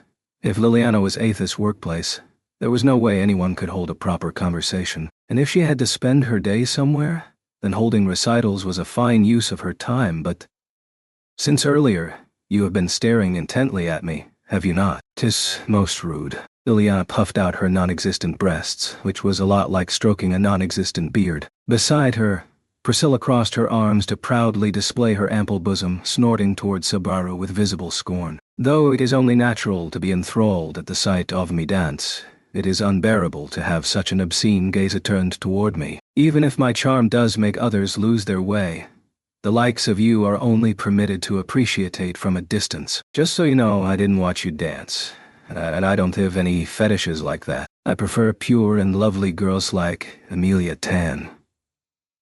Girls as over the top as you actually make me less excited. What a pitiful man to pick that thin half-demon over me. However, I am not so narrow-minded as to disallow bad taste. If you know not what true beauty is, it cannot be forced upon you. But someday, I shall pry open that narrow-minded world with my own 2 hands. Their values clashed, but Priscilla's philosophy robbed Subaru of all willpower to shoot a response back. Priscilla considered it a matter of fact that she was the center of the universe. Subaru's idea of common sense held no meaning whatsoever, but that means Priscilla was dancing right. I really didn't expect that. You should curse your fate for allowing you to miss it. I do not dance, save when the mood strikes me, and that is rarely the case. This artist's song was simply that, alluring. For real. So you're a Liliana fan too. Subaru acknowledged that Liliana's singing was incredible, but not nearly to the extent that everyone else seemed to. As far as Subaru could tell, every girl who heard Liliana sing became her ally. She had a perfect record. Honestly, if she could woo even Priscilla, her status was pretty much unassailable. But to have Lady Priscilla and Lady Amelia both come here, candidates for the royal selection. That's the glimmering issue of the day. Liliana is grateful and even moved to tears. Even with the uneasy atmosphere that came with Warval candidates meeting, Liliana's powerful ability to set her own pace was undaunted. Of course, even she understood that relations between Milia and Priscilla were delicate at best. The profound silliness of her statement was no doubt intentional. Mwahaha. So my songs are that incredible. Oh, I'm gonna blush. On second thought, maybe she's just being herself. Liliana's bashful reaction gave Subaru renewed doubts. He concluded with a shrug that he had simply been overthinking things. After that, Subaru abruptly noticed that Priscilla was alone, lacking even a single escort. You're by yourself, not with Al or the shitty bastard or your cute butler. Schult gets lost whenever he walks out the door. He is earnest and adorable to console, but that is all, really. Having Al at my side means putting up with his annoying little comments, so I left him behind. As for the shitty bastard, I would not know. So you also call him that, huh? Subaru was surprised by her unexpectedly blunt replies. He was similarly surprised at just how poorly she treated Heinkel even after taking him as a follower. Granted, he obviously deserved such treatment, but why bring him into the fold then? No doubt that's also cause it amuses you. Reasons are such trifling things. To begin with, he came me with an offer, and I accepted. Nothing more. I shall lose him for my entertainment while I can, but if he says to have value, I shall discard him instantly. That is the extent of how much I care. Nah, I wonder about that. If you didn't care about him, you wouldn't have beaten him down like that, would you? For that matter, had Al not intervened, she might well have sliced him apart then and there and walked away. Subaru figured Reinhard would have probably intervened and stopped her short of that, though. Come to think of it, you've broken my jaw with a kikansa before, huh? At one point during the loop at the capital a year before, Subaru had once been kicked by Priscilla when he procured her ire. His memory of being in a near-death state from a single one of her kicks came flooding back. Thinking of that, he could accept the overwhelming combat strength she'd displayed back at the hall. Isn't it dangerous for you to ditch Al and the rest of your crew like that? And what, pray tell, would suddenly become a threat simply because my 3 retainers are absent? About the only advantage of their presence is to have eyes to see directly behind me. So your dancing with Liliana here was just coincidence? Emilia's question made Priscilla fold her arms with an audible snort. Unlike the dull streets of the capital, this city's sights are salve for my tedium. I was enjoying the flow of the water when this artist's song reached my ears. I mean, wow. Yeah, I didn't know what to expect when she suddenly came in and started dancing. Usually I give people who get too worked up a good smacking with my song, and most of the time, they settle back down right away. You really don't act like a songstress at all. Driving interlopers back with your song was way too rock and roll. Besides, the only word he had for Priscilla suddenly breaking into dance was shocking. Considering how rapt the audience was, it must have been quite the performance. To gather the hearts of so many people and leave me behind is self-centered to the extreme. However, such is the appeal of your music. How about it? Would you care to serve as a singing girl at my side? Oh, thank you. Thank you so very much. I am honored and very, very proud that you praise me so. But, I must respectfully decline. Priscilla's invitation showed she had taken a liking to Liliana's singing even more than Subaru had first assumed. Liliana responded with a smiling face and a refusal with virtually no hesitation. Instantly, the park was enveloped by an aura that pricked Subaru's skin. His body tensed up on its own. Liliana had made a frighteningly, spectacularly momentous decision in a flash. She understood nothing about Priscilla's character or the instant and even cruel threat Priscilla could pose. She was totally oblivious. Oh, you refuse me. Why do you refuse my invitation? Like clockwork, the tone of Priscilla's voice dropped an octave as she responded, her crimson eyes running cold. Even Subaru, who wasn't the target of her ire, felt like a blade had been pressed to his throat. In that situation, where a single word could cost her life, Liliana stroked her musical instrument with her hand. I am Liliana, the minstrel. Though I have stopped in this city for a time, I am destined to wander again before long, traveling wherever the wind carries me. It is an occupation and way of life of not being bound to any one land or one person. And so you decline my invitation. It was the same for my mother, my mother's mother, and their mothers before that. It is our family's way. We leave nothing behind. save for our songs in people's hearts. Just as one cannot fence in the wind, no one can keep us in one place. Your invitation makes me happy, but I must decline. Even I do not know where my song shall echo. I leave that up to the wind." Raising her musical instrument high, Liliana spoke the words proudly. Not a single reservation upon her face. Her usual demeanor, the way she made fun everything and consistently got on people's nerves, was nowhere to be seen. There was only the simple pride of the creature known as a minstrel, those who pass down tales through song. After listening to Liliana's answer, Priscilla kept her arms folded and one eye closed. Then her remaining eye shot straight through Liliana, her gaze redder than an incandescent flame. When even this failed to make Liliana falter, Priscilla abruptly let out her breath. "Very well, your resolve is commendable. Forgive me, 'tis I who was rude." "Not at all. I'm really sorry I couldn't accept." Priscilla's remark made Liliana proudly thrust her chest out as if it was the obvious thing to do. Subaru could only be amazed. He never thought Priscilla would actually accept someone else defying her will. "What is it, filthy peasant? What is the reason for this distasteful face you are showing me?" "Hey, there's nothing on my face except surprise. I was scared because I thought for sure you'd slice Liliana in half for refusing your invitation." A ridiculous concern. Priscilla spat out her reply with a snort, but was it true? Until she heard Liliana's reply, Subaru had no doubt whatsoever that Priscilla's bloodlust was balanced on a knife's edge. Wasn't Liliana spared only because it didn't happen to tilt in the wrong direction? But I'm a little surprised by Priscilla, too. I thought she was the sort of person who would do anything to get something she wanted. It was then that Emilia spectacularly stepped upon the landmine Subaru had painstakingly tiptoed around. Emilia's blunt impression made Priscilla sigh with displeasure. "Lowly half-demon, would you cease your prattling? Just what do you know about me when you see with such clouded eyes?" Rudeness and insult can be forgiven, only sumptuous. This girl is an expert at being all talk. If she has enough spare time to criticize and lecture others for their outward appearance, would she not be better served spending it reflecting on her own words and deeds, I wonder? "Beatrice." When Priscilla's merciless words brought a conflicted look over Emilia's face, Beatrice squeezed her hand. When she shot back at Priscilla in Emilia's stead, Priscilla looked like she'd noticed the girl for the first time. Such brave words for a little girl. "I shall have you know me tolerance is not dependent on age. Do not beguile yourself with the notion that I will turn a blind eye to your rudeness because of your youth. Your advice is unnecessary. Do you even realize, I wonder? Little girl, Betty may be cute, but do not think that is all there is to see." Instantly, sparks of hostility flew between Beatrice and Priscilla. Both were wearing dresses, but their compatibility couldn't be worse. Of course, Subaru was on Beatrice's side, but just the fact that she was picking a fight with a royal selection candidate made this problematic. "Beatrice, it's okay. I'm all right. Why try to stop me, I wonder? Surely we cannot simply let her slights pass in silence." Fearful of the problem growing larger,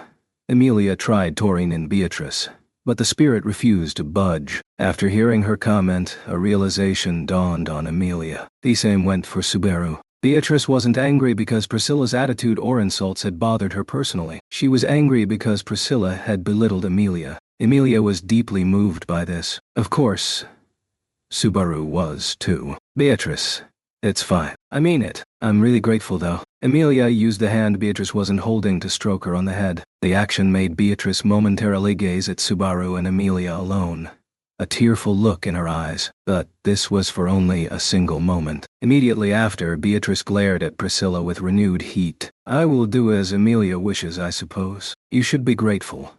Surely. You speak for yourself. Count your adorable appearance among your blessings." With ragged breaths, Beatrice got a hold of her temper. Priscilla responded in kind by suppressing her ghastly aura. Subaru almost felt like the last line was just pure praise for Beatrice's looks. The gist was, "You're cute, so I'll let it go this time," which was fine and well with him. Priscilla's thinking remained a mystery. "You really are a woman I can't understand one bit, but of course, I do as I please more than any other. It is a gross conceit to even attempt to understand me, so now it's my fault. In the first place, this all started because you wanted Liliana for yourself. In the end, it was unclear just what had made Priscilalo Liliana to slip from her grasp, seemingly gleaning the question from the doubts on Subaru's face. Priscilla hid her own lips behind her fan. Everything in this world is mine. Therefore, I need not personally own everything that is beautiful, proud, and valuable in order to appreciate it. It is sometimes best to leave them as they are. That is all. If this entire world becomes my garden, where little chirping birds sing matters not, it would not only be crude but quite unpleasant to place every one of them in bird cages to protect them from all outside dangers. This was the first time Subaru had ever heard Priscilla break her aesthetics down into a digestible form. The sheer scale of her inaccessible, overwhelmingly aloof rationale left Subaru at a loss for words. It wasn't that he failed to understand the meaning or the logic. She simply perceived things on a fundamentally different level. Subaru thought that this difference, or perhaps the very scale of it all, was terrifying. But at the same time, those feelings of terror were accompanied by the awe that came from gazing up at an overpowering being. He wasn't sure, but maybe that was why Al stood by Priscilla. Now. With everyone having calmed down a notch, how about I present to you a song in honor of our friendship? But new, not one song but maybe two or even three. With swift pulls of the strings of her lyre, Liliana made an abrupt proposal. This time, Lady Priscilla should simply enjoy herself without being concerned about dancing. And, Lady Amelia, it looked like earlier you arrived just as the song was ending. This time, we shall joyously celebrate our reunion, and you shall see for yourself how Liliana's unique singing voice lets her make off like a bandit in this city. My word. Wow, really? The result isn't elegant at all. But you are satisfied with this. Setting Liliana's assertion aside, the fact remained that their song was currently the key to a peaceful resolution. At present, Amelia and Priscilla stood side by side with an odd sense of distance between them as they prepared to listen to Liliana's performance. It was in that situation that Liliana beckoned Subaru over with her hand. Then when Subaru approached, she whispered in a low voice, "Could it be that Lady Amelia and Lady Priscilla don't get along too well?" "Are you kidding? It should be kinda obvious based on their positions. Incidentally, there's pretty much no such thing as a person who gets along well with Priscilla, and she treats Amelia Tan like that. My oh my, this is quite a serious matter." Liliana gazed up at the heavens, the tails of her hair furiously bouncing, much like a dog warily wagging its tail. Maybe they were connected to her nerves or something. He had a sudden urge to grab them, pull them, and twirl theme all around. But, here. I shall do everything in my power to seduce them both with the power of music. Ah, just now you thought of something dirty because I said seduce, didn't you? You can't do that. It's indecent. I'm beat, so could you not make me feel admiration and disdain from the same damn line? Even as he sighed, Subaru admired how Liliana could show such consideration amid her fits of madness. Her goal of sweeping away the bad atmosphere with a song was something he could appreciate. As a matter of fact, it irked him a little that Liliana's voice made such a thing actually possible. After the song, we'll have a pleasant chat.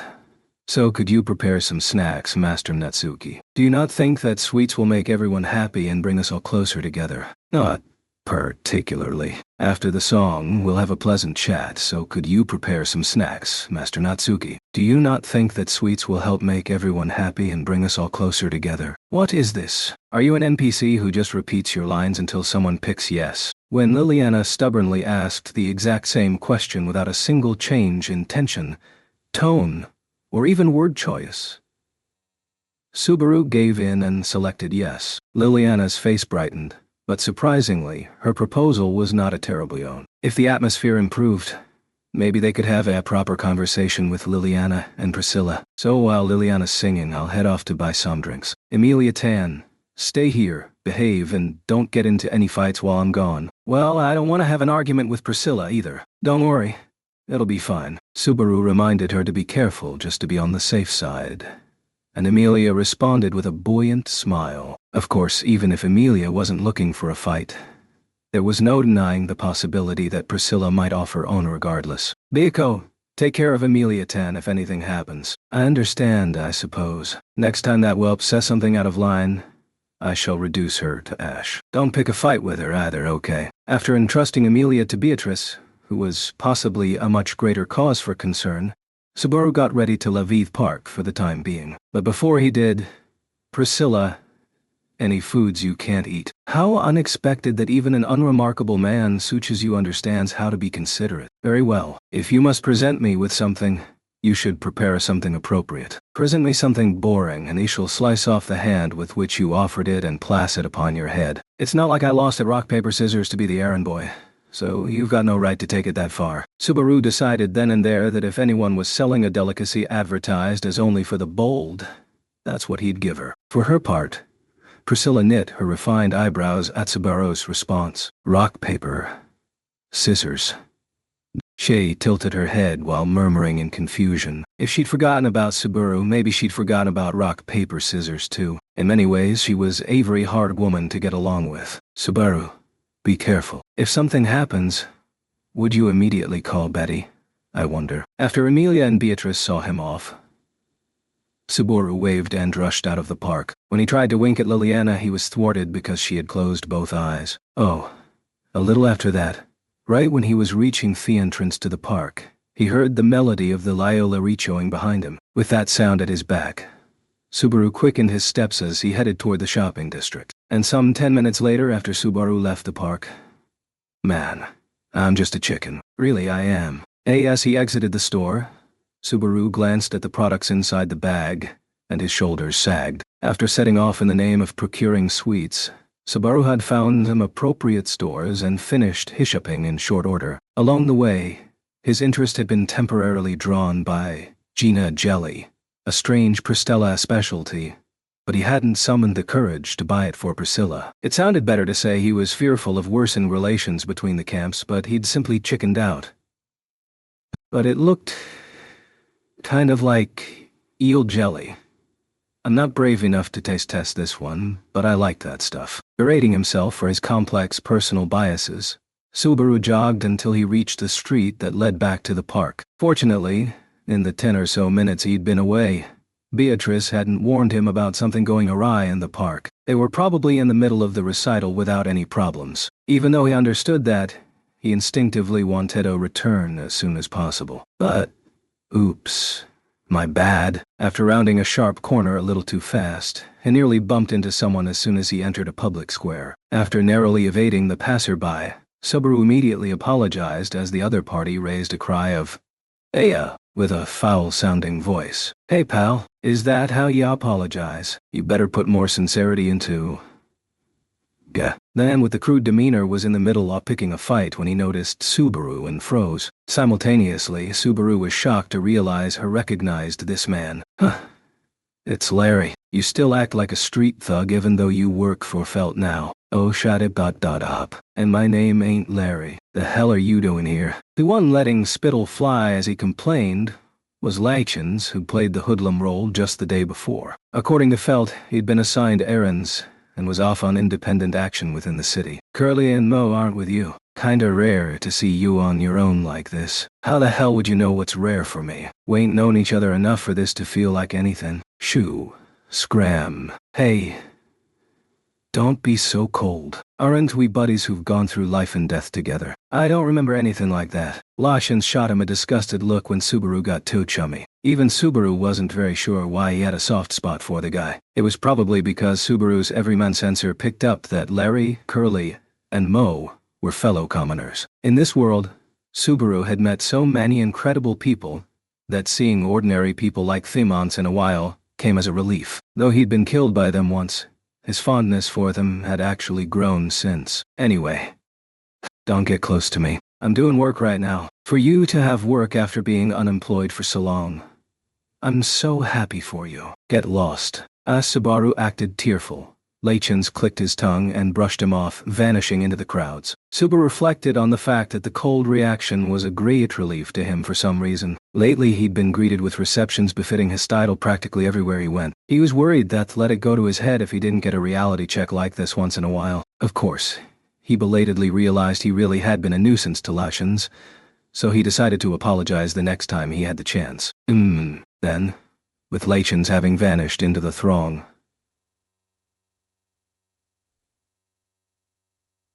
Subaru turned around and began to walk when he came to a halt. No, it wasn't just Subaru who'd stopped. Within his field of view, a great many people within the square had come to a halt as well. What the?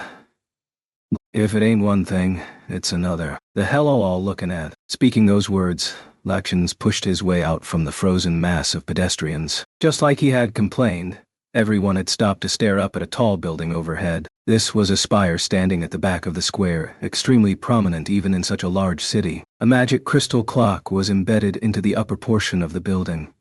It was a time tower that functioned much like a clock tower. These towers were common in large towns and cities, and several of them were scattered around Pristella. This time tower was simply one among many. But then that changed. To all those whose conversations and busy schedules I've interrupted, I offer my apologies. At the upper portion of the time tower, a lone figure emerged from an open window to stand precariously on Thiege. As all eyes gathered on the stranger standing before them in such a bizarre manner, the voice addressing the crowd trembled, seemingly overcome with emotion at being the center of attention. Please lend me but a tiny instant of your time. Thank you. The tone of the voice that opened with an apology and a word of thanks was particular to those who were more concerned with their appearance than genuinely showing gratitude. Everyone listening was assailed by an uncomfortable sensation, as if that voice itself mercilessly clawed at their hearts. These disturbing feelings were doubtlessly amplified by the speaker's bizarre outward appearance. This person's head was covered in raggedly wrapped bandages that left one eye visible, gleaming mysteriously as it surveyed the world below. For clothes, they had a black robe with long, mischief-colored chains wrapped around both slender hands, ending in hooks. These were dragging across the floor as the speaker came forward one purposeful footstep at a time, hastily heading to the top of the tower. Glancing at the audience, unable to peel their eyes from the bizarre sight, the speaker smiled.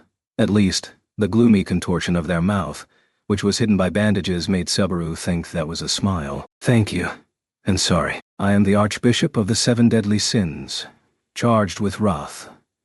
Voicing that terrifying preamble aloud, the eccentric offered an introduction. My name is Sirius Romane Conti. In contrast to the other archbishops, the tone of Sirius' voice was chummy, outgoing, and even cheerful. This strange announcement delivered by someone wrapped in bandages left everyone looking up at the tower and unable to speak. Perhaps it was partly due to the speaker's surreal appearance, but the greater factor was almost certainly the crowd's inability to process what they just heard. Of course, these were nothing more than secondary reasons. There was a reason more fundamental than any other. How could anyone take their eyes off something that threatened their very lives? What did they say just now? You're kidding, right? The witch cult. Hearer. The realization and chaos that had been delayed by the initial turmoil began to gradually spread through the mass of people, but not a single person there instantly adopted the best countermeasures available. Everyone listening to the contents of the message doubted their ears, and the only rippling through the crowd was confusion. Hey, what did that bastard say just now? Did you hear that? And the same went for Lakshans, who noticed Subaru and came running. Lakshans kept one eye on what was happening overhead as he wove through the crowd toward Subaru, who also couldn't take his eyes off the eccentric, despite standing apart from the rest of the audience. For some reason, he could tell that letting his attention lapse would be an irrevocable mistake. There was no need to doubt the individual's identity. That was the exact same malice Betelgeuse had. Plus, Romane Conti. The surname the bandaged eccentric had invoked, Romane Conti, just like Betelgeuse. Of course, as Betelgeuse had been an evil spirit, a blood relative sharing the same name was highly unlikely, but don't tell me all the archbishops of the Seven Deadly Sins use the same family name. The existence of a famous Romane Conti family within the witch cult churning out archbishops, one generation after the next, was a concept so twisted that even the thought of it was enough to make Subaru crinkle his nose. Without such trivial thoughts running through his head, Subaru would have already blown his lid. An archbishop of the Seven Deadly Sins was right there. It wasn't the gluttony he was pursuing, but there was an archbishop right there. Gotta nab him, make him spill the beans. It'd blaze a trail to gluttony one way or another. With that decided, Subaru calmed his blazing heart. Simultaneously, he focused on the link with Beatrice within his chest. By calling out to her, Subaru could convey that something was wrong. This was the firm bond that tied a contractor to his contracted spirit. In the innermost depths of his body, He'd grasp it, pulling it toward him all at once. That's quite enough. But his attempt to call Beatrice was terminated, abruptly blown away by a dry, rupturing sound. This was the sound of the bandaged eccentric clapping their hands together. Subaru's breath caught from the noise, which was so loud that it seemed to reach every corner of the city and rocked the square itself. Then, looking down upon the multitude frozen with shock, the eccentric's exposed, lolling eye wandered around. It took 22 seconds before everyone fell silent. But I thank you for quieting down. I'm sorry. I am also very happy. And, speaking sarcasm along with their thanks, the eccentric, Sirius, kept both hands together as their bodies swayed. Sirius really did seem to be enjoying the show, but the crude-looking chains hanging from both hands continued to undermine that impression. The discordant sound of the hooks scraping against the tower's platform and the chains rubbing against the walls really grated on the ears. You and you over there, and you two sirs over there also. I am sorry. Do not be so cross. I offer you my heartfelt apology for taking up your valuable time. Sorry. And thank you. Sirius squirmed all around while doing their best to convey sincerity. The only reason Subaru did not instantly shout, "Is this a yoke?" and go deliver a beatdown was precisely because he was included among those Sirius had pointed to that moment, urging them to not be so cross. Subaru noticed the three others whom Sirius had pointed at: a beastman with a sword on his hip, a woman with an eye patch, and Lashans had all gone pale. They were probably the only ones present with any fight in them. This was without doubt a warning. Any sign of hostility and Sirius would nail them to the floor first. Feeling sweat beading on his brow, Subaru cursed the stalemate he had fallen into. Allowing the witch cultist to take the initiative was a terrible misstep. Including Subaru, some 30 people were in the square, trapped in Sirius's field of vision. Hardly a trivial number. One false move, and there would be instant carnage. Everyone indicated by Sirius's finger understood this, blocking them from making a move. From the expression in his bitter face, Lachans was the only one hesitant in his decision. Lachans probably had a wild card to play, specifically calling Reinhardt over. If he could do so in time, there was no one who could best Reinhardt. It was a certainty that he'd settle matters with a single blow. However, the sacrifices incurred in the time it took him to arrive could never be undone. If Lachans didn't care about casualties, he could have Sirius taken care of, hence his inner turmoil. Yes. Thank you. It would seem that everyone has calmed down a little. I understand that you are uneasy. The ring of the words witch cult never fails to leave a poor impression. That is why even I will not ask you to disregard this. I merely wish to have all of you give me this time today because there is something I sorely wish to confirm. And what's that? I am sorry.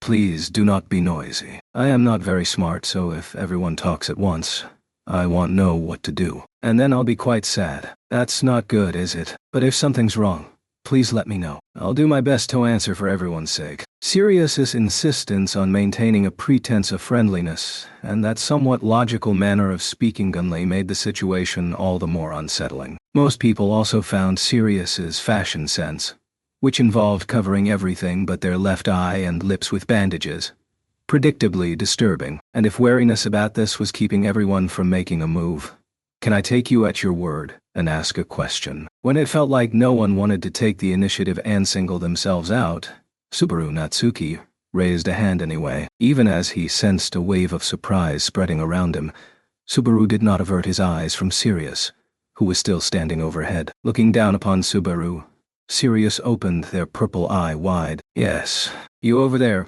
please do. Thank you. To think you were so angry before, yet now you are willing to speak with me. What a happy occasion. Ask me anything. I'm not sure what you want, but I have some girls waiting for me, and 4 of them at that. I'd like to settle this as quickly as possible and get back to them. My, that is terrible. I am so sorry. Surely, we are troubling these girls and causing them sadness or maybe even anguish. That is wrong, so very wrong, impermissible, unforgivable. Excuse me. As they spoke, the cheer in Sirius's voice faded.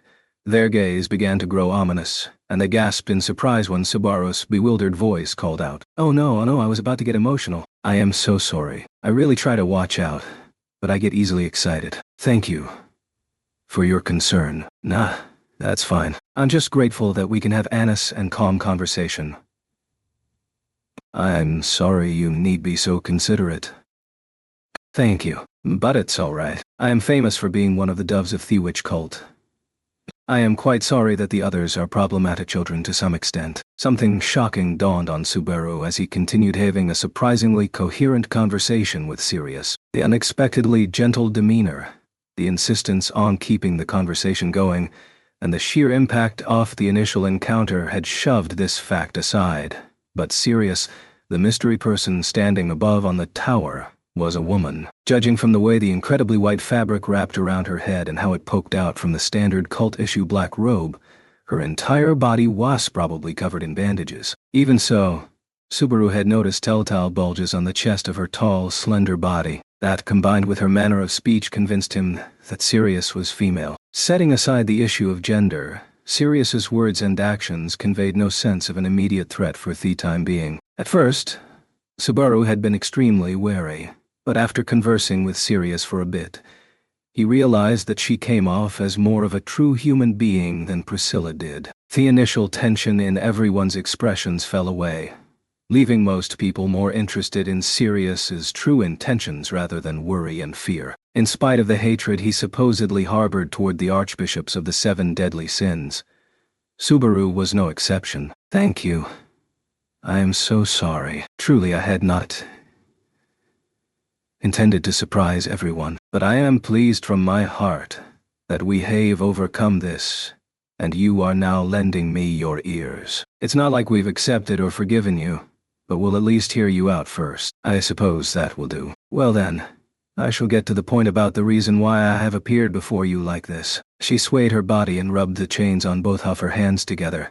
The high-pitched sound tore at the air around them. Now that he took a good look, her appearance was more comical than creepy. If he thought of her as some sort of clown or entertainer, he had to wonder if she was really that far removed from someone like Liliana. Subaru's expression softened, and the guarded wall she had raised around his heart slowly crumbled away. There didn't seem to be a need to call over Beatrice anymore. He'd hear Sirius out and then ask her to depart quietly, peaceful and proper, not making any waves whatsoever. Wasn't that a good thing? So what did you want to ask? Yeah, hurry up and ask already. That's right.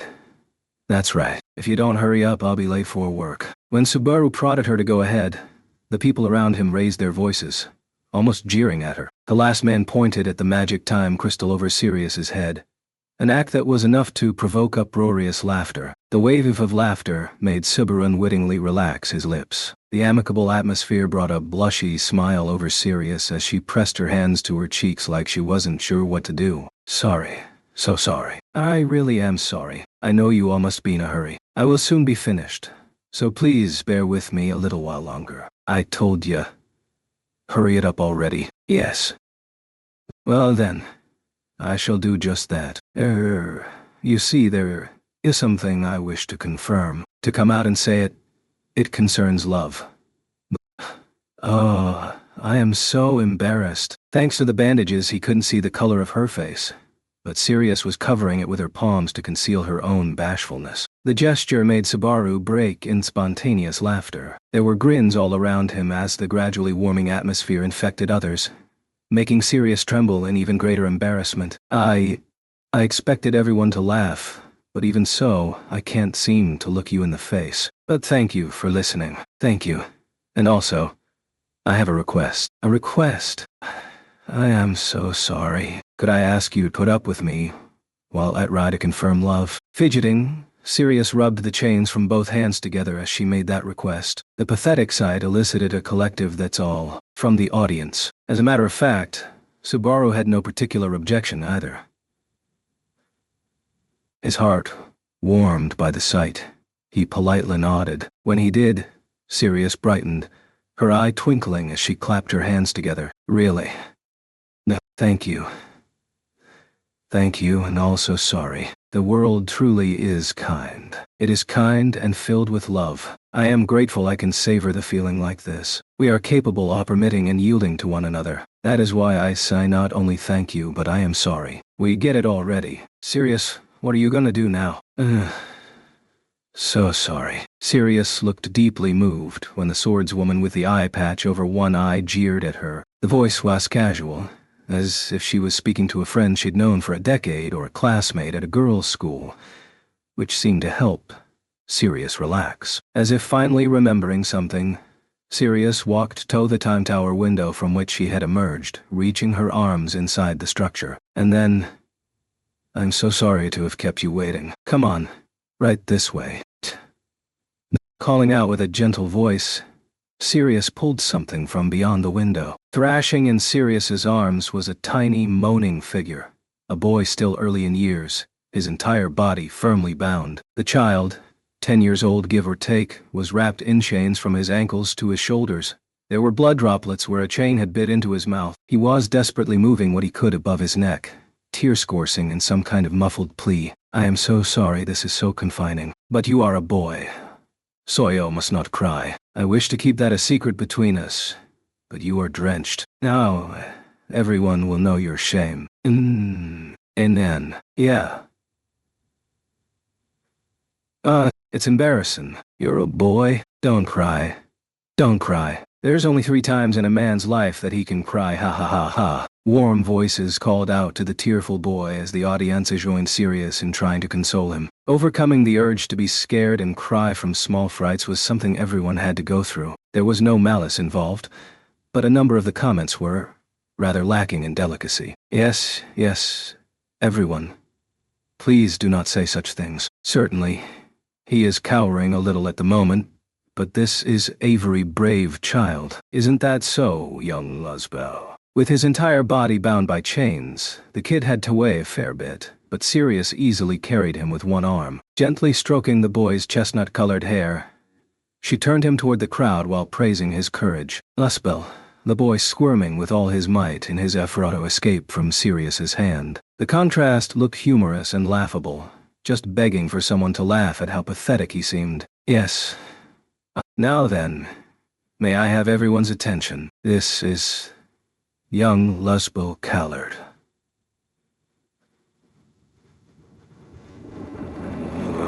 He is a native of Pristella. He is still only 9 years old. My, such fine future prospects. NN. His father is Moslan Callard. He is an observer for the city waterways. His mother, Ina Callard, is currently pregnant and showing at this very moment. Will Luzbel be blessed with a younger brother or a younger sister? Quite a happy thought regardless of which is born. Young Luzbel has a childhood friend, a cute blonde with curly hair named Tina, who he gets along with very nicely. Since the pair care deeply about each other and seem to have an ideal relationship, I spent a considerable amount of time mulling over which one I should bring here. At first I thought I'd bring Tina, but Luzbel asked me so earnestly, it struck a chord deep within me.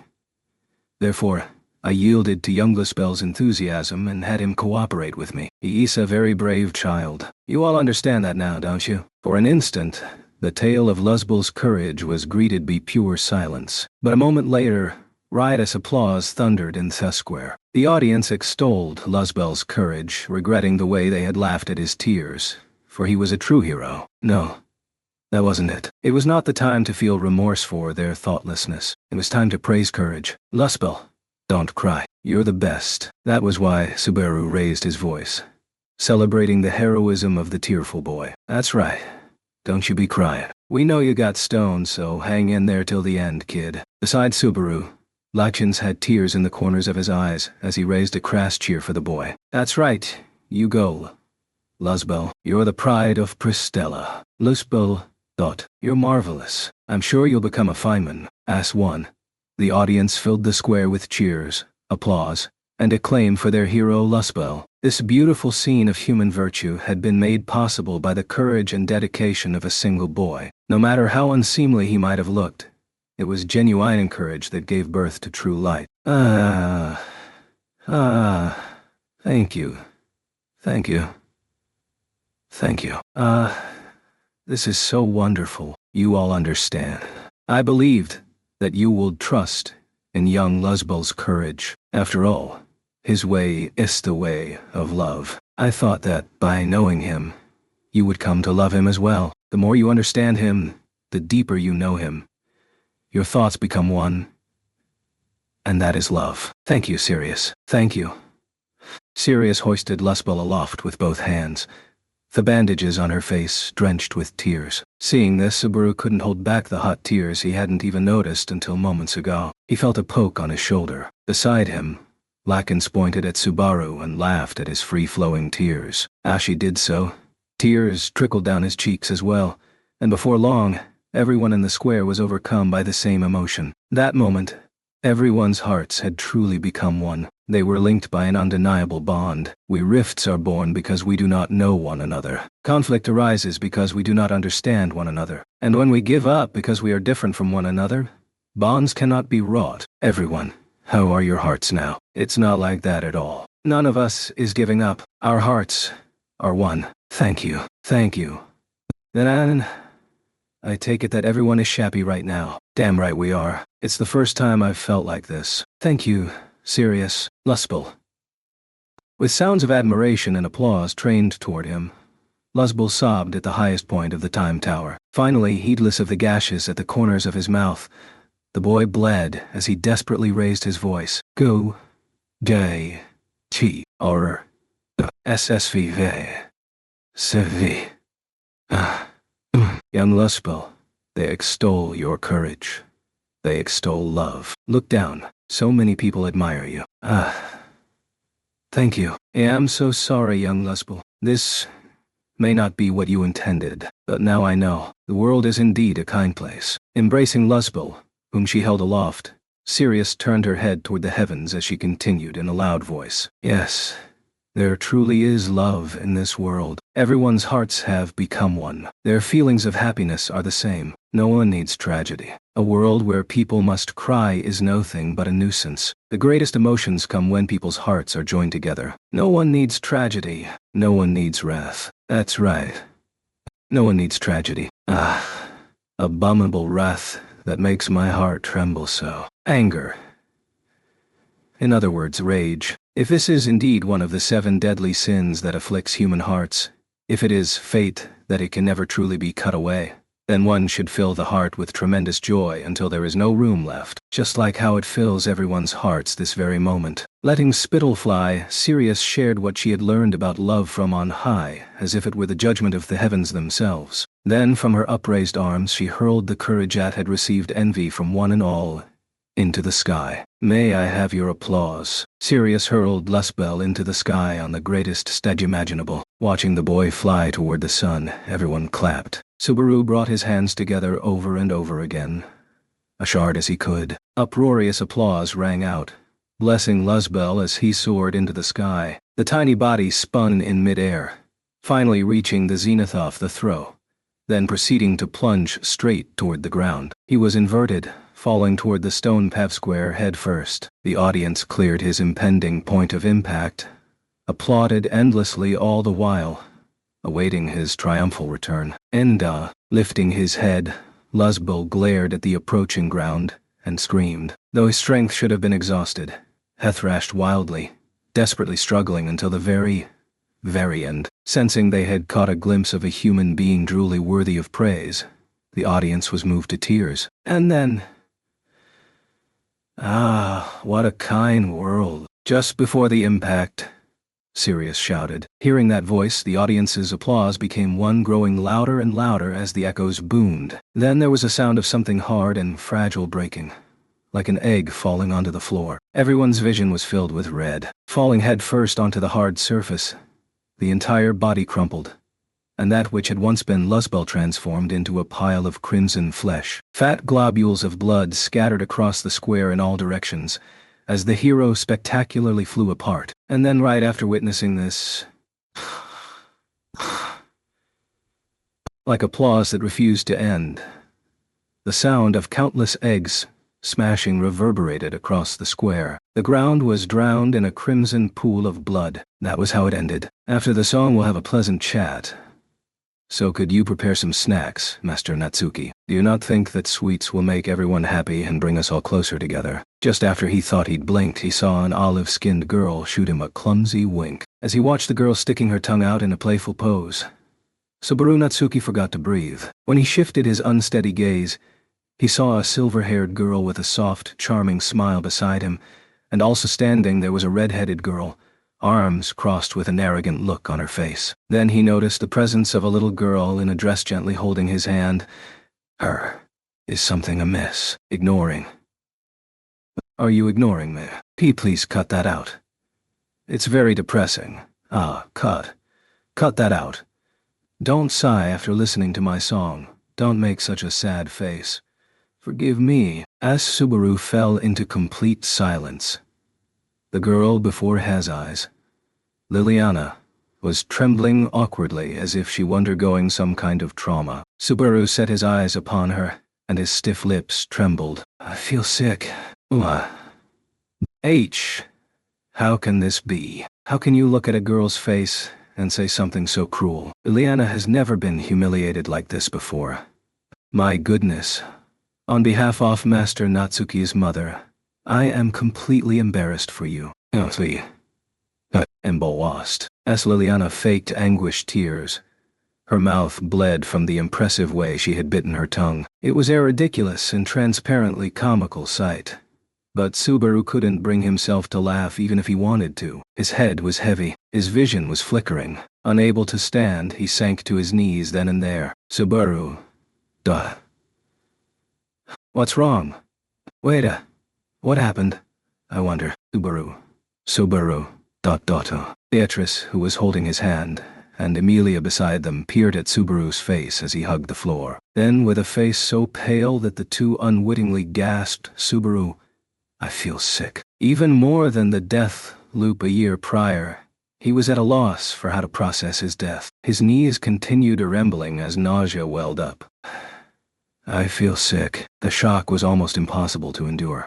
He felt revolted by the corruption that made his insides roil. His mind and body were buffeted by raging waves of loss. Subaru Natsuki was overwhelmed by a disgust that outweighed even the horror of death. In his memory of the moment just prior to his death, the past felt like the blink of an eye to him. He remembered how the corruption of his soul had blotted out his mind and left him unable to recognize the abnormal for what it was. And then he recalled the mysterious behavior of that disciple of abomination, Archbishop of Wrath, Sirius Romane Conti. Without any doubt, the being was one of the archbishops of the 7 deadly sins, kin to sloth and greed and gluttony. They were all envoys of vice and destruction, embodiments of nightmares that by rights should not exist. The feeling of losing himself, of ceasing to be himself only to eventually return, was a first even for him. I feel sick. The horrifying experience made him shudder. Feeling a kill coming on,